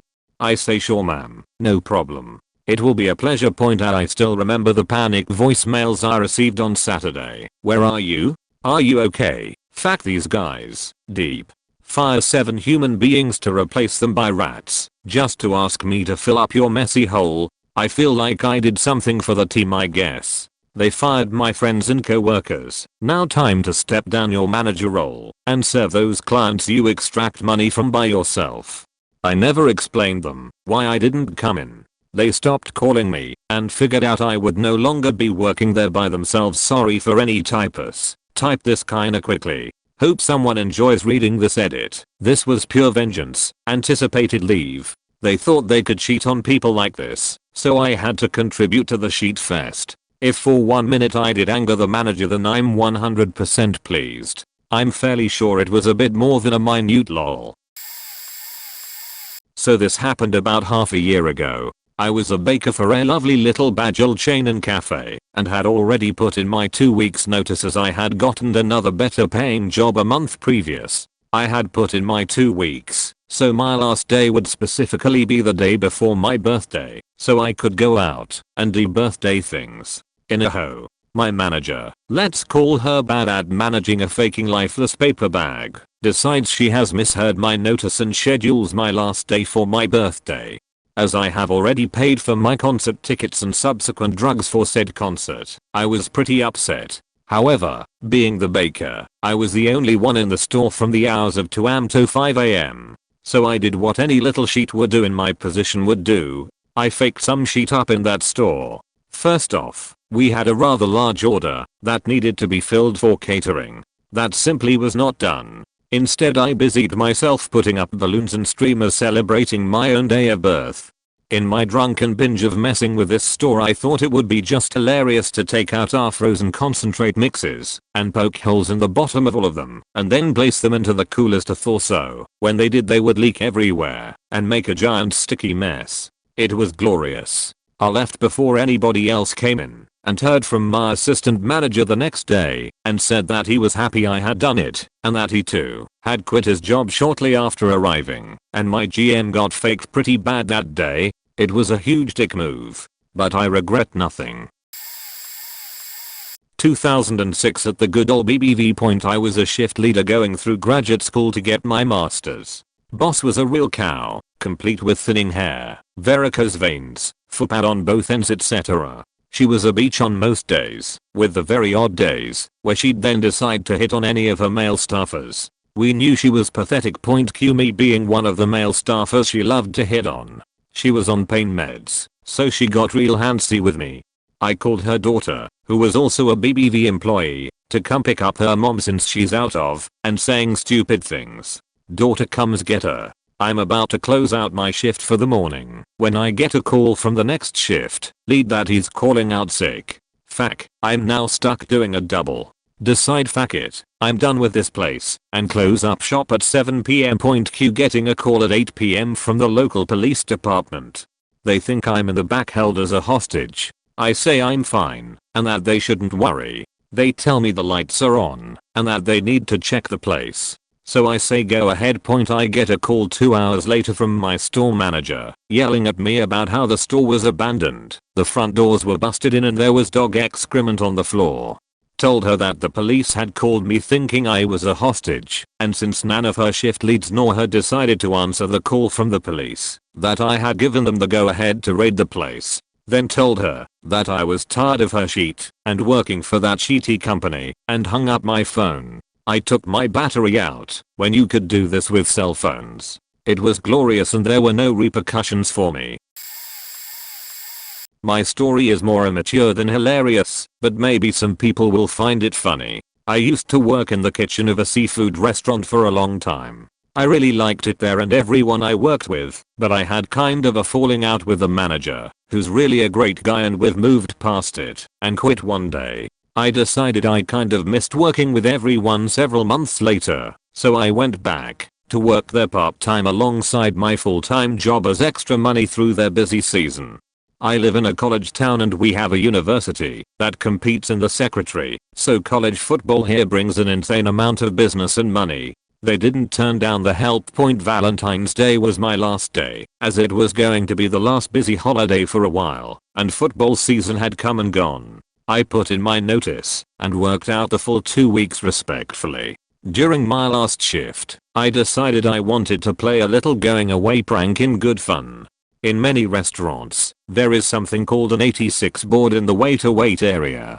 To 86 something means to nix it or do away with it. In the event that the kitchen runs out of a particular item, we tell the front of house manager to write it on the 86 board, so the servers know to tell customers that we've unfortunately run out of that item. It's very frustrating to have to go back to a table and tell the customer that we can't make the thing they wanted after they've already ordered it and had their heart set on it.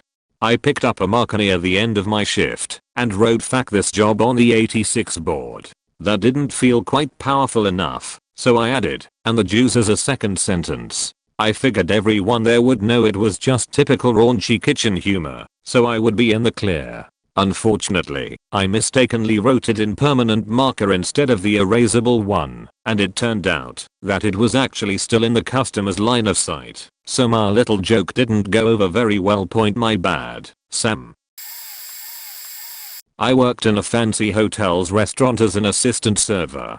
Basically, the servers read specials, took orders, and poured wine, while we did everything else. The place was always packed around holidays. They offered me choice of one holiday off between Thanksgiving, Halloween, Christmas/Eve, and New Year's. I had a new girlfriend, so I chose New Year's, and dutifully worked all the other holidays. The place shut down for the season January 1st. So naturally some people just stopped showing up for work at the end of the year, and I was one of the only competent people left. "We need you to help serve dinner for the night party. We'll tip you extra." "Okay," I said, not wanting to screw them over, "but I'm leaving at 9 p.m. after the main course is served." Dinner starts with every chair full and extra rooms opened up. "We need you to work with 2 servers tonight, on one of the busiest nights, one of which is working the owner's table." Okay, this is becoming a Three Stooges episode as they both take turns asking me why I'm not helping them more, and getting pissed at me. 8 p.m. comes. "We need you to stay till 11 and help us clean up when the guests go to the dance hall." Okay, I can still make it to my girlfriend's party by midnight and there should be a huge tipwad waiting for me. 10 p.m. comes. "We need you to stay till the dancing is over at 3 a.m. and then we are laying you off for the season." Fuck off, I'm out to here. Bailed right out the front door, went to the party in my bow tie, got drunk, got smooched by a cutie, had a blast. As we are getting into bed at 3:30 a.m, my phone rings. It's the owner's beachy, micromanaging wife, drunk as hell. Starts raging on me. "You left our table. You just left." On and on, like she's some kind of royalty. "It's fine, I quit," I say calmly, almost laughing with disbelief. "It's not fine. You don't have to come back next year, you know." Good night I say, and hang up on her mid-tirade, have sex, and sleep like a king. 3 months later I got a call from the manager offering me my job back. I almost took the offer, just to see the look on that tall wife's face. Maybe not hilarious, but I feel like sharing anyway. Working as an IT project manager, I had a boss who I now realize was unqualified and inexperienced for his position. No positive feedback, only complaints, despite several successful projects. He was a year older than me, but at the time it was frustrating and seemed intentional on his part. No matter how happy my customers or co-workers were, he was never pleased. One day one of our vendors came to give a presentation. This vendor had recently been purchased by our most fierce competitor, but we had no choice in being their customer. They mentioned a big new project and that they were hiring new staff. During a short break, I called the project manager I was working with on a project with this vendor expressing interest in joining their team. Turned out that she was being promoted to manager, and knowing my work was excited to have me on her team. She basically offered me a job then and there. Needless to say, my mood was completely different for the rest of the vendor presentation. I was super complimentary, considering they would soon be my co-workers. My boss wasn't feeling it, knowing that we were trying to drop them as a vendor, and seemed annoyed. We did not have employment contracts, so no non-compete or anything. Salary negotiations went extremely well, and I happily gave 2 weeks notice. My boss soon discovered that my in-flight projects were very complex and would grind to a halt while they tried to find someone who could pick them up. I had no plan to share salary info, but boss made the mistake of asking on my last day. I couldn't help myself and told him that after I factored in benefits, my new take-home pay would be just a bit more than double. Plus I'd be working from home. His face and stumbling response was truly priceless.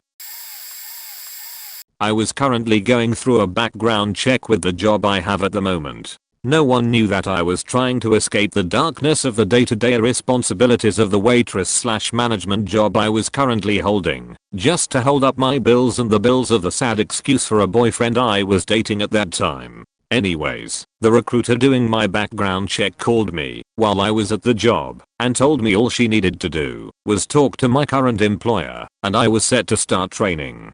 I told her great, here's the number to the store, and that my boss was just standing in the front, so he would be the one to answer the phone. 30 seconds after I hung up with her, the store phone rang. My boss picked it up, and I stood there in complete silence pretending not to know what the phone call was about. He never even looked up. He hung up the phone, looked at me, and says, "So you're going to work for company name?" I looked him dead in the eye and said yes. I finished out my 2 weeks and let everyone know only on my last day. No one saw it coming, but everyone was devastated, including my boss, because I was a very valuable employee. That same day I asked the guy I was dating to pick up his belongings and go stay with his parents as I was making changes to improve my future, and I didn't see him in it. It went a little like this.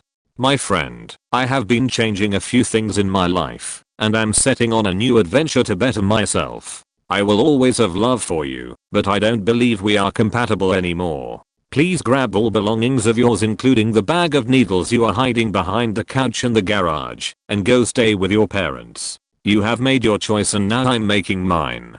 He had no idea that I discovered his addiction to heroin, but the idiot wasn't hiding it very well. In a follow-up, I'm currently rocking it at this job and loving every moment of it. Old boss is struggling and is looking into retirement. He still gives me free bakery. Old boyfriend has crashed 3 cars in 3 months. Living on his brother's couch and can't afford his addiction. I feel like I quit 2 jobs that day, which in turn makes it a pretty epic memory for myself.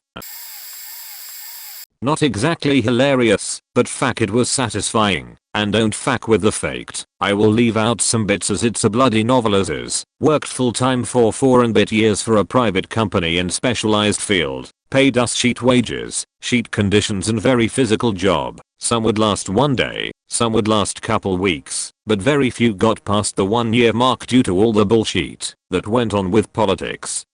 In workplace/favoritism, bullying, a great crew of boys that probably kept me there that long really.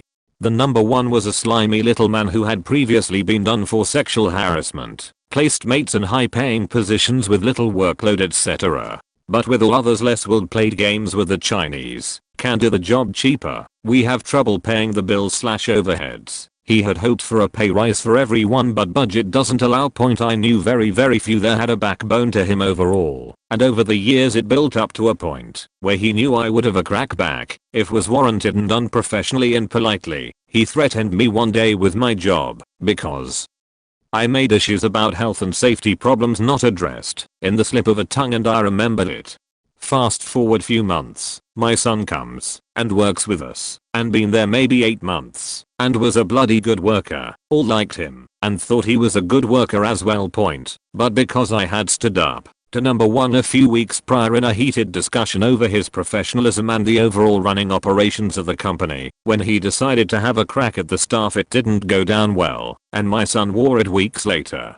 My son was told on the Monday he had work all week by his Ike. Then on the Tuesday super number one's mate tells him there is no more work and doesn't know when we'll have work for him. My N1 hasn't spoken to me, looked at me anything since heated discussion week/s prior. Wed morning I walk in ready to hunt the little fuck N1 after my son tells me Tuesday night, but I needed my income, so bit my tongue.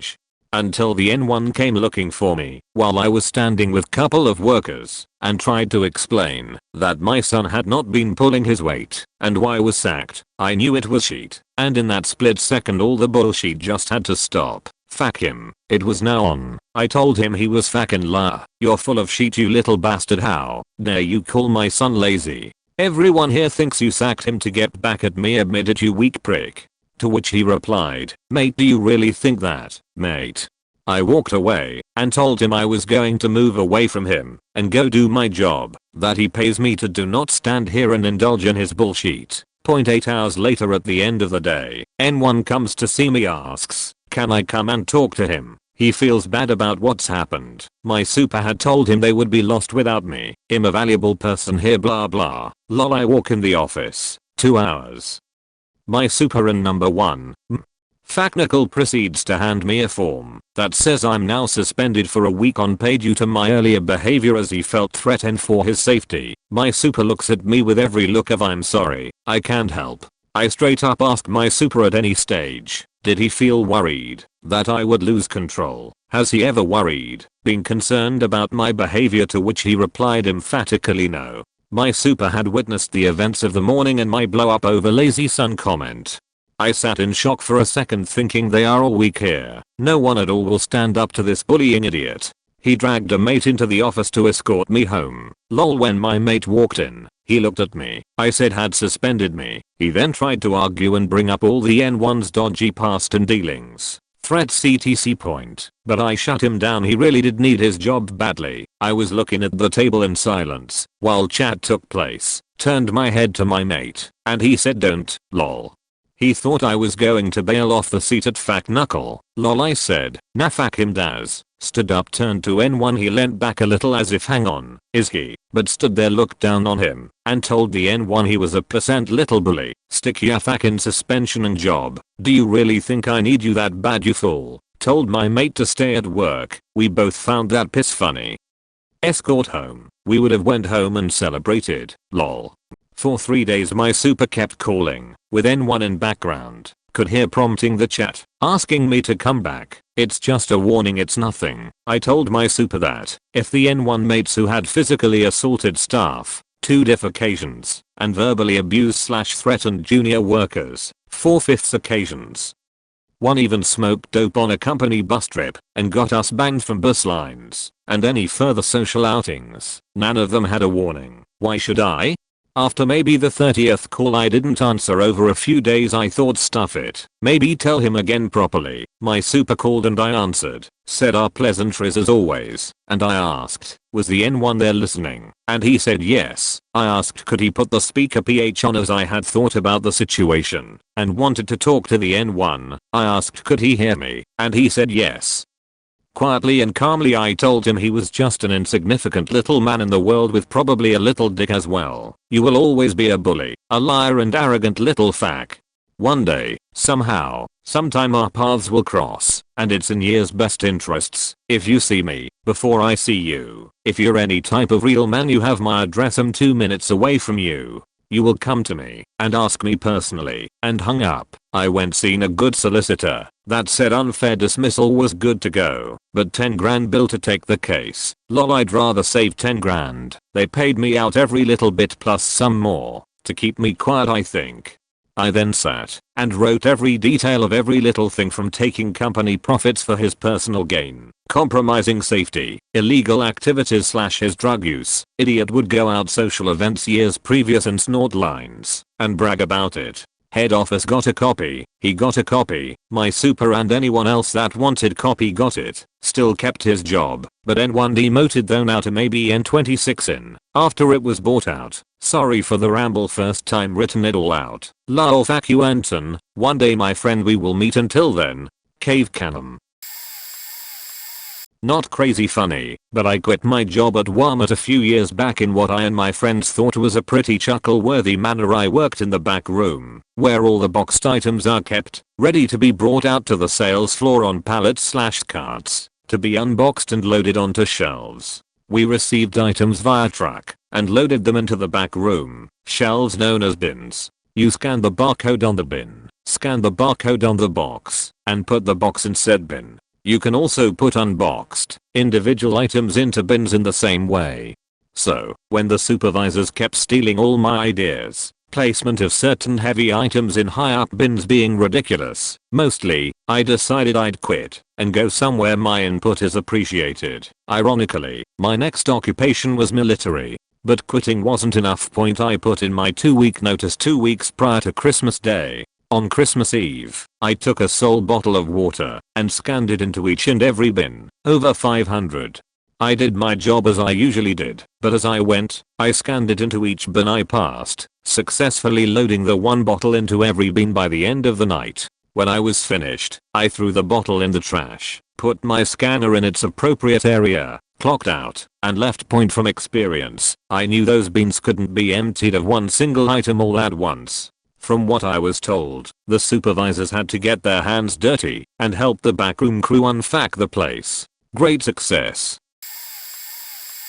I was working at a warehouse where frozen foods and other items were stored for chain restaurants, then sent out on pallets in semi-truck trailers. There was a hot side, which was where the items that didn't have to be refrigerated were kept, a cooler that was always set to 32 or thereabouts degrees, and a freezer that was always kept at 0 or lower, which is where I worked. The job was pretty physically taxing, but I was 19 and pretty muscular, so that wasn't that big of a deal.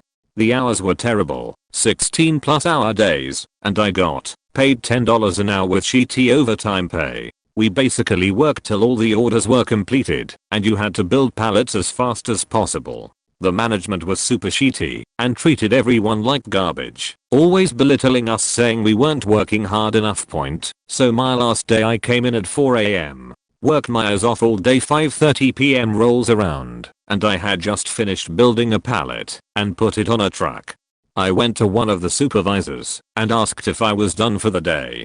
He literally laughed in my face, then gave me the biggest order we had and said get back to faking work. I was pretty pissed and was done for the day. So I started building this pallet, and I wasn't going fast at all. I'm also pretty short, 5 feet 5-ish, and thus pallet was shooting up into the air in height. Towards the end it was probably 8 feet high. Then the whole thing just fell over. I just started laughing as I had no idea what to do. A veteran guy who worked there came running when he heard it hit the floor, and I was already taking my gear off. All I said was fuck this place, clocked out, and never stepped foot in that place ever again. It was pretty common for people to just walk off the job there. Lol. Not that hilarious, but my former boss was a lying, stealing cunt. He reveled in denying our former employees their sales commissions. Salesmen paid once the customer paid us, the company, after they quit, among many other things. After I discovered the extent of this and how much of a cork he was, I started opposing those decisions when they were bordering on legal or morally wrong, which led to a lot of very heated arguments. I was his VP. Anyways, I resigned, and we made an agreement that I would receive a pay raise during my last 3 months there. I was severely underpaid, with promises of great money, once things got rolling on the condition that I have everything in perfect order when he returned from 2 months in Pakistan to have his balls fixed, as well as training my replacement. Thing is, I knew he would fuck me over, so I laid my plans and waited. Usually he was the only one allowed to transfer people's salaries, but during his absence I was given that responsibility. So the first 2 months went by without a hitch. I paid myself and everyone else the usual way. Then he came back and immediately started cheat. He'd been super nice while he was away, fearing I would fuck him over, but now he was home and felt safe returning to his whole mode. I had prepared for this, though. Before he came back, I entered my final pay into the system and set it to be deposited in my account 2 weeks before my last day. I had also kept everything absolutely perfect while he was gone, but I knew he didn't know how to do my tasks. Doesn't matter how well organized something is, if you're too lazy to learn how to use it. Then, 2.5 weeks before my last day, he unveiled his master plan. Fuck you, you're only getting your usual pay this last month. Haha, a week later I was on 2 weeks sick leave, with my full pay in my account, and him with no one to train my replacement. Today his company has been run into the ground. I worked in a warehouse, and I had the shittiest boss ever. We were always understaffed, so we had to work overtime almost daily, and it was always stressful, and as a result the atmosphere was really bad with a lot of shouting etc. I still busted my ass, often cutting short my breaks, because we'd crumble under work. I remember one Saturday I ate my sandwich while driving a forklift because I wanted to work less than 2 hours of odd to enjoy my one-day weekend for a bit longer. This went on for a few months, until it was time for the yearly performance review. I sat at the table with my manager and his boss and they went over my evaluation form, both criticizing every aspect of my work. I even got a B rating for the category appearance. I suspect that the only coworker with whom I had beef with dissed me in his performance review, because some of the BS complaints and reasons were the same ones I'd hear from him. I was shocked, and basically sat there silently, in complete disbelief. After that, I gave facts and did the bare minimum to not get fired and started to look for another job. A few months later, I finally get a job offer at the same company, but in a different department with a manager who I know isn't a complete retard. Better hours, better pay and better work conditions. It's perfect, but I need to convince my manager's boss to let me go without the usual 2 months notice, as we were approaching a busy period and I didn't want to work during that time. I go to talk to him, and because I stay at the company, he accepts under the condition that I have to help them out for a month until the workload goes back to normal. He already talked to my new boss, and he was fine with it. This was easier than I thought. Eggs 2 days later, I signed my new contract saying that I'd start next week etc. All the usual stuff. What my former boss forgot was that I had taken 4 of my 5 weeks of vacation. Europe, fuck yeah, starting right when we'd have the busy period. This happened long before I decided to quit, and there was no way to know when the workload would go up half a year beforehand. So of course my vacation got accepted. My new boss knew though, and so I worked my last 8 days at the sheet job, went to the beach for a month, and on day 1 of my new job, I learned that they were faked and had to hire 3 temp workers due to being massively understaffed. Obligatory, not me, but witnessed this one. I used to work in a call center for a public utility. Nice job, great pay, etc. etc. Call center was an open concept office space, so you could see and hear pretty much everything. On the edge of the call center sat our switchboard operator. He was a really nice guy, but a little flamboyant. Yes, he was gay, but he was over the top flamboyant. He was a bit of a drama queen, so everything was a crisis in his mind. He also had a club foot, so he walked a little funny, and was something like 6 feet 6 inches. I swear, this is relevant. I'll call him Mike for the sake of this story. Anyways, over time, Mike got more and more annoyed with his job. People calling the switchboard annoyed him. Management asking him to take on more tasks annoyed him. We would go out for a smoke and he'd be bitching and complaining over what we deemed to be really minor things. Sure, Someone might get pissy at you on the phone, but we all dealt with that as part of our job. Well, it all boiled over, and Mike just had too much. His supervisor walked over to him and seemed like he was having a calm, rational discussion with him, when all of a sudden Mike throws his hands up in the air, kind of waved them around like he didn't care, shouted "Fuck this." I quit and got up to leave. From where he sat, he hobbled the entire length of the floor, about the size of a football field, to leave. It was kind of a funny sight to see this guy, towering over everything and everyone, hobbling down the aisle cursing up a storm while his supervisor, the union rep, and a couple other people followed behind him, kind of stunned at what went on. I never did find out what happened, but apparently things got settled, and Mike came back to work. Instead of the switchboard, they put him out with some of the linemen in the field. It was a pretty hostile environment for him, because the linemen were pretty homophobic, and they ended up pranking Mike by locking him in an underground vault. Needless to say, Mike went on sick leave after that. Probably too late for this to get seen, but who cares, I like telling the story. I worked at a lovely Canadian chain called Future Shop, RIP. It was a commission sales job, so some months were good, others weren't, mostly just enough to get by. It was a typical cult type sales environment, chanting in the morning and heavy focus on bullshit pressure tactics, and especially squeezing juice, which was extended warranties and commission heaven. The regional bosses came out to visit the store one day, so the manager and assistant manager wanted to be sure and show how great they were. Some Joe customer came in and glanced at a scanner where I happened to be working. He asked me the price and walked away. 2 seconds later, assistant manager comes around. What was the objection to not buying that scanner today? He didn't want it. Sheet kinda went like that for 10 minutes somehow, a lot longer than the customer interaction. Finally he walks away, and not a minute later the manager comes up all upset and asks me the same bullshit. What was their objection? And being a total dick, finally he asked, "Do you like your job here?" I said no, actually I don't, and walked out. The fat cat manager chased me down and asked me to come to the office. I explained to him how the cult culture was bullshit and told him the biggest reason I didn't like it there was because the managers made a habit of calling out employees in group settings. They asked me to consider staying on, but I said nah and went to find another shitty job. I've since been a manager in a couple of different companies, and what I learned from them on what not to do has helped me to be successful. In closing, fuck you Lori.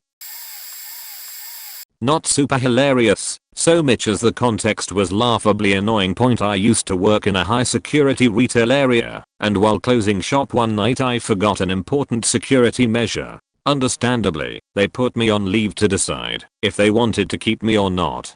Then they kept breaking protocol to try and make the bureaucratic process shorter, and it completely backfired. Meeting 1. They tell me they want to keep me and need me to sign some paperwork before my decision-making leave, a paid day to stay home to decide if I wanted to stay with the company, which was completely mandatory. Telling me they wanted to keep me was the first protocol break, because it nullifies my decision-making leave. The printer breaks, then they can't turn off sticky keys, then they fix it and print the document. I sign it and leave 1 hour of my time wasted. Meeting 2. A phone call with hours to schedule my decision-making leave. Hours must be in the office on the day of my leave, but he's sick. I have to wait until Hours is better in a few days to take my leave. 49 hours of my time wasted. Meeting 3. Another phone call with Hours. 2 days later.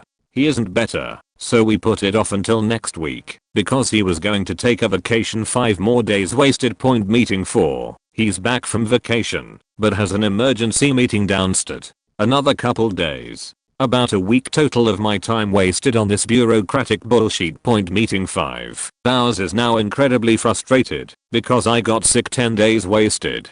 Hours asks if I'm too sick to cover a shift in my department despite the fact that I'm on suspension. I say yes, in fact, I'm. Meeting 6. I'm better. Hours is better, but I'm pissed off about all this so much, so that I quit over the phone. This is too much. I'm not going to wait another week to pretend to make a decision that I made 10 days ago. I quit. Save your time, please. Hours breathes a sigh of relief that this mess is over. This was just painful tbh. but looking back on it, it's such a hilarious mess.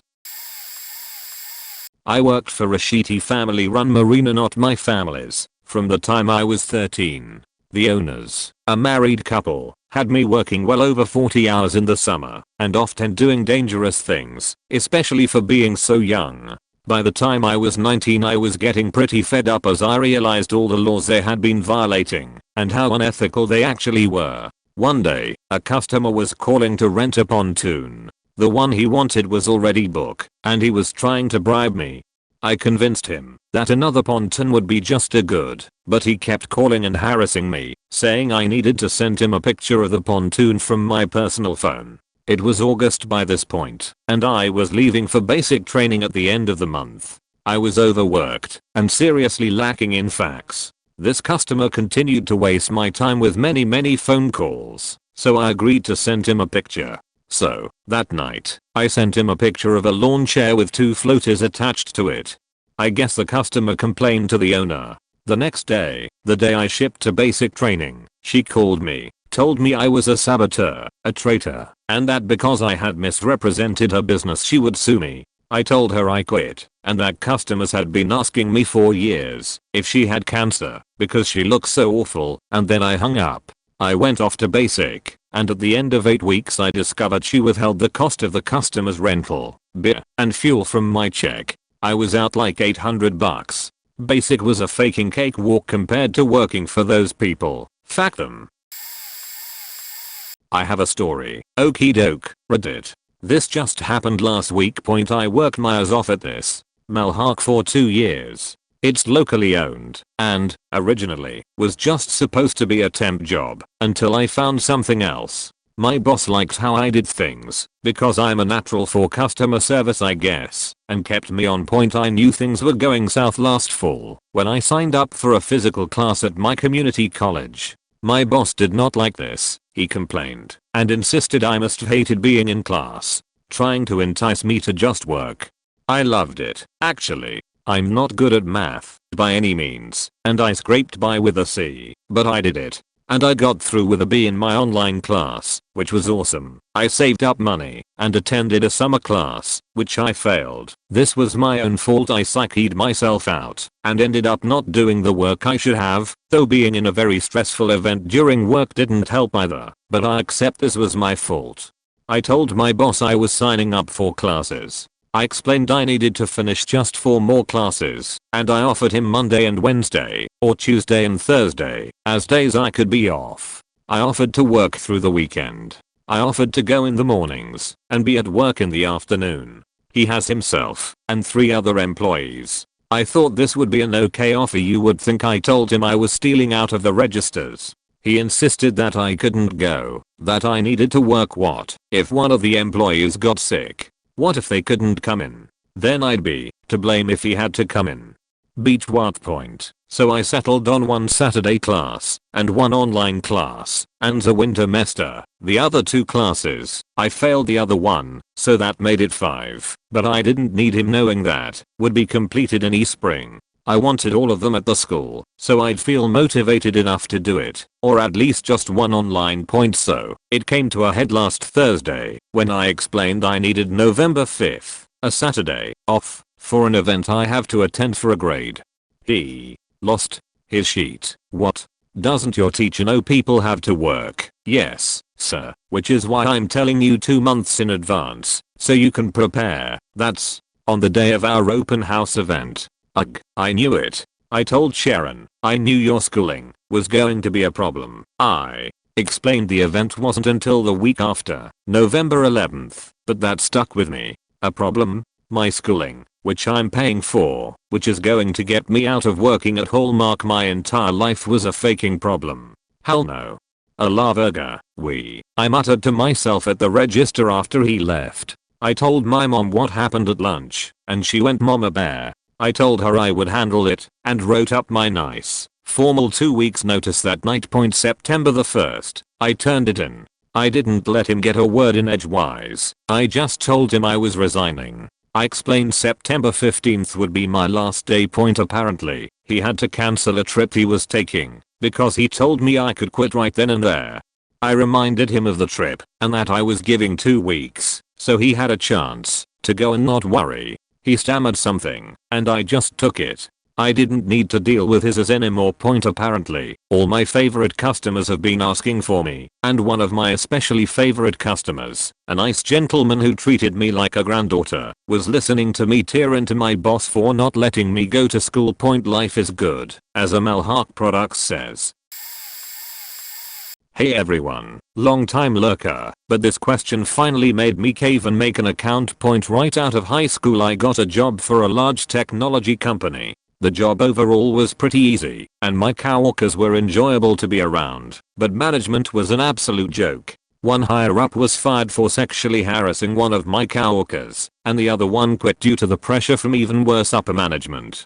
We ended up having one of our normal testers being promoted to management until she got pregnant and had to go on maternity leave. Into the picture comes the offending boss in question. We'll call her T. T suffered from a case of intense favoritism. Our work area was a lot like high school, as most people who were hired on were fresh out with little to no actual technical experience. T always adored this group of girls who were probably the worst offenders in terms of work appropriateness, and she actively hated anyone who wasn't a part of that clique of girls.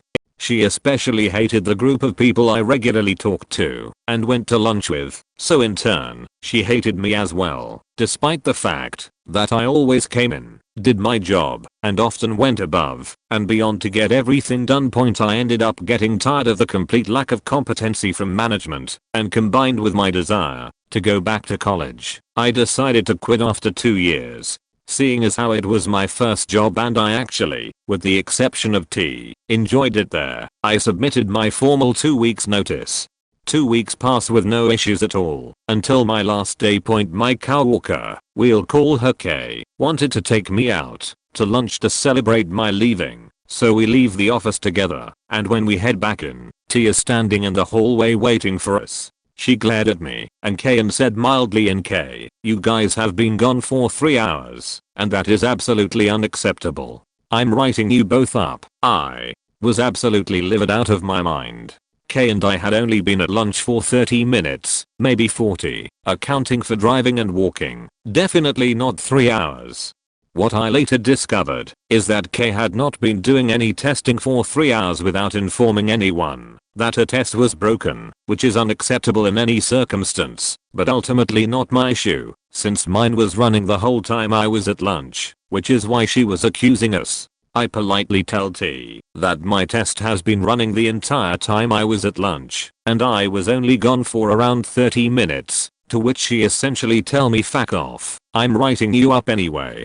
I go back to my desk fuming, and I inform everyone around me of what happened, including the SOs, people who were slightly more important than us. Every SO told me that what she did was completely insane, and that I should leave. I agreed with them, and was at least going to be patient, so I could tell T off to her face. But get this, she takes a 2-hour lunch. I get out a slip of paper and write, "Hey T, don't worry about sending out that write-up, I faking quit.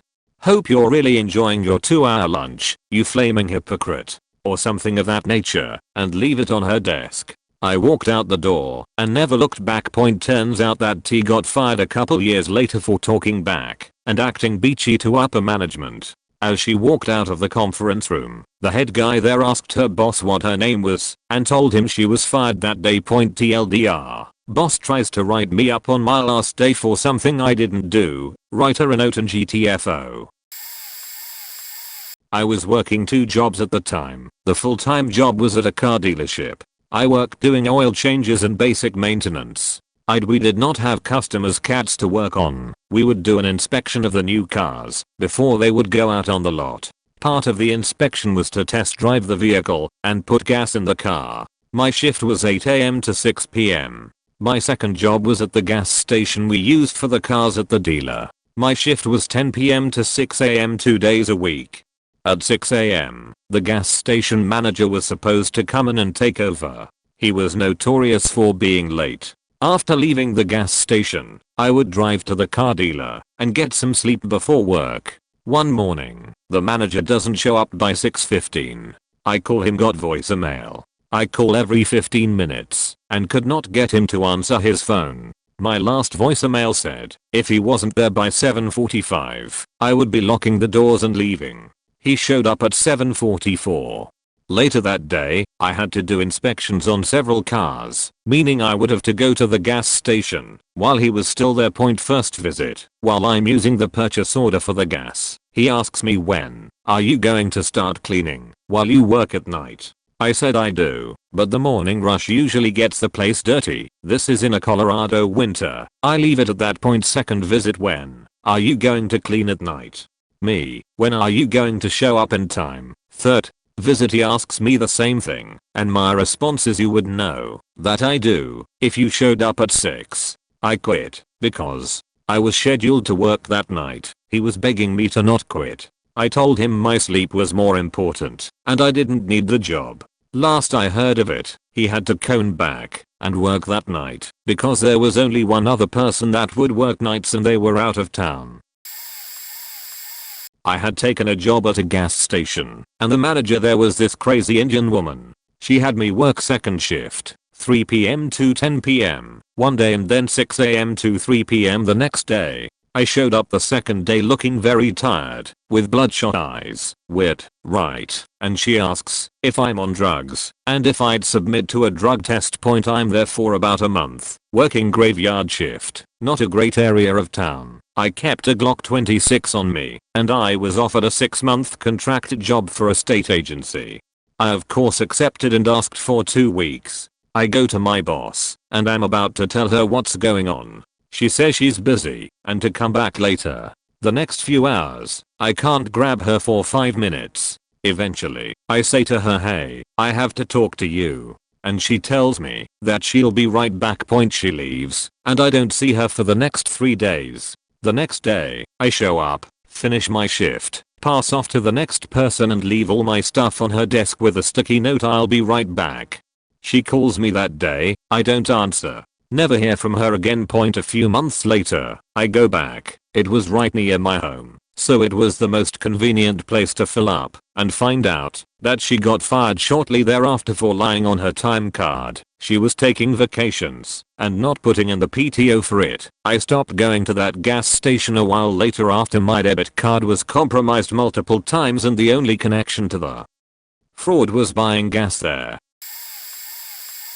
I worked for a liquidation center selling everything under the sun, but mostly electronics. It took me months to get in because they kept losing my resume, but my friend worked there, so they asked him to get me to send it again. 3 faking times I finally get hired, and the first day, they leave me alone in the front to do sales. They haven't told me where anything else. They haven't given me keys to anything in the display cases. They haven't given me so much as a tag for people to know I work there. Haven't taught me the system to look stuff up, and expected me to keep track of the order people needed help in. It was a giant, U-shaped counter, and people would wait in front of whatever section of items they wanted. Phones, cameras, GPS, laptops, whatever. I struggle through for about 2 weeks. The assistant manager is faking nasty to everyone, and the manager up and disappeared about a week before I started. No one knew where she went. Through all this, I was living in a shelter, and at the end of my second week, I was moving to another shelter, limited stays, and so told them that they hadn't passed on the next week's schedule at this point, because out of the blue, the missing manager is returning, and she is making the schedules up on the weekend. I ask if I can have them emailed to me, so I can go to a library and check it, as I would have no phone. They get all reluctant, and say we will try. Keep in mind, 2 weeks in, I still have no uniform, and no formal training, just picking it up from my friend, and doing pretty damn good I might add. So with no word from them on the weekend, I use the shelter phone to call in on Monday, but the store blocks private numbers, which all resident lines are for their safety. So, on Tuesday, I walk in early. The assistant manager, and district manager are all there, and tell me I'm fired. I asked them what for. They said I had a shift on Monday I didn't show up for. I point out that no one informed me of the schedule and that I tried to call in. They respond the schedule was the same as last week and they told me that, followed by the district manager calling the store and saying see the line works. I say that his number isn't private, while mine was. I also say what the assistant manager told me, that the schedule would be made up on the weekend. The manager looks at me all upset and says are you calling my assistant manager a liar? I looked her square in the eye without missing a beat and said if she insists on lying, yes, I am. They all stand there looking at each other, not sure what to say next, and I take a minute, realizing I hate this job and am not getting out of the shelter while working there. So I shrug and say why am I fighting for this job? It faking sucks. Send me my last check and walked out. Edit forgot to add, they sent me my final check by giving it to my friend. Jesus they were stupid. I was working at a clothing store and I had already given my 2-week notice. It was actually my last day. I wanted to be in a good mood, so I actually went in a little bust. This was just after Christmas, so it was a horrible mess. Each area has a name, but the training at my store was abysmal and they never took the time to tell me. I'm a guy and so generally worked in the rather small men's depth. As we're doing go backs, this one bossy girl, we'll call her Vicky, starts telling people what to do, naming all these shops off. Mind you, they never told me the shops, so I really didn't understand what she said. I made a quip about that. She got all huffy and decided she wouldn't help me. Cue us having to clock out just before midnight so they can avoid paying us overtime. The entire store is in the break room, probably 20 plus people. Vicky starts commenting about me not knowing about the shops. This other Hispanic girl who didn't like me for some reason, didn't even really know me, and wasn't even there starts joining in. Few people ever dislike me. I crack jokes, I make people laugh. I was buzzing. It was my last day. I didn't have to take this. Yep. Know what? You weren't even there. Actually, screw this. This is my last day. I'm already clocked out. I don't have to take this. F8CKU. And Vicky. F8CKU. Laura, I'm gonna miss you. I'm out. There are now 20 plus people dead silent who in 6 months have never seen me even get angry now telling these two beachy girls in front of everyone. Past the manager outside, she heard me, asked what was wrong. Walked right past her saying I'm not staying for this crap. She runs back in to see what was wrong. I was the talk of the store for a month before some other scandal overtook me. There was seriously some new scandal at least once a month. Crazy place. I already posted one, but forgot about this little gem that happened a few years back. I was once a residential dock builder for a very small crew, 3 to 5 guys. The owner was outstanding, but the team lead was the type to push people around because he was big and loud. Of course he never behaved that way in front of the owner. Let's call him Bully. So Bully used to delight in telling me how the guy before me had worked for them for over a year and that they were able to make him cry at least once per week. Bully and the other lead even joked about how funny it was when the guy broke down while listening to country because it reminded him of his recently dead mother. The guy was around 20. Fast forward a year and Bully has not ever once been capable of scheduling more than a 25-hour week. I was paid hourly and he was on salary. I would often drive out to a job by 6 AM, only to get a call saying that the day had been called off because of this problem or that. I wouldn't get paid. He still did, though. So one day the other lead heads off to pick up a trailer full of the decking that we used. This stuff was awkward and we were having to walk it around 100 yards to the site from the road. While he was gone, Bully starts yelling at everyone for every little reason. He had gotten the truck stuck in the mud earlier that day, then proceeded to take his anger out on everyone on the job.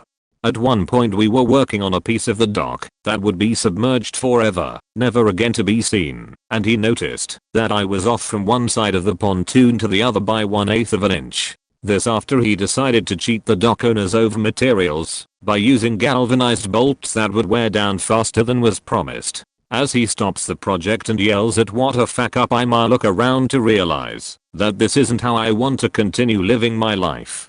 I cut him off for the first time ever and told him that he was only mad because he got the truck stuck and that he needs to stop taking his anger out on everyone else. He then did the most hilarious thing that I have ever seen a grown man do in anger. He pointed his finger in my face, and as he got closer I said, "Please take your finger out of my face." He turned quickly then shouted, "You're out here," like a little league umpire. I almost laughed, but held it together, went and grabbed my tools then went to leave.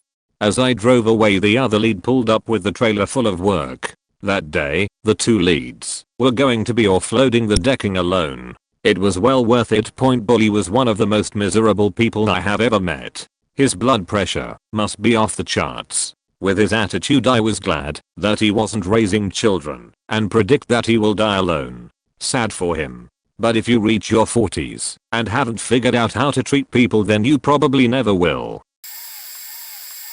I worked at a jewelry repair booth for a store level manager who was a close friend. The booth was about 5 hours away from headquarters and the head managers, who were the biggest dicks. They would constantly withhold bonus and take money off our paychecks if a watch was damaged. This is illegal. HQ ended up firing my boss/friend. So I said fuck it and started to plan my big fuck you. I knew I had about 2 weeks before I quit/was fired. I had to keep in mind that I wanted to pursue a career as a lawyer, which meant that I couldn't get caught doing anything illegal, such as theft or damage of property, etc. I had to get creative. My first plan was to make sure every tool was broken or damaged. Not easy to do when damaging property is illegal and video cameras were set up in multiple locations. This meant that I had to conduct my sabotage over the 2-week period. I had to make it look like an accident. Over the 8-hour shifts I would break some, accidentally throw away others, but mostly would just dull the tips so that they would appear undamaged but would no longer work. The tools were rendered faking useless, save for a couple that I needed until my shifts were done. These were later dulled down as well. It was time for phase 2. In this stage I had to orchestrate the destruction of essential paperwork, including financial records, operation manuals, and original copies of necessary documents for the booth. I had to leave enough so that there were no grounds for success if they wanted to take my conduct to court. Fortunately I knew exactly which paperwork simply looked important and which was faking essential. I left the majority of financial records untouched as they had already been faxed to HQ. What I did destroy was supply records, phone numbers, item codes, and templates for filling out future financial and non-financial records. My work got back to HQ, and I got a phone call from the head manager who was livid. She asked me if I destroyed or stole anything from the booth, and I explained to her that I hadn't, and that I was following the new manager's instructions to tidy up the booth. I told her that I thought the papers were scrap and outdated, so I threw them out. Then I quit. I found out later that the head manager had to fly out to our city and stay for almost a month on the company's dollar in order to fix my handiwork. Ended up costing them thousands of dollars. Now that I'm in the legal profession I realize how stupid it was, but the most satisfying thing ever. Probably way too late, but I recently quit working for Dunkin' Donuts. It was New Year's Day. Actually, the DD I worked in had a Baskin Robbins attached that so seldom had customers. We didn't even really train new guys on the ice cream area until Sonian came in wanting ice cream. I was there almost 3 months full time before I learned how to use it, if that tells you anything. Anyways, so me and the guys on my shifts hours started jetting cut to 6 or 7 hours a week. We had all pissed off the owner's dad, who was a cashier, by the way, by drawing cartoons and caricatures of bitsy customers. Long story, and we were getting pretty sick of it. One of the other guys just stopped showing up. The shift leader got the rest of his hours back, but I was left with about 3 hours a week, and I could barely afford the gas at that point.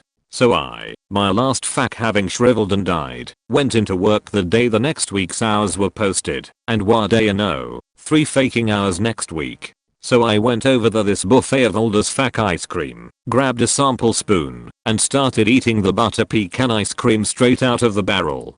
Meanwhile, the owner's dad is in the back making bagels. He eventually comes out of the back and sees me going to town on this ice cream and loses his mind, yelling at me saying that he'll have me fired, yada yada yada. I was already done at that point. Anyway, he's yelling at me, and I haven't stopped eating the ice cream, just kept putting more and more of it into my face, and as much as I'd like to say I stared him in the eyes to assert dominance, I did not. I just stared at the half-empty cardboard bucket of butter pecan ice cream, and shoveled spoonful after tiny spoonful into my fat face. Then I just walked out. The owner's dad was still yelling at me, but I really wasn't paying attention. I just went home and started working on my resume. Holy shit, this will never get noticed, but I have to tell this story. I've quit a number of places in a really dick way, including announcing it over the intercom, saying fuck you, I'm out to a manager, and leaving the restaurant hanging for multiple days, while still ensuring the manager I was going to come in the next. The best by far was when I quit McDonald's at the age of 16. When you work the late shift at McDonald's, the manager has to count the money, and during this time all of the doors are locked and nobody can go in or out of the building. Now this particular manager was a huge douchebag. He had a vanity license plate that said D81. He put down anyone, including customers, every chance he got. When he fired my best friend for eating a chicken nugget that was supposed to be thrown away at the end of the night, that was the last straw. The quitting. I actually did the reasonable normal way a person should quit. I put in my 2 weeks notice and left at the appropriate time. The day after I quit, well, that's when it got good. My pissed off best friend and I formulated a plan while drunk. My friend spent the rest of the night pissing into the extra large McDonald's sweet tea cup every time he had to use the bathroom until it was full. Then right before golden hour, when nobody could exit or enter the building, we walked, happy as down to McDonald's. He proceeded to stand on the hood of this guy's car and piss all over the windshield. Meanwhile I ran around the outside of the car pissing all over the sides of the doors and the handles. Then my buddy opens the cup of piss and walks up to the window. He does this motion, like he's smelling it, and makes a disgusted face. This whole time the manager is screaming through the window, but we can't hear a thing. It was fucking golden. Then my buddy walks back over to the car and pours the piss all into the air filter, some into the gas tank and the rest on the top of the car. This dude is turning 7 colors of red that I've never seen before. We will get right up to the window, but our dicks on the glass, and flip the guy off. He of course calls the cops and file the report. Luckily, since we had worked there long enough, we knew exactly where the cameras were, and not a single thing was on video. We got away scot-free, and the dude had to deal with his nasty piss car with no repercussions. Truly fucking glorious. I worked at a video rental place. At the end of a night my boss asks me to wipe down the counters. I said sure NP. So I write in permanent marker on the white countertop, boss name, is a beach, thinking that surely I'll remember to clean that up before I leave for the night. Yep, wrong. I show up to work the next day. Another employee who absolutely hated me walks up to me before I can enter the door with the biggest smile. Oh good, you showed up. None of us thought you'd be coming in today. I'd forgotten all about the countertop, so I was pretty confused. The boss wants to see you in her office before you do anything. Oh seat, now I remember. I walk to the countertop and spit on it. I take off my stupid smock and use it to give the message a once over. Yep, just as I thought. Permanent. I walk back to my car w/a word to anyone. It was busy, so almost every employee was there. I wish I could say that I burned out, peeled off in my car. I wish I could say that I had something witty or memorable to say to someone. Instead I left calmly and went to Chuck E. Cheese. A girl there that must have liked me gave me the biggest bag of tokens that was totally a burlap sack I could hoist over my shoulder. WTF am I going to do with all these tokens? Why did I even accept them? I went to the laser tag place across the street. I was just trying to think of something to do to get my mind off my fuck up. I walk inside with a handful of tokens and a couple bucks to play some video games. I play my few dollars worth of games. Then out of curiosity I try a token in a machine far in the back so no one can see me. OMG, it worked. I try the Time Crisis machine. Again it works. I played a couple hours worth and left before someone noticed. I didn't come back for a while after that, but every other weekend for a while, and then once a month I would fill all those machines up with Chuck E. Cheese tokens. Not too bad. I was working at a discount retail store during freshman year of college. I had a second job on top of that, and I told the GM this before I was hired. She said they could work around it. NBD. Apparently it was a big deal, because they would never schedule me correctly. Even after talking to them several times during the weeks I worked there, I was always assigned to the men's department to pack out the underwear, rehang the clothes that the dressing room would bring out, or reorganize the already organized shoes.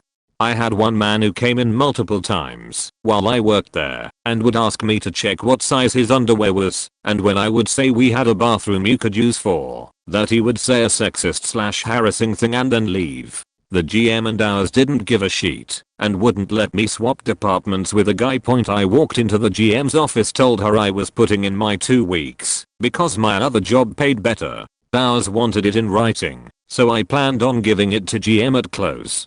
Well, this customer walks in and starts wanting me to practically shop for her. I told her where things were and lead her to them. That wasn't good enough. The customer starts berating me for not doing a good job, and I could see my manager standing off to the side getting pissed at me. I let the customer finish her rant and calmly told her to fuck off. I walked over to the register and wrote "I quit, fuck this place" on the back of register tape, got my stuff and walked out.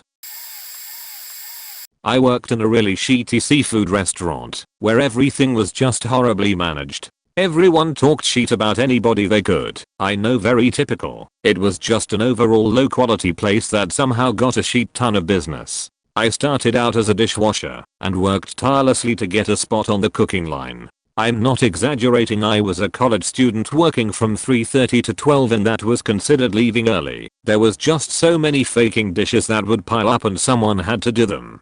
Not to mention the fact that this was a restaurant that made the dishwashers do everything at the end of the night and let the cooks leave when the rush ended. Well, after finally being able to join the cooking line after a year of bullshit dish out duties, they tell me that I'm being demoted back to dishwasher. I was a line cook for a week and had no mess ups. Actually got praised by other cooks about how good I was. Management decided to hire a cook with a culinary degree. This reality sucked, and I understood it, so I decided to not make a fuss and go back to dish pit. The next day it's a Friday night and the place is just packed, and I'm the only dishwasher. As I'm working, my manager comes up to me and asks me to do the dishes faster because they are running out of plates in the kitchen. He also tells me that I'm going to be getting paid less than I was before when I was on the dish pit. He didn't explain why, because the place was packed and there was no time. At that point I just took my gloves off and left without telling anyone. On my ride home I had 5 or so different numbers chain calling me throughout the night. I knew they were fake that night. Super late to this, but I will forever be proud of this. So those that read my old r/talus from retail stories know that I used to work for a valet company. At one point, trying to further my life, I became the administrative assistant, which meant I got office keys and a company phone, and had to do paperwork and customer complaints and employee complaints and all that shit. I was promised a raise. I got paid every 2 weeks. So every 2 weeks I'd look and see that I hadn't gotten my raise, ask why, and be given some bullshit about how I hadn't learned how to do key job function yet. So I'd make sure I learned how to do that thing, and next check, still not have my raise, rinse and repeat. I tolerated this shit for exactly 3 months. After 3 months with no raise, I, admittedly, angrily, confronted my boss. First he said I never promised you a raise, to which I just dead-eyed him and said don't start like this, seriously. So he backpedaled very rapidly and tried to say that I hadn't learned key job function yet. I reached over his head to pull out a file folder with a paper trail recording me doing key job function, rinse and repeat with 2 more different key job functions, and both times I produced paperwork showing that I had, in fact, done the thing flawlessly, multiple times. Panicked now, he tried to change tactics and say 3 months is a standard probationary period. I can't give anyone a raise for a new position before that probationary period is over. This time I didn't bother with the actual paperwork, although it did exist in my favor. I simply said, well, that's funny, because 3 weeks ago you had me email paperwork for employee 1, 2, and 3 authorizing raises, and all 3 of them have worked here for exactly 2 months. And again, I had checked the paperwork, they had received the raise on that check before they had worked there for 3 months in any job function, let alone the advanced one they were given raises for. As was his norm, when he was clearly beaten, he began stammering, but never saying anything. I'll admit, I didn't actually quit. But I did slam my office keys and company phone onto the table in front of him and said, I'm stepping down from this position. I'll be going back to driving cars now. Turned heel and walked out of the office. I was honestly prepared for him to run out after me and fire me, and honestly didn't care if he did. But he didn't. He just actively avoided me for the next month until I actually put in my 2 weeks notice for a new job. Biggest compliment ever? I quit and moved to my new job, which I love, 6 months ago. Last week the woman who took the admin assistant job when I stepped down texted me. She told me in the month following me quitting, 5 other full-timers quit, all saying they couldn't deal with the manager without me as a buffer, and then she asked me to come back, at least part-time, as a trainer for all the new people. I said no, and damn does it feel great. Started working at a pizza joint when I was 15. It was under the table, close to my house, and I got to work with my best friend. Seemed like a dream, but turned into a nightmare. After a whole 2 weeks on the job they handed me a key and made me open the joint by myself and run it for the first hour. Then I only worked with a delivery guy. So whenever he was delivering I did all the prep, phone, food, bussing tables, etc. It was exhausting, but I truly had a passion for pizza, so I kept at it. I quit not once, but twice. The first time, because the owner and I didn't get along. She was really jealous that my manager and I were good friends. She would have been cool, but she literally would come work and wear pajamas, or cancel my shifts and work them herself to save money. Not to mention she'd bring in her hoodrat kids after the owner got sick and couldn't work. She called and asked me to come back, which I agreed to for some extra money. It was twice as bad. Manager became an alcoholic, was in the middle of a nasty divorce. I kept having to babysit all the damn kids in the neighborhood while doing everything. Coworker turned 21, so the boss, manager, and my coworker were constantly drinking at work. Oh, and since the manager needed money because of the divorce, she also started switching all my shifts. Needless to say, when I had to take my drunk manager home one night from work and redo everything she did, I was done. Showed up for my next paycheck, handed over my keys and said later. I was out in Colorado, and I'd gotten a job at King Soopers working at the customer service counter in the busiest store in the state. The job was part of a union, and it cost too much but was mandatory. After having my hours jerked around / extended several times in violation of union rules, I contacted my union rep, and he came and sorted everything out. After that my store manager and front-end manager seemed to have it out for me. Well, anyway, a few months later I'm getting ready to leave co. I'd come out to be roommates with some people and they were splitting at the end of the year, and I couldn't find a job that paid well enough for my own apartment. It's Labor Day. I'm scheduled for a 4-hour shift, and I have plans to attend a BBQ with my roommates. My front-end manager, Brandy, a 400-pound woman who'd prefer to hide in the manager's office and eat chips instead of pitch in when we got busy, was always sheet to the employees because she knew we all needed the work to pay rent. She comes to me 15 minutes before my shift is supposed to end and tells me I must stay until like 7 to 9 or something. Now, union rules specified that she had to ask me 2 hours before the end of my shift and that I had the right to decline. I told her this. She told me something along the lines of, well, as your manager I can tell you what to do if you want to keep your job. Someone had called in sick and, rather than do her actual job and fill in on a register for a while, she wanted to intimidate me. So she's staring all smug at me, and I just shrug and go, okay. I quit. I'm pretty sure she said excuse me. I repeated myself. I had to go into the office with the store manager, who hated me anyway for winning the union case, and write a statement that I was quitting on my own free will without giving notice. The extra fun part was I handed in a 4-week notice with mention of moving at the start of the shift. I think she was just trying to make my life hell, since it would take more than a month for a union case. I got a round of texts wishing me well and telling me how awesome my move was from pretty much everyone in the front end the next day. I've got a few of them. I'll share 2. I was working at Express. I was scheduled for Black Friday. I had previously told them I couldn't work because I had to go to Oregon and visit a sick friend that could quite possibly die. He didn't. Yay. They didn't take me off the schedule. So they call me on Black Friday in a panic, asking how far away I was. I say UHH, 1200 miles. Manager responds with very funny, when will you be here? I respond within 3 days. Are you coming in or not?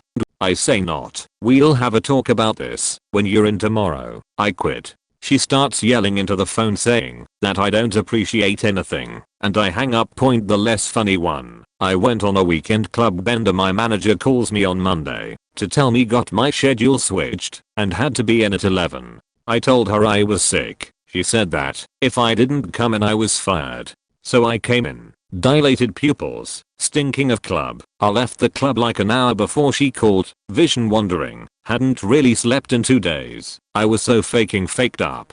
She took one look at me and says, are you high? I smiled really big and said no. She didn't buy it and got pissed at me for coming to work high. She gets another manager that takes a look at me and starts laughing. I just smile. He says you look faked up out of your gourd. I respond with yeah, dude, my skin feels like heaven. Unless one of you is going to give me a back rub, I'm going home. Fuck this sheet. Dude, manager is bawling laughing at this point. I start walking toward the door. The security guard stops me for a check, starts laughing and just lets me walk out. The lady manager chases me out and starts yelling that I can't come into work high and she was going to fire me if I did it again. I just said AHH fuck it. I quit. I still drink with the dude manager every now and then. I'm sure I'm far too late for anyone to see this, but I love this story. I had a job that refused to promote people and refused to fire the idiots, resulting in just terrible moral. I had been tasked with supervising other staff, including writing evals, and as the point person on several projects, I was at the pay grade level of data entry staff. After 2 years of trying to get this fixed with hours in the department head, I decided fuck this. I started applying elsewhere.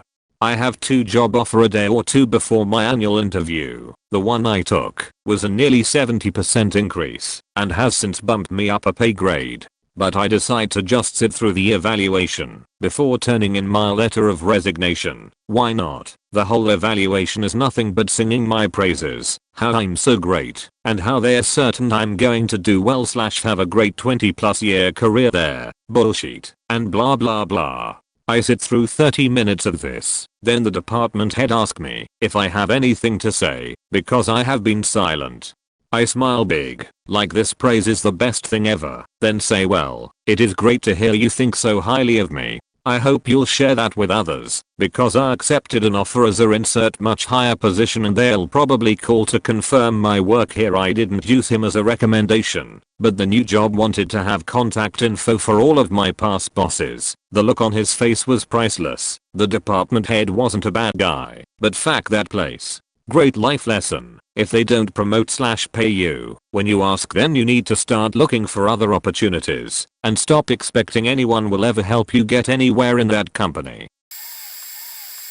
Not a funny quitting story, more of a funny getting fired story.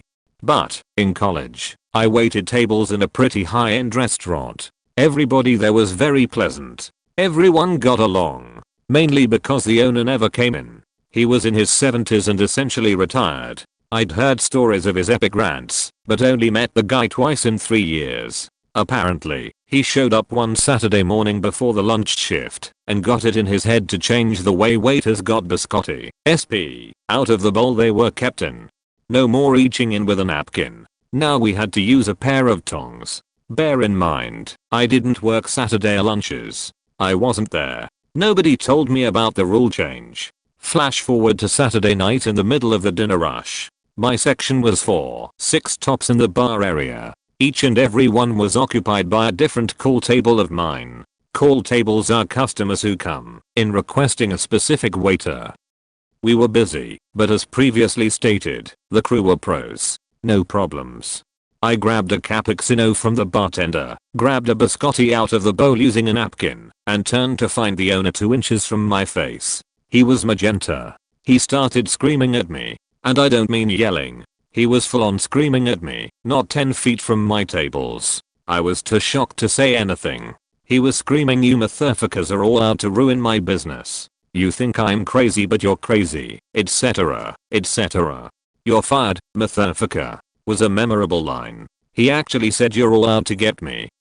That's when I went from confused to accepting. Oh, he's crazy. Got it. Never argue with a crazy person.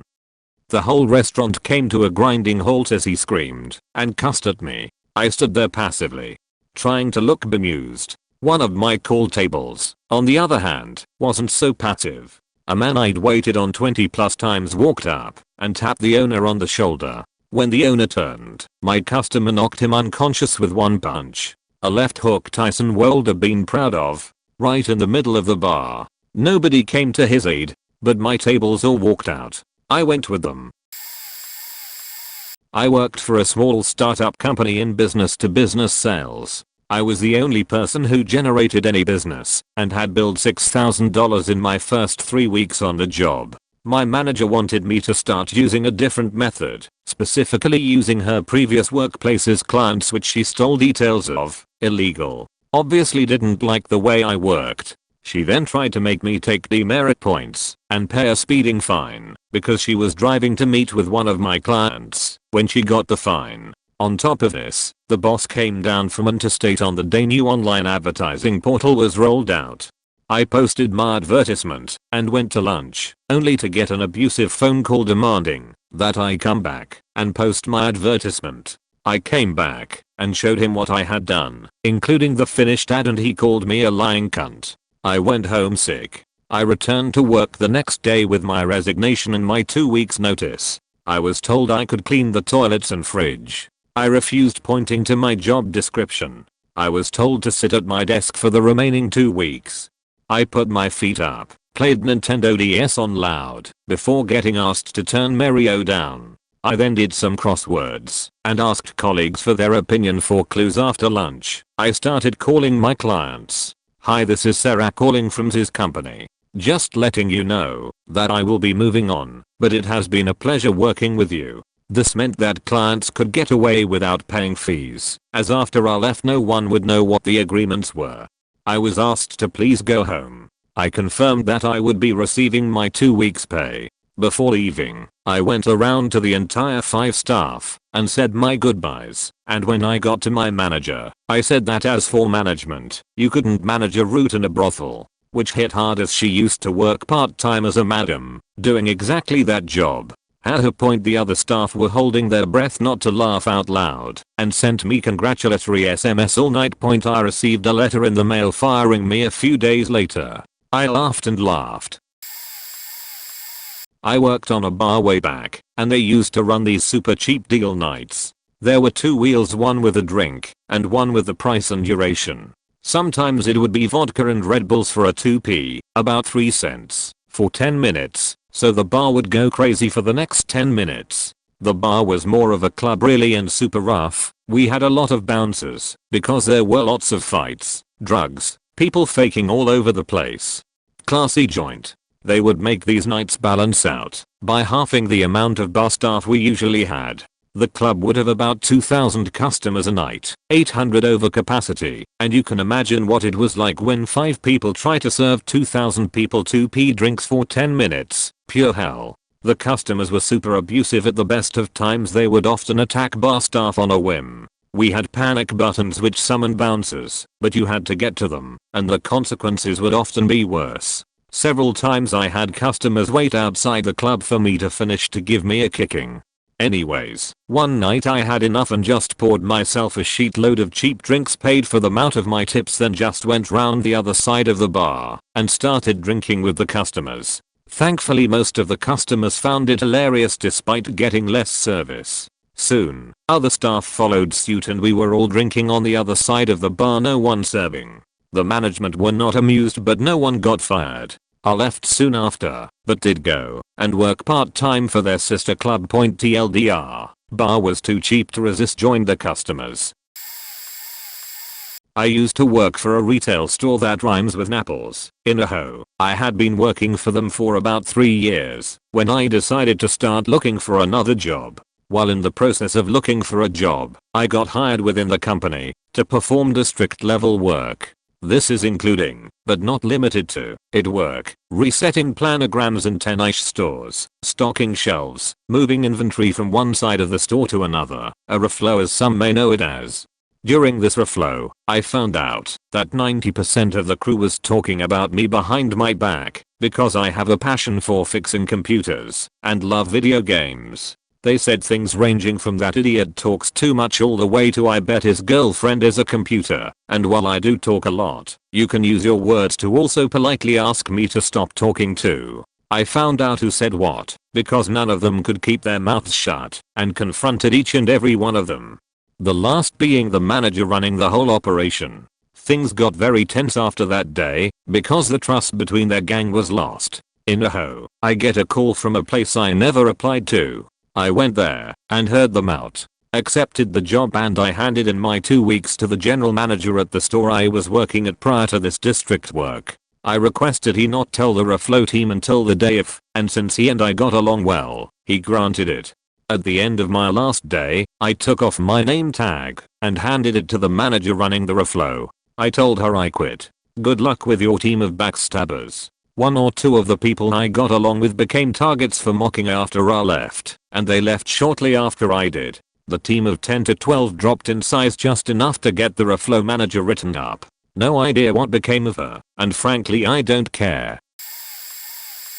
I worked for Subway in 1999. Fresh out of high school. The owner happened to own 4 different ones, all relatively local to me. However, I didn't drive, so only 3 of them were accessible, as the other one was too far away by bus to make it in time for shifts, because I was a nanny in the mornings. This boss called me slacker, rather than by my name all the time. I worked at any of the 3 stores I could, 6 days a week, with no notice as to which store I'd be at more than a day in advance, and occasionally when I arrived at my regular store.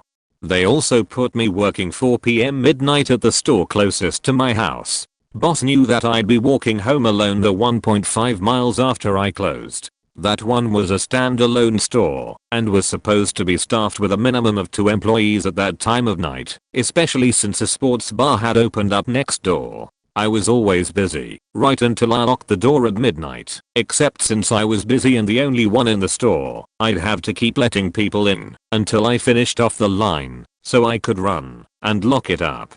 I was an 18-year-old girl, alone, which was patently obvious to the regulars at the sports bar. Owner didn't care, despite me repeatedly asking that I not work that shift alone, at least not on Friday/Saturday nights. One of the other stores was in the local mall food court. I was working there one day, actually in the middle of making a sandwich for my girlfriend at the time, when the boss showed up to do whatever he was there to do.